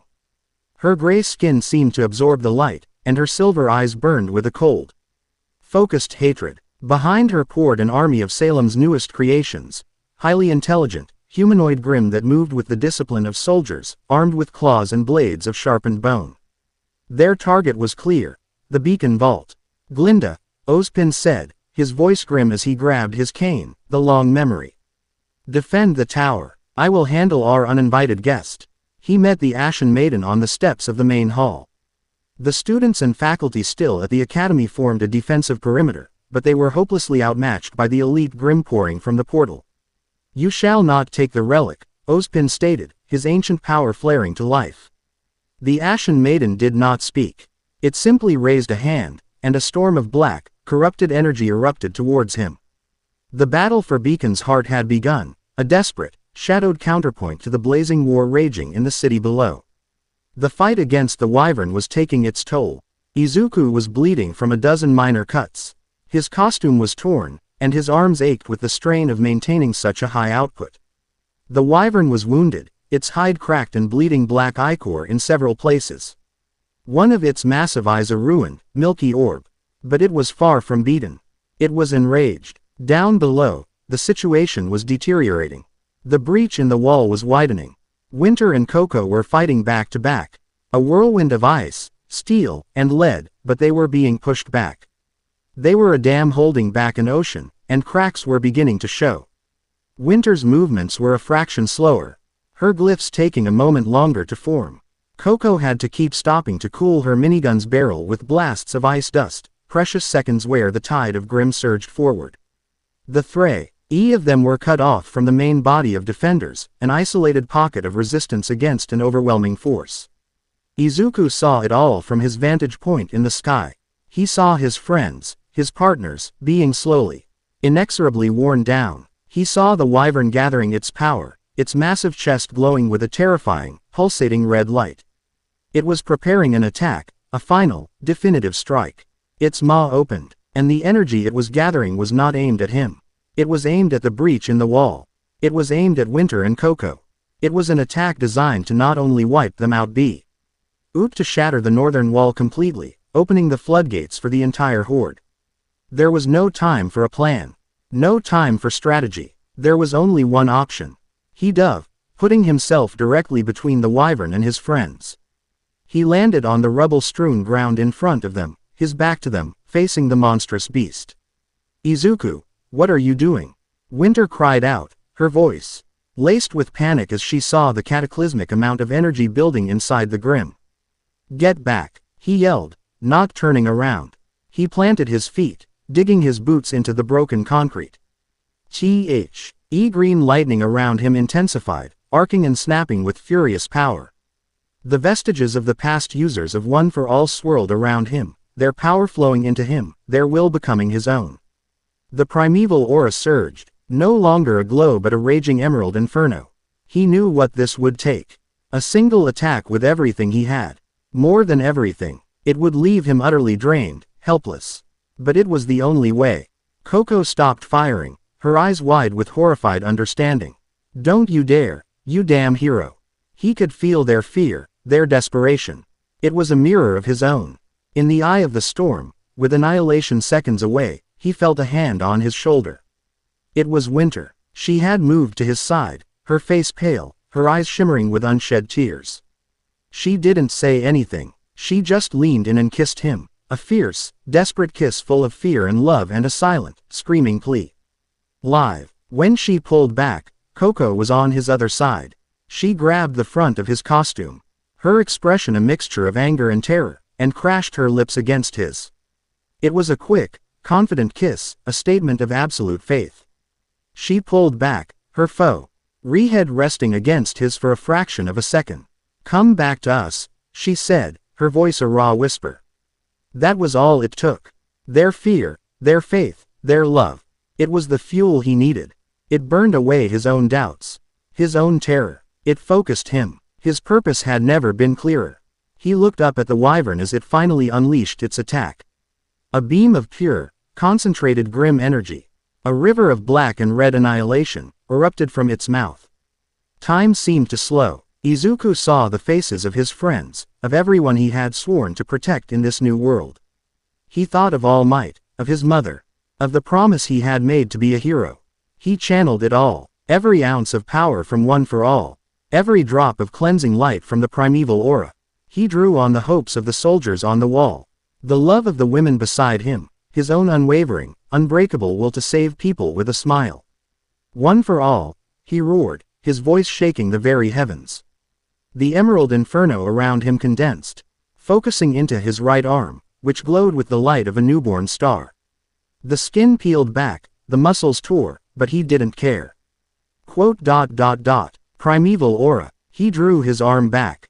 1,000,000%. The beam of destruction was almost upon him. Delaware. He punched forward. Detroit smash. The world vanished in a cataclysm of pure, untainted emerald light. It was not an explosion of force in the traditional sense. It was an explosion of life, of purity. It was the absolute, conceptual opposite of the Grimm. The beam of annihilation didn't just stop, it was unmade. Its dark energy purified and dissolved into nothingness. The emerald wave did not stop there. It washed over the wyvern. The ancient beast didn't even have time to scream. Its obsidian scales, its petrified bones, its very essence, built over millennia of hatred and darkness, was simply erased from existence. One moment, the sky was dominated by a creature of nightmare. The next, there was nothing but a beautiful, silent, expanding sphere of green light. The shockwave that followed was one of peace. It rolled over the battlefield, and every Grimm it touched, every Beowulf, every Ursa, every Lancer, dissolved into black dust, their malevolent energy neutralized. The light washed over the city, over the soldiers, over Winter and Coco, and for a glorious, impossible moment, all fear was gone. Replaced by a profound sense of hope and awe. The light faded as quickly as it had come. The northern plains, once teeming with an army of darkness, were now eerily silent and empty. The sky was clear. In the center of it all, his body broken and smoking, his arm a mangled wreck, Izuku Midoriya plummeted from the sky, unconscious, his duty done. Chapter 8. The Slayer and His Queens. The world held its breath in the aftermath of the Green Nova. The cataclysmic explosion that had been the 1,000,000% Delaware-Detroit smash did not fade with a whimper, but with a lingering, holy resonance that vibrated in the very air of Vale. The emerald light, a beacon of pure, concentrated hope, pulsed once, twice, washing over the battered city in a wave of profound calm before finally receding, leaving behind a sky unnaturally clear of Grimm and a silence that was more shocking than the preceding chaos. The colossal Grimm wyvern was simply gone. Not falling in pieces, not crashing into the city it sought to destroy, but utterly and completely unmade. Its ancient, malicious form had been reduced to shimmering green particles that now rained down over Vale like a gentle, cleansing snowfall, each mote of light a final, silent testament to the power that had erased it from existence. Below, on the blood-soaked streets and shattered rooftops, the remaining Grimm hordes faltered. Their connection to the great beast, their unifying consciousness of malevolence, had been severed. They screeched and thrashed in confusion, their mindless ferocity suddenly without direction, making Hem easy prey for the exhausted but emboldened huntsmen and students who now stared up at the sky in disbelief and awe. For a moment, there was nothing but that stunned silence. Then, a single cheer erupted from a student on a beacon rooftop. It was a raw, cracked sound, full of relief and exhaustion. Another joined in, then a dozen, then 100, until a thunderous, city-wide roar of victory rose to meet the dawn. A sound of defiance against the encroaching darkness. They had won. They had survived. But high above them, their savior was falling. Izuku Midoriya felt nothing. His body was a hollow vessel, a conduit through which an impossible power had just been unleashed. One for All screamed in protest, the embers of its might banked so low he could barely feel their warmth. His bones ached with a depth he had never known, a seismic fatigue that went beyond muscle and sinew. The primeval aura, his constant companion in this world, was a flickering candle flame in a hurricane, its emerald light withdrawn deep inside him, struggling to maintain its purchase on his soul. His vision was a black and gray tunnel, the roaring cheers of the city a distant, underwater echo. His consciousness was a frayed thread, moments from snapping. He was vaguely aware of the wind whistling past his ears, of the ground rushing up to meet him. He had known this was the price. 1,000,000% was never a sustainable number. It was an act of absolute, self-destructive finality. A promise kept to the two women who had looked at him with such desperate, unwavering faith. Come back to us. He had done his part. The rest was up to gravity. Izuku. Winter's voice sliced through his fading awareness, sharp and crystalline with terror. It was a sound he never wanted to hear again, the pristine, nay composure of the Atlas specialist utterly shattered. Get him. Coco's voice was a guttural roar, all flirtatious charm burned away by raw, primal fear. He felt more than saw them. Two blurs of height and brown rocketing towards him from the tower. Winter was a comet of pale blue light, glyphs flashing into existence beneath her feet with frantic speed, creating a desperate staircase down the sky. Coco was right beside her, firing Janduya not at enemies, but downwards, using the concussive force of dust rounds to propel herself forward with reckless abandon, her semblance flaring as she pushed her aura to its absolute limit. They were a study in contrasts, even in their shared panic. Winter was precise, her movements economical and desperate, her face a mask of horrified focus. Coco was explosive, a barely controlled demolition of motion, her usual confident smirk replaced with a snarl of terrified determination. They were the ice and the earth, the storm and the bedrock, and the why were racing to catch the sky as it fell. Izuku felt a flicker of warmth in his chest. Even now, even at his weakest, the sight of them fighting for him, for each other, stirred something within him. He tried to activate float, to ease his descent, but his body wouldn't respond. His fingers wouldn't even twitch. The connection between mind and muscle was severed. Winter reached him first. A massive, intricate glyph, larger and more stable than any she had ever manifested before, bloomed into existence directly beneath him. It wasn't the usual hard light construct, it shimmered with a soft, ethereal glow. A web of intricate patterns designed not to stop, but to catch. Izuku landed on it with a jarring lack of impact, the glyph sagging under his weight like a supernatural safety net, gently cradling his broken form. Coco arrived a second later, landing on the glyph beside him with a heavy thud, Janduya clattering against the crystalline surface. She didn't hesitate. She was on her knees, her hands hovering over him, unsure of where to touch for fear of breaking him further. His costume was shredded, his right arm was a grotesque ruin of purple and black, the bones clearly shattered. Blood trickled from the corner of his mouth. Izuku, Izuku, stay with me. Don't you dare close your eyes, you hear me, hero. Her voice was shaking, a frantic edge to it she couldn't conceal. Winter knelt on his other side, her gloved hands moving with practiced, clinical efficiency, assessing the damage. Her expression was grim, her blue eyes scanning his injuries, cataloging the breaks, the burns. The sheer cellular exhaustion radiating from him. But beneath the specialist's training was the raw, unfiltered terror of a woman watching the person she cared for most hovering on the precipice. His aura is almost completely depleted, she said, her voice tight and controlled, a stark contrast to Coco's frantic pleading. The backlash from that attack, it's beyond anything I've ever seen. We need to get him to the infirmary. Now. As she spoke, a new voice, laced with static and an unfamiliar strain, cut through their calms. It was Professor Ozpin. Mr. Midoriya, Winter, Coco, can you hear me? The headmaster's usually calm, measured tone was ragged. The wyvern is gone. You have saved the city. But the battle is not over. Coco practically snarled into her scroll. What do you mean, it's not over? Look at him, Professor. He needs help. I know, Miss Otto, I know. Ozpin's voice was heavy with regret. But Salem's objective was never just the city. It was a distraction. While all eyes were on the sky, the vault has been breached. Winter's head snapped up, her eyes widening in horror.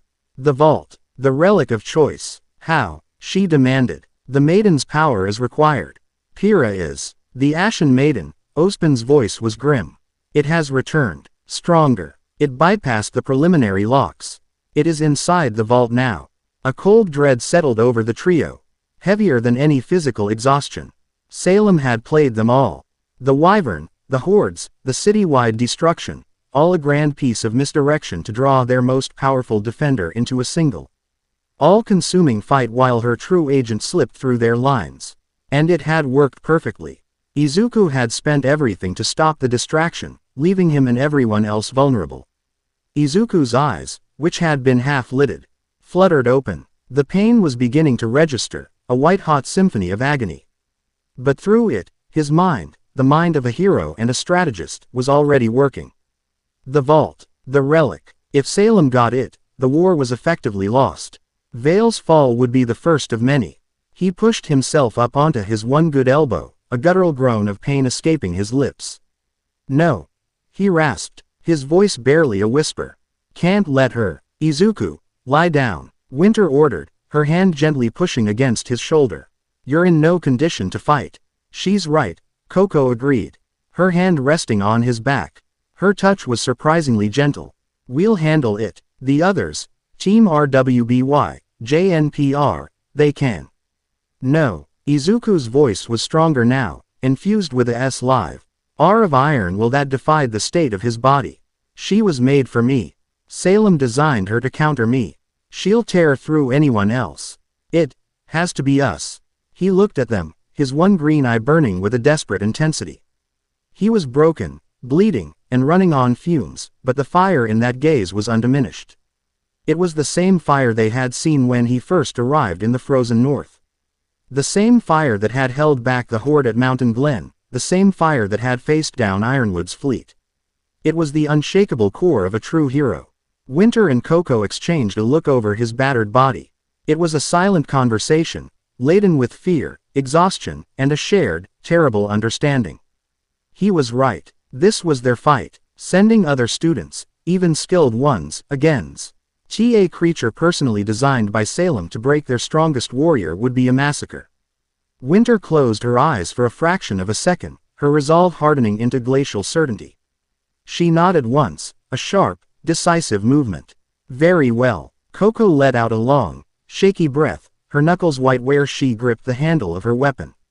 She looked at Izuku's determined face and managed a weak, wobbly smirk. Guess the party's not over yet. Just promise me you won't pull another stunt like that again, hero.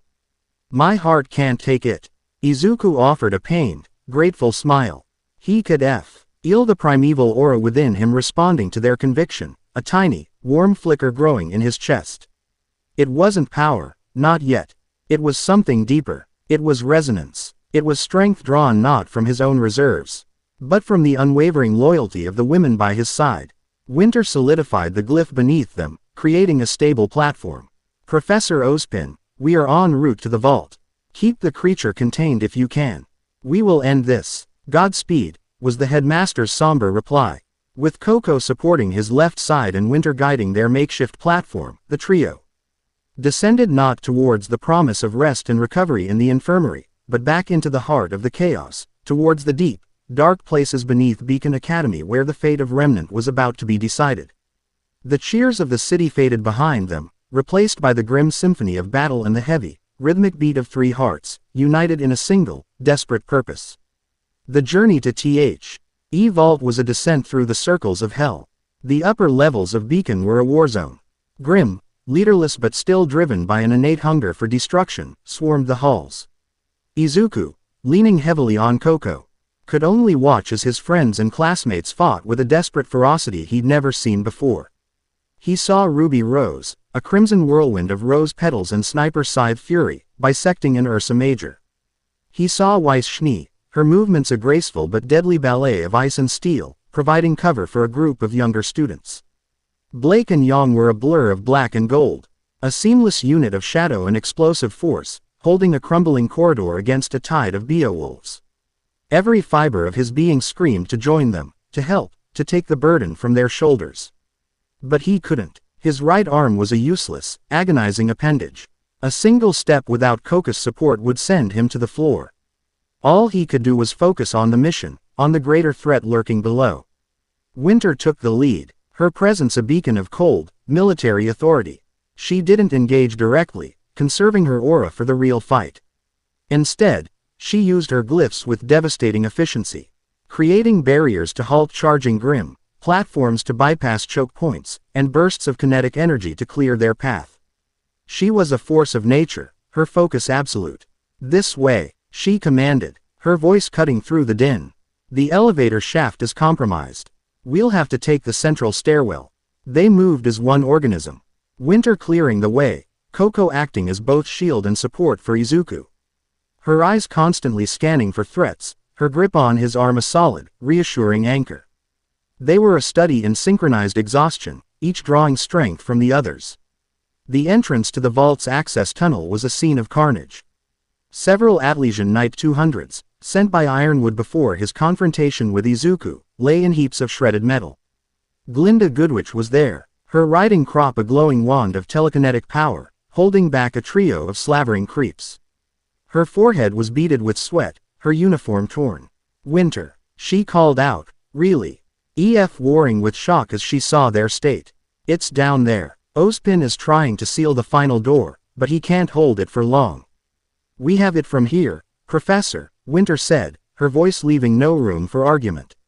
She created a powerful glyph that slammed into the Grimm, sending them flying back down the corridor. Secure this entrance. No one else comes through. Glinda nodded, her expression grim as she took in Izuku's injuries. Be careful. That thing, it doesn't move like a Grimm. It moves like a person.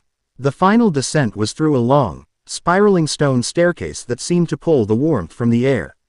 The sounds of battle faded, replaced by an oppressive silence that hummed with ancient power. Izuku could feel it in his teeth, a low-frequency vibration that resonated with the primeval aura inside him.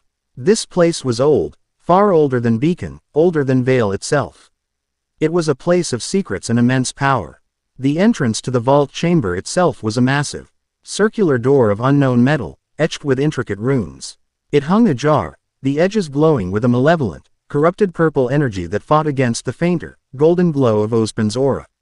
As they approached, the golden light flickered and died. He couldn't hold it, Winter murmured, her hand resting on the hilt of her saber. They pushed through the heavy door and stepped inside. The vault was a vast, cavernous space. The walls were smooth and seamless, curving upwards into a darkness that swallowed the light. The air was cold, still, and heavy with the scent of ozone and something else. Something ancient and sterile. In the center of the chamber, on a raised dais, hovered a single object, a simple, ornate silver lantern, containing a soft, blue flame. The relic of choice, and standing before it, her back to them, was the Ashen Maiden. She was different from the last time. The crude, cracked form of blackened Grimm flesh had been refined. Her body was sleeker, more feminine. The ashen plates of her skin fitting together like articulated armor. The gaps were no longer empty voids but were filled with the same pulsating, corrupt purple energy that had been on the door. The stolen Fall Maiden's power now fully integrated into her being. She turned her head slowly, the movement unnervingly human. Her face was a smooth, featureless mask of white bone, but 2 points of burning crimson light ignited where eyes should be, fixing on them with an intelligent, hateful glare. The broken hero, a voice echoed in the chamber, but the maiden's mouth did not move. It was Salem, speaking through her puppet, her tone dripping with mock pity and triumph. You spent your fire on a trifle. A grand, pointless gesture to save a city that will fall regardless. And now you bring your little broken soldiers to face me. A Schnee who ran from her gilded cage, and a brute hiding behind fashion and bravado. How disappointing, Coco growled, raising Janduya. Let's see how disappointed you are after I turn your little doll into scrap metal. Patience, Coco, Winter cautioned, her own saber materializing in a flash of white light. Her eyes were locked on the maiden, analyzing, assessing. Izuku pushed himself away from Coco, standing on his own 2 feet. It took every ounce of his willpower. His legs trembled, and every nerve ending screamed, but he stood tall. He met the maiden's gaze. And through her, Salem's. You won't win, Salem, he said, his voice quiet but clear in the cavernous room. You prey on fear and division, but you don't understand. People are strongest when they stand together. You'll never break us. Salem's laughter filled the vault, a sound of ancient, bitter malice. Oh, you poor, naive child. I have broken worlds. I have ground gods to dust. Your hope is a fleeting, fragile thing. I will enjoy watching it curdle into despair as I tear them apart in front of you. The Ashen Maiden moved. She didn't charge. She flowed. In one instant she was by the relic. The next she was halfway across the chamber, a streak of black and purple. She moved with Cinder's stolen grace but infused with the unnatural speed and power of a high-tier Grimm. She brandished no weapon. Her hands themselves became weapons, elongating into wicked, obsidian claws. Winter was the first to react. A series of white glyphs snapped into existence between them and the maiden. But the creature simply smashed through them, the hard light constructs shattering like glass. She lunged for Izuku, the clear and obvious target. Coco let loose a deafening roar of gunfire. A storm of high-caliber dust rounds, a mix of fire and ice, slammed into the maiden's flank. The creature was knocked off course, skidding across the smooth floor with a screech of claws on stone. The rounds exploded against her armored hide, but did little more than scorch the surface. She was impossibly durable. Her defenses are too strong. Coco yelled, shifting her aim to the creature's joints. Keep her busy, Winter shouted, dashing to the side. She began to summon a flurry of smaller, faster glyphs, not to block, but to harass, peppering the maiden from all angles with blasts of kinetic force. Izuku felt a surge of green energy. One for all at 8%. It was all he could manage without his arm disintegrating completely. Black Whip, tinged with a faint emerald glow, lashed out from his good arm. Wrapping around the maiden's leg, he pulled, digging his heels into the floor. The creature was immensely strong, and it became a tug of war, a battle of wills. The maiden glanced down at the whip, then back at Izuku, her head tilting. That power, Salem's voice mused, a note of genuine curiosity in her tone. It feels so familiar, like an old wound, an old enemy. I will enjoy vivisecting you to understand it. With a flick of her wrist, she manifested a blade of pure, dark energy and severed the black whip tendril. She then turned her full attention back to Izuku, ignoring the other two. This was Salem's new strategy in action. She wasn't just trying to win, she was trying to prove a point. She was isolating him, showing him that his friends were nothing more than minor annoyances to her. A volley of corrupted fireballs erupted from her outstretched hand, screaming towards Izuku. Before he could even think to dodge, a wall of shimmering blue ice, thick and intricately carved, rose from the floor in front of him, courtesy of Winter. The fireballs impacted with explosive force, sending steam and shards of ice flying, but the wall held. "Stop grandstanding and fight, you monster!" Winter yelled, her face set in a furious scowl. She launched herself over the wall, her saber a streak of light. She engaged the maiden in a blindingly fast duel. It was a dance of light and shadow. Winter's precise, elegant fencing style against the maiden's raw, brutal attacks. For every one of Winter's perfectly executed parries, the maiden responded with TW. Overwhelming blows that drove her back. Winter was skilled, one of the best in Atlas, but she was outmatched in raw power. Coco used the opportunity to reposition, her minigun transforming with a series of satisfying clicks into its clutch form, a massive, blocky handbag that seemed utterly absurd in this context. But no one was laughing when she slammed it onto the ground, and it unfolded into a devastating mortar. "Eat this," she roared, firing a specialized shell that arced through the air. The maiden, sensing the new threat, disengaged from Winter with a powerful kick that sent the specialist sliding back across the floor. She looked up just as the shell detonated above her, releasing a massive gravity dust field. The air thickened, and a crushing weight slammed down on the maiden, forcing her to one knee. The floor beneath her cracking under the strain. "Now, Izuku!" Coco screamed. This was their chance. Izuku gathered what little power he had left. 20%. The pain was excruciating, like acid being poured into his veins. He shot forward, a green blur. He needed to end this with one clean shot, a purifying blow to the creature's core. But Salem had learned from their last encounter.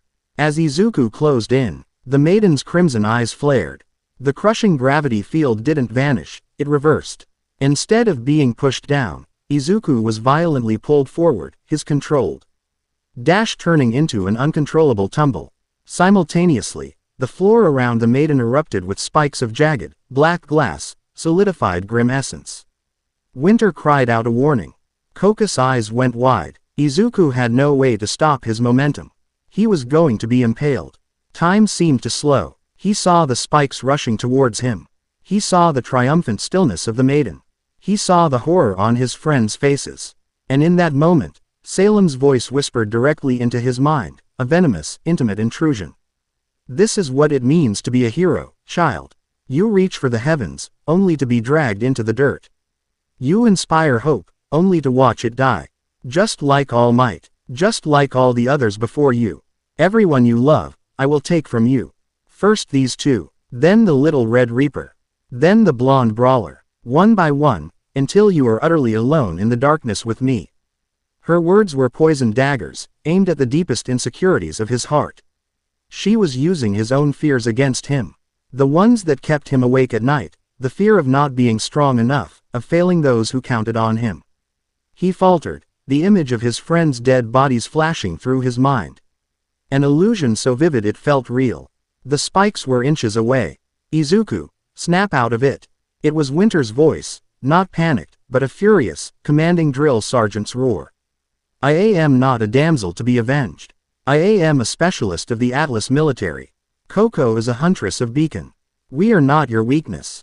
We are your sword and shield. Now, fight with us." Her words were like a bucket of ice water, shocking him out of the venomous haze.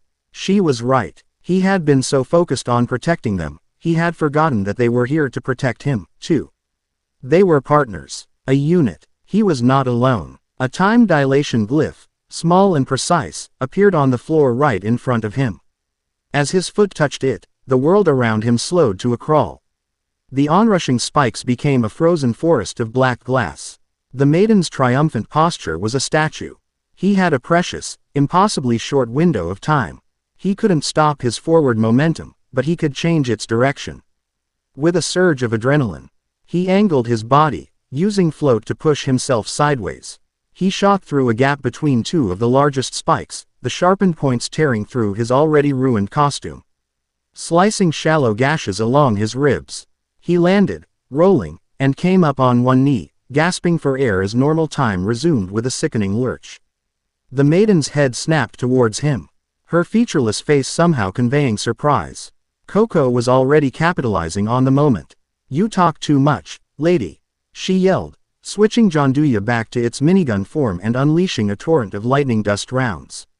The arcs of electricity didn't just impact the maiden, they chained between the Grimm glass spikes, creating a massive, electrified cage.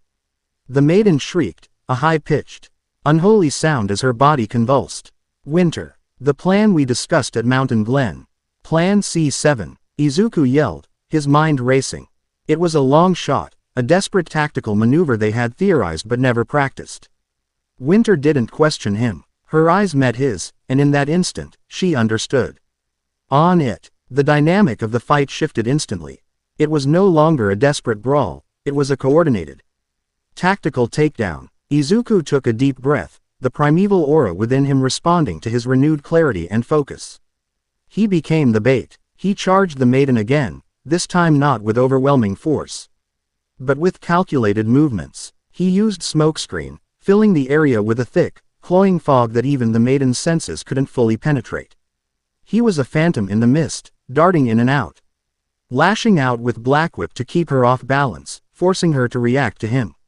Meanwhile, Winter became the architect of the battlefield. She wasn't creating walls or projectiles anymore. She was laying a complex, overlapping pattern of glyphs on the floor, the ceiling, the walls, turning the entire vault chamber into a weapon. They were mostly dormant, their blue light barely visible in the smoke. Coco provided the ammunition. She moved along the perimeter of the room, firing controlled bursts from Janduya. But she wasn't aiming at the maiden. She was firing different types of dust rounds, ice, fire, earth, gravity, into specific points within Winter's glyph network. She was loading the trap, turning each glyph into a potential elemental mine. Salem, through the maiden, could feel the tide turning. "Tricks," she hissed, her voice losing its mocking tone, now laced with fury.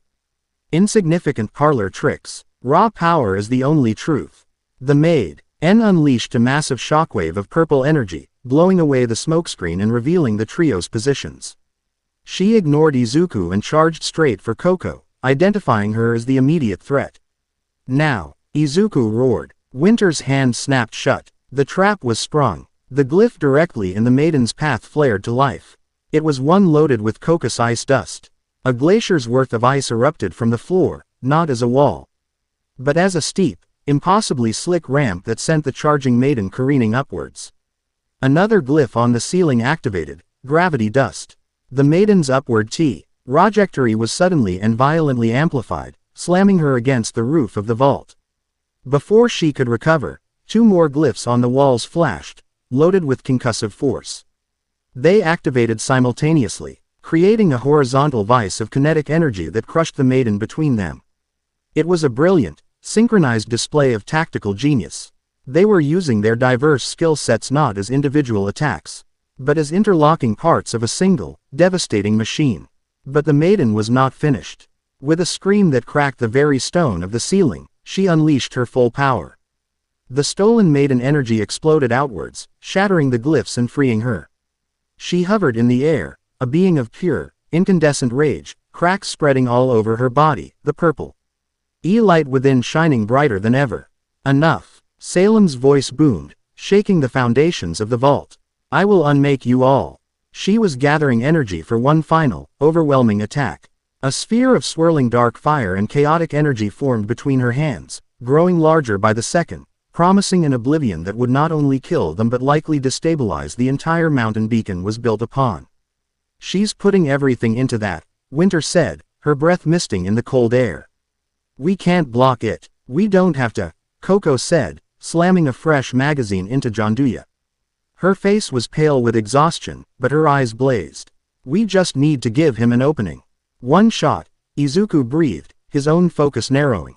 He could feel it. The primeval aura was gathering within him, not a raging inferno, but a single, pure point of light. It wouldn't be a smash. It would be a purification. Winter and Coco stood shoulder to shoulder, planting their feet. They ISED their weapons and unleashed everything they had left.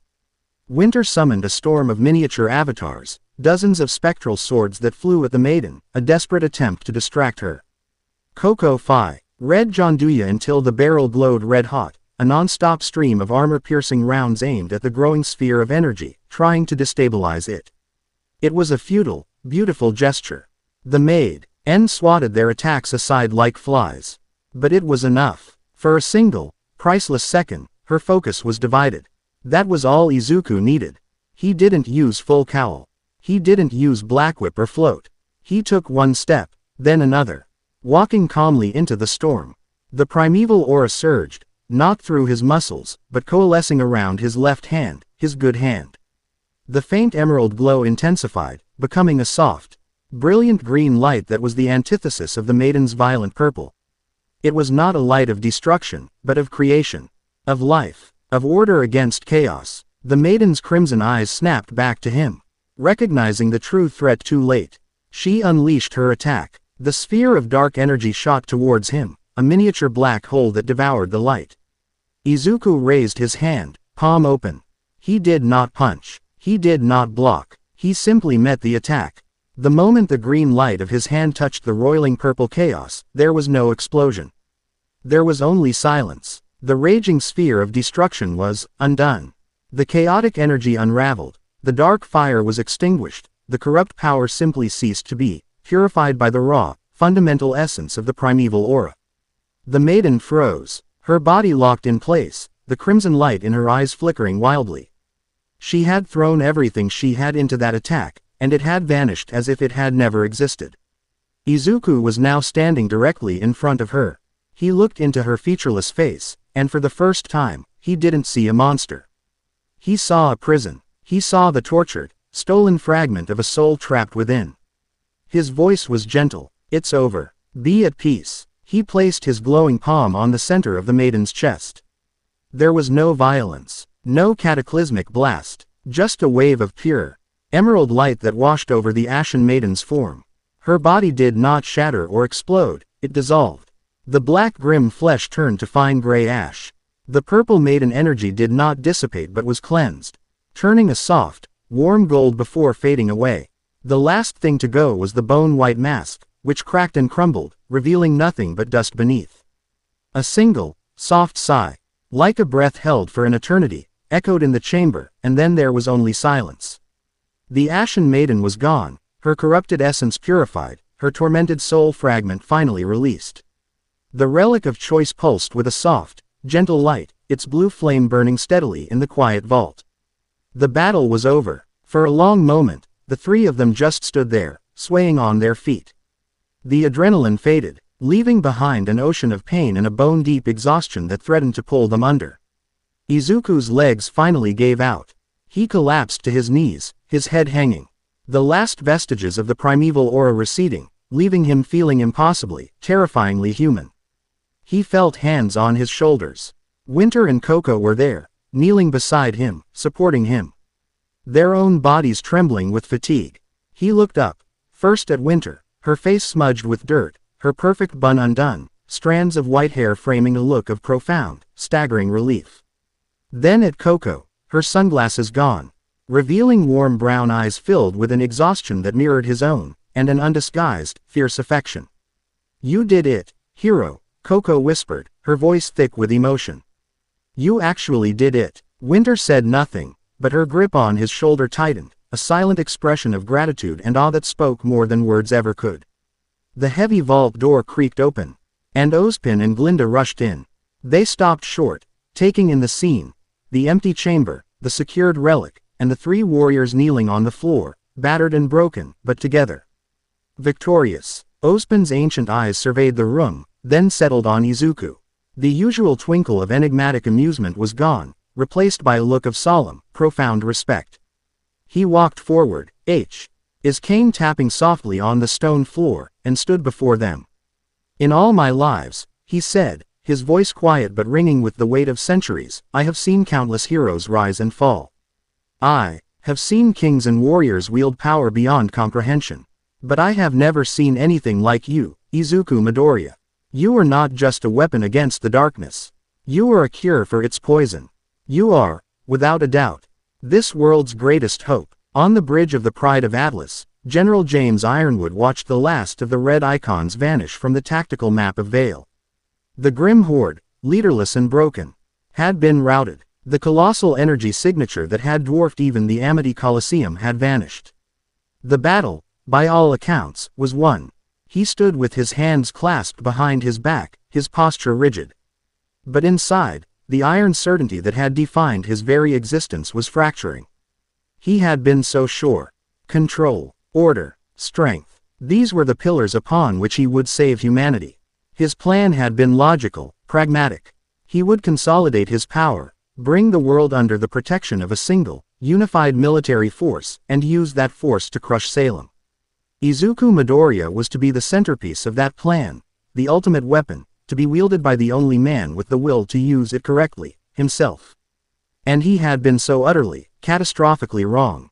He had watched from orbit as Izuku, a single boy, faced a threat that would have required the full might of his fleet to even slow down.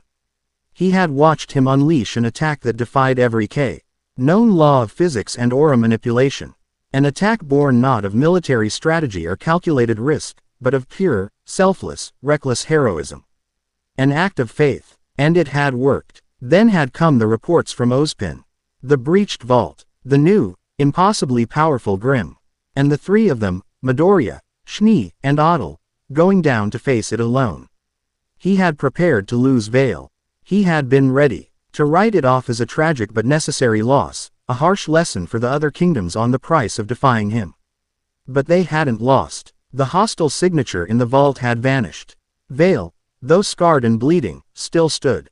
Not because of his fleet, or his soldiers, or his unshakable will. But because of one boy's hope, and the loyalty he inspired in others. A loyalty Winter, his best specialist, his protege, had chosen over him. A grim-faced ensign approached him. "General, sir, your orders." Ironwood stared at the image of Vale on the main viewscreen. A city he had been ready to abandon, a city he had threatened. Saved by the very people he had sought to control. His entire worldview, the rigid doctrine that had governed his every decision, had been shattered against the reality of Izuku Midoriya's spirit. He saw it now, trying to control a force like that was like trying to bottle a star. It was not only impossible, it was a desecration. You didn't command a beacon of hope. You simply followed its light. His shoulders, for the first time in years, slumped ever so slightly. The weight of his own certainty had been a heavier burden than he'd ever realized. "Recall the fleet," he said, his voice quiet, heavy with the taste of humility. "All ships, set a course back to Atlas." The ensign blinked, surprised. "Sir, and the operations in Vale?" "The operations in Vale," Ironwood said, turning to face his crew, his expression one of weary resignation, "are in better hands than ours." The sun was rising. Its first rays cast a palette of soft pink and brilliant gold across the shattered sky of Vale. From the top of a damaged beacon tower, the view was one of devastation and resilience. Smoke still rose from parts of the city, but it mingled with the morning mist. The sounds of battle had been replaced by the distant clang of cleanup crews and the calls of people searching for their loved ones. It was a wound, but a wound that was already beginning to heal. Izuku sat on the edge of the rooftop, his legs dangling over the precipice. The infirmary staff had done what they could. His right arm was in a complex, high-tech cast, his ribs were bandaged. And he'd been pumped full of enough painkillers to numb a Goliath. But the exhaustion remained, a leaden weight in his soul. He wasn't alone. Winter sat to his right, her formal military jacket gone, leaving her in her simple black undershirt. Her hair was down, a cascade of white silk that stirred in the morning breeze. To his left sat Coco, her usual stylish combat gear replaced with a comfortable beacon tracksuit she'd borrowed. Her minigun was nowhere in sight. They were all cleaned up, patched up, and utterly spent. For a long time, none of them spoke. There were no words for what they had just been through. The epic battles, the emotional turmoil, the sheer, overwhelming relief of survival. Words felt small, inadequate. So they sat in a comfortable, shared silence, watching the new day being born. The silence was a promise, a testament to the fact that they had faced the end of the world together and come out the other side. Finally, Izuku, feeling more peaceful than he had since arriving in this strange new world, let his body relax completely. His head came to rest on Winter's shoulder. She didn't flinch or stiffen. She simply leaned into it, her own head gently touching his. A moment later, Coco mirrored the action, resting her head on his other shoulder, her arm wrapping loosely around his back. They were a small, huddled island of calm in a sea of chaos. "So," Coco said, her voice soft, barely more than a whisper carried on the wind. "What's next?" It was the question that hung over everything. Salem was still out there, angrier and more determined than ever. Ironwood had retreated, but the political schism remained. The world was still broken, still afraid. Their victory hadn't ended the war, it had only marked the end of the first battle. An endless, brutal road stretched out before them. Winter didn't offer a strategic plan or a mission objective. She just stated a simple, undeniable truth. "Whatever it is," she said, her voice firm with a quiet, unshakable conviction, "we face it together." Izuku looked from the rising sun painting the horizon to the two women who had become his anchors, his partners, his strength. He saw the fierce loyalty in Coco's tired eyes and the steadfast devotion in Winter's gentle expression. Salem believed his strength came from his connections, and she intended to break them. She was right about the first part. His power wasn't just his own. It was amplified, refined, and given purpose by them. But she was wrong about the second. What they had forged in the crucible of battle, this bond of trust, respect, and affection, was not a weakness to be exploited. It was a weapon she could never hope to understand, let alone break. For the first time since he had been torn from his world, a genuine, truly happy smile spread across Izuku Midoriya's face. It was a smile free of pressure, of fear, of the weight of the world. It was a smile of belonging. Together, he agreed. And as the emerald dawn broke over a saved, scarred, but hopeful city, the Slayer and his queens watched it, ready for whatever came next. The story was far from over, but for the first time, the ending felt not like an inevitability to be feared, but a future to be won.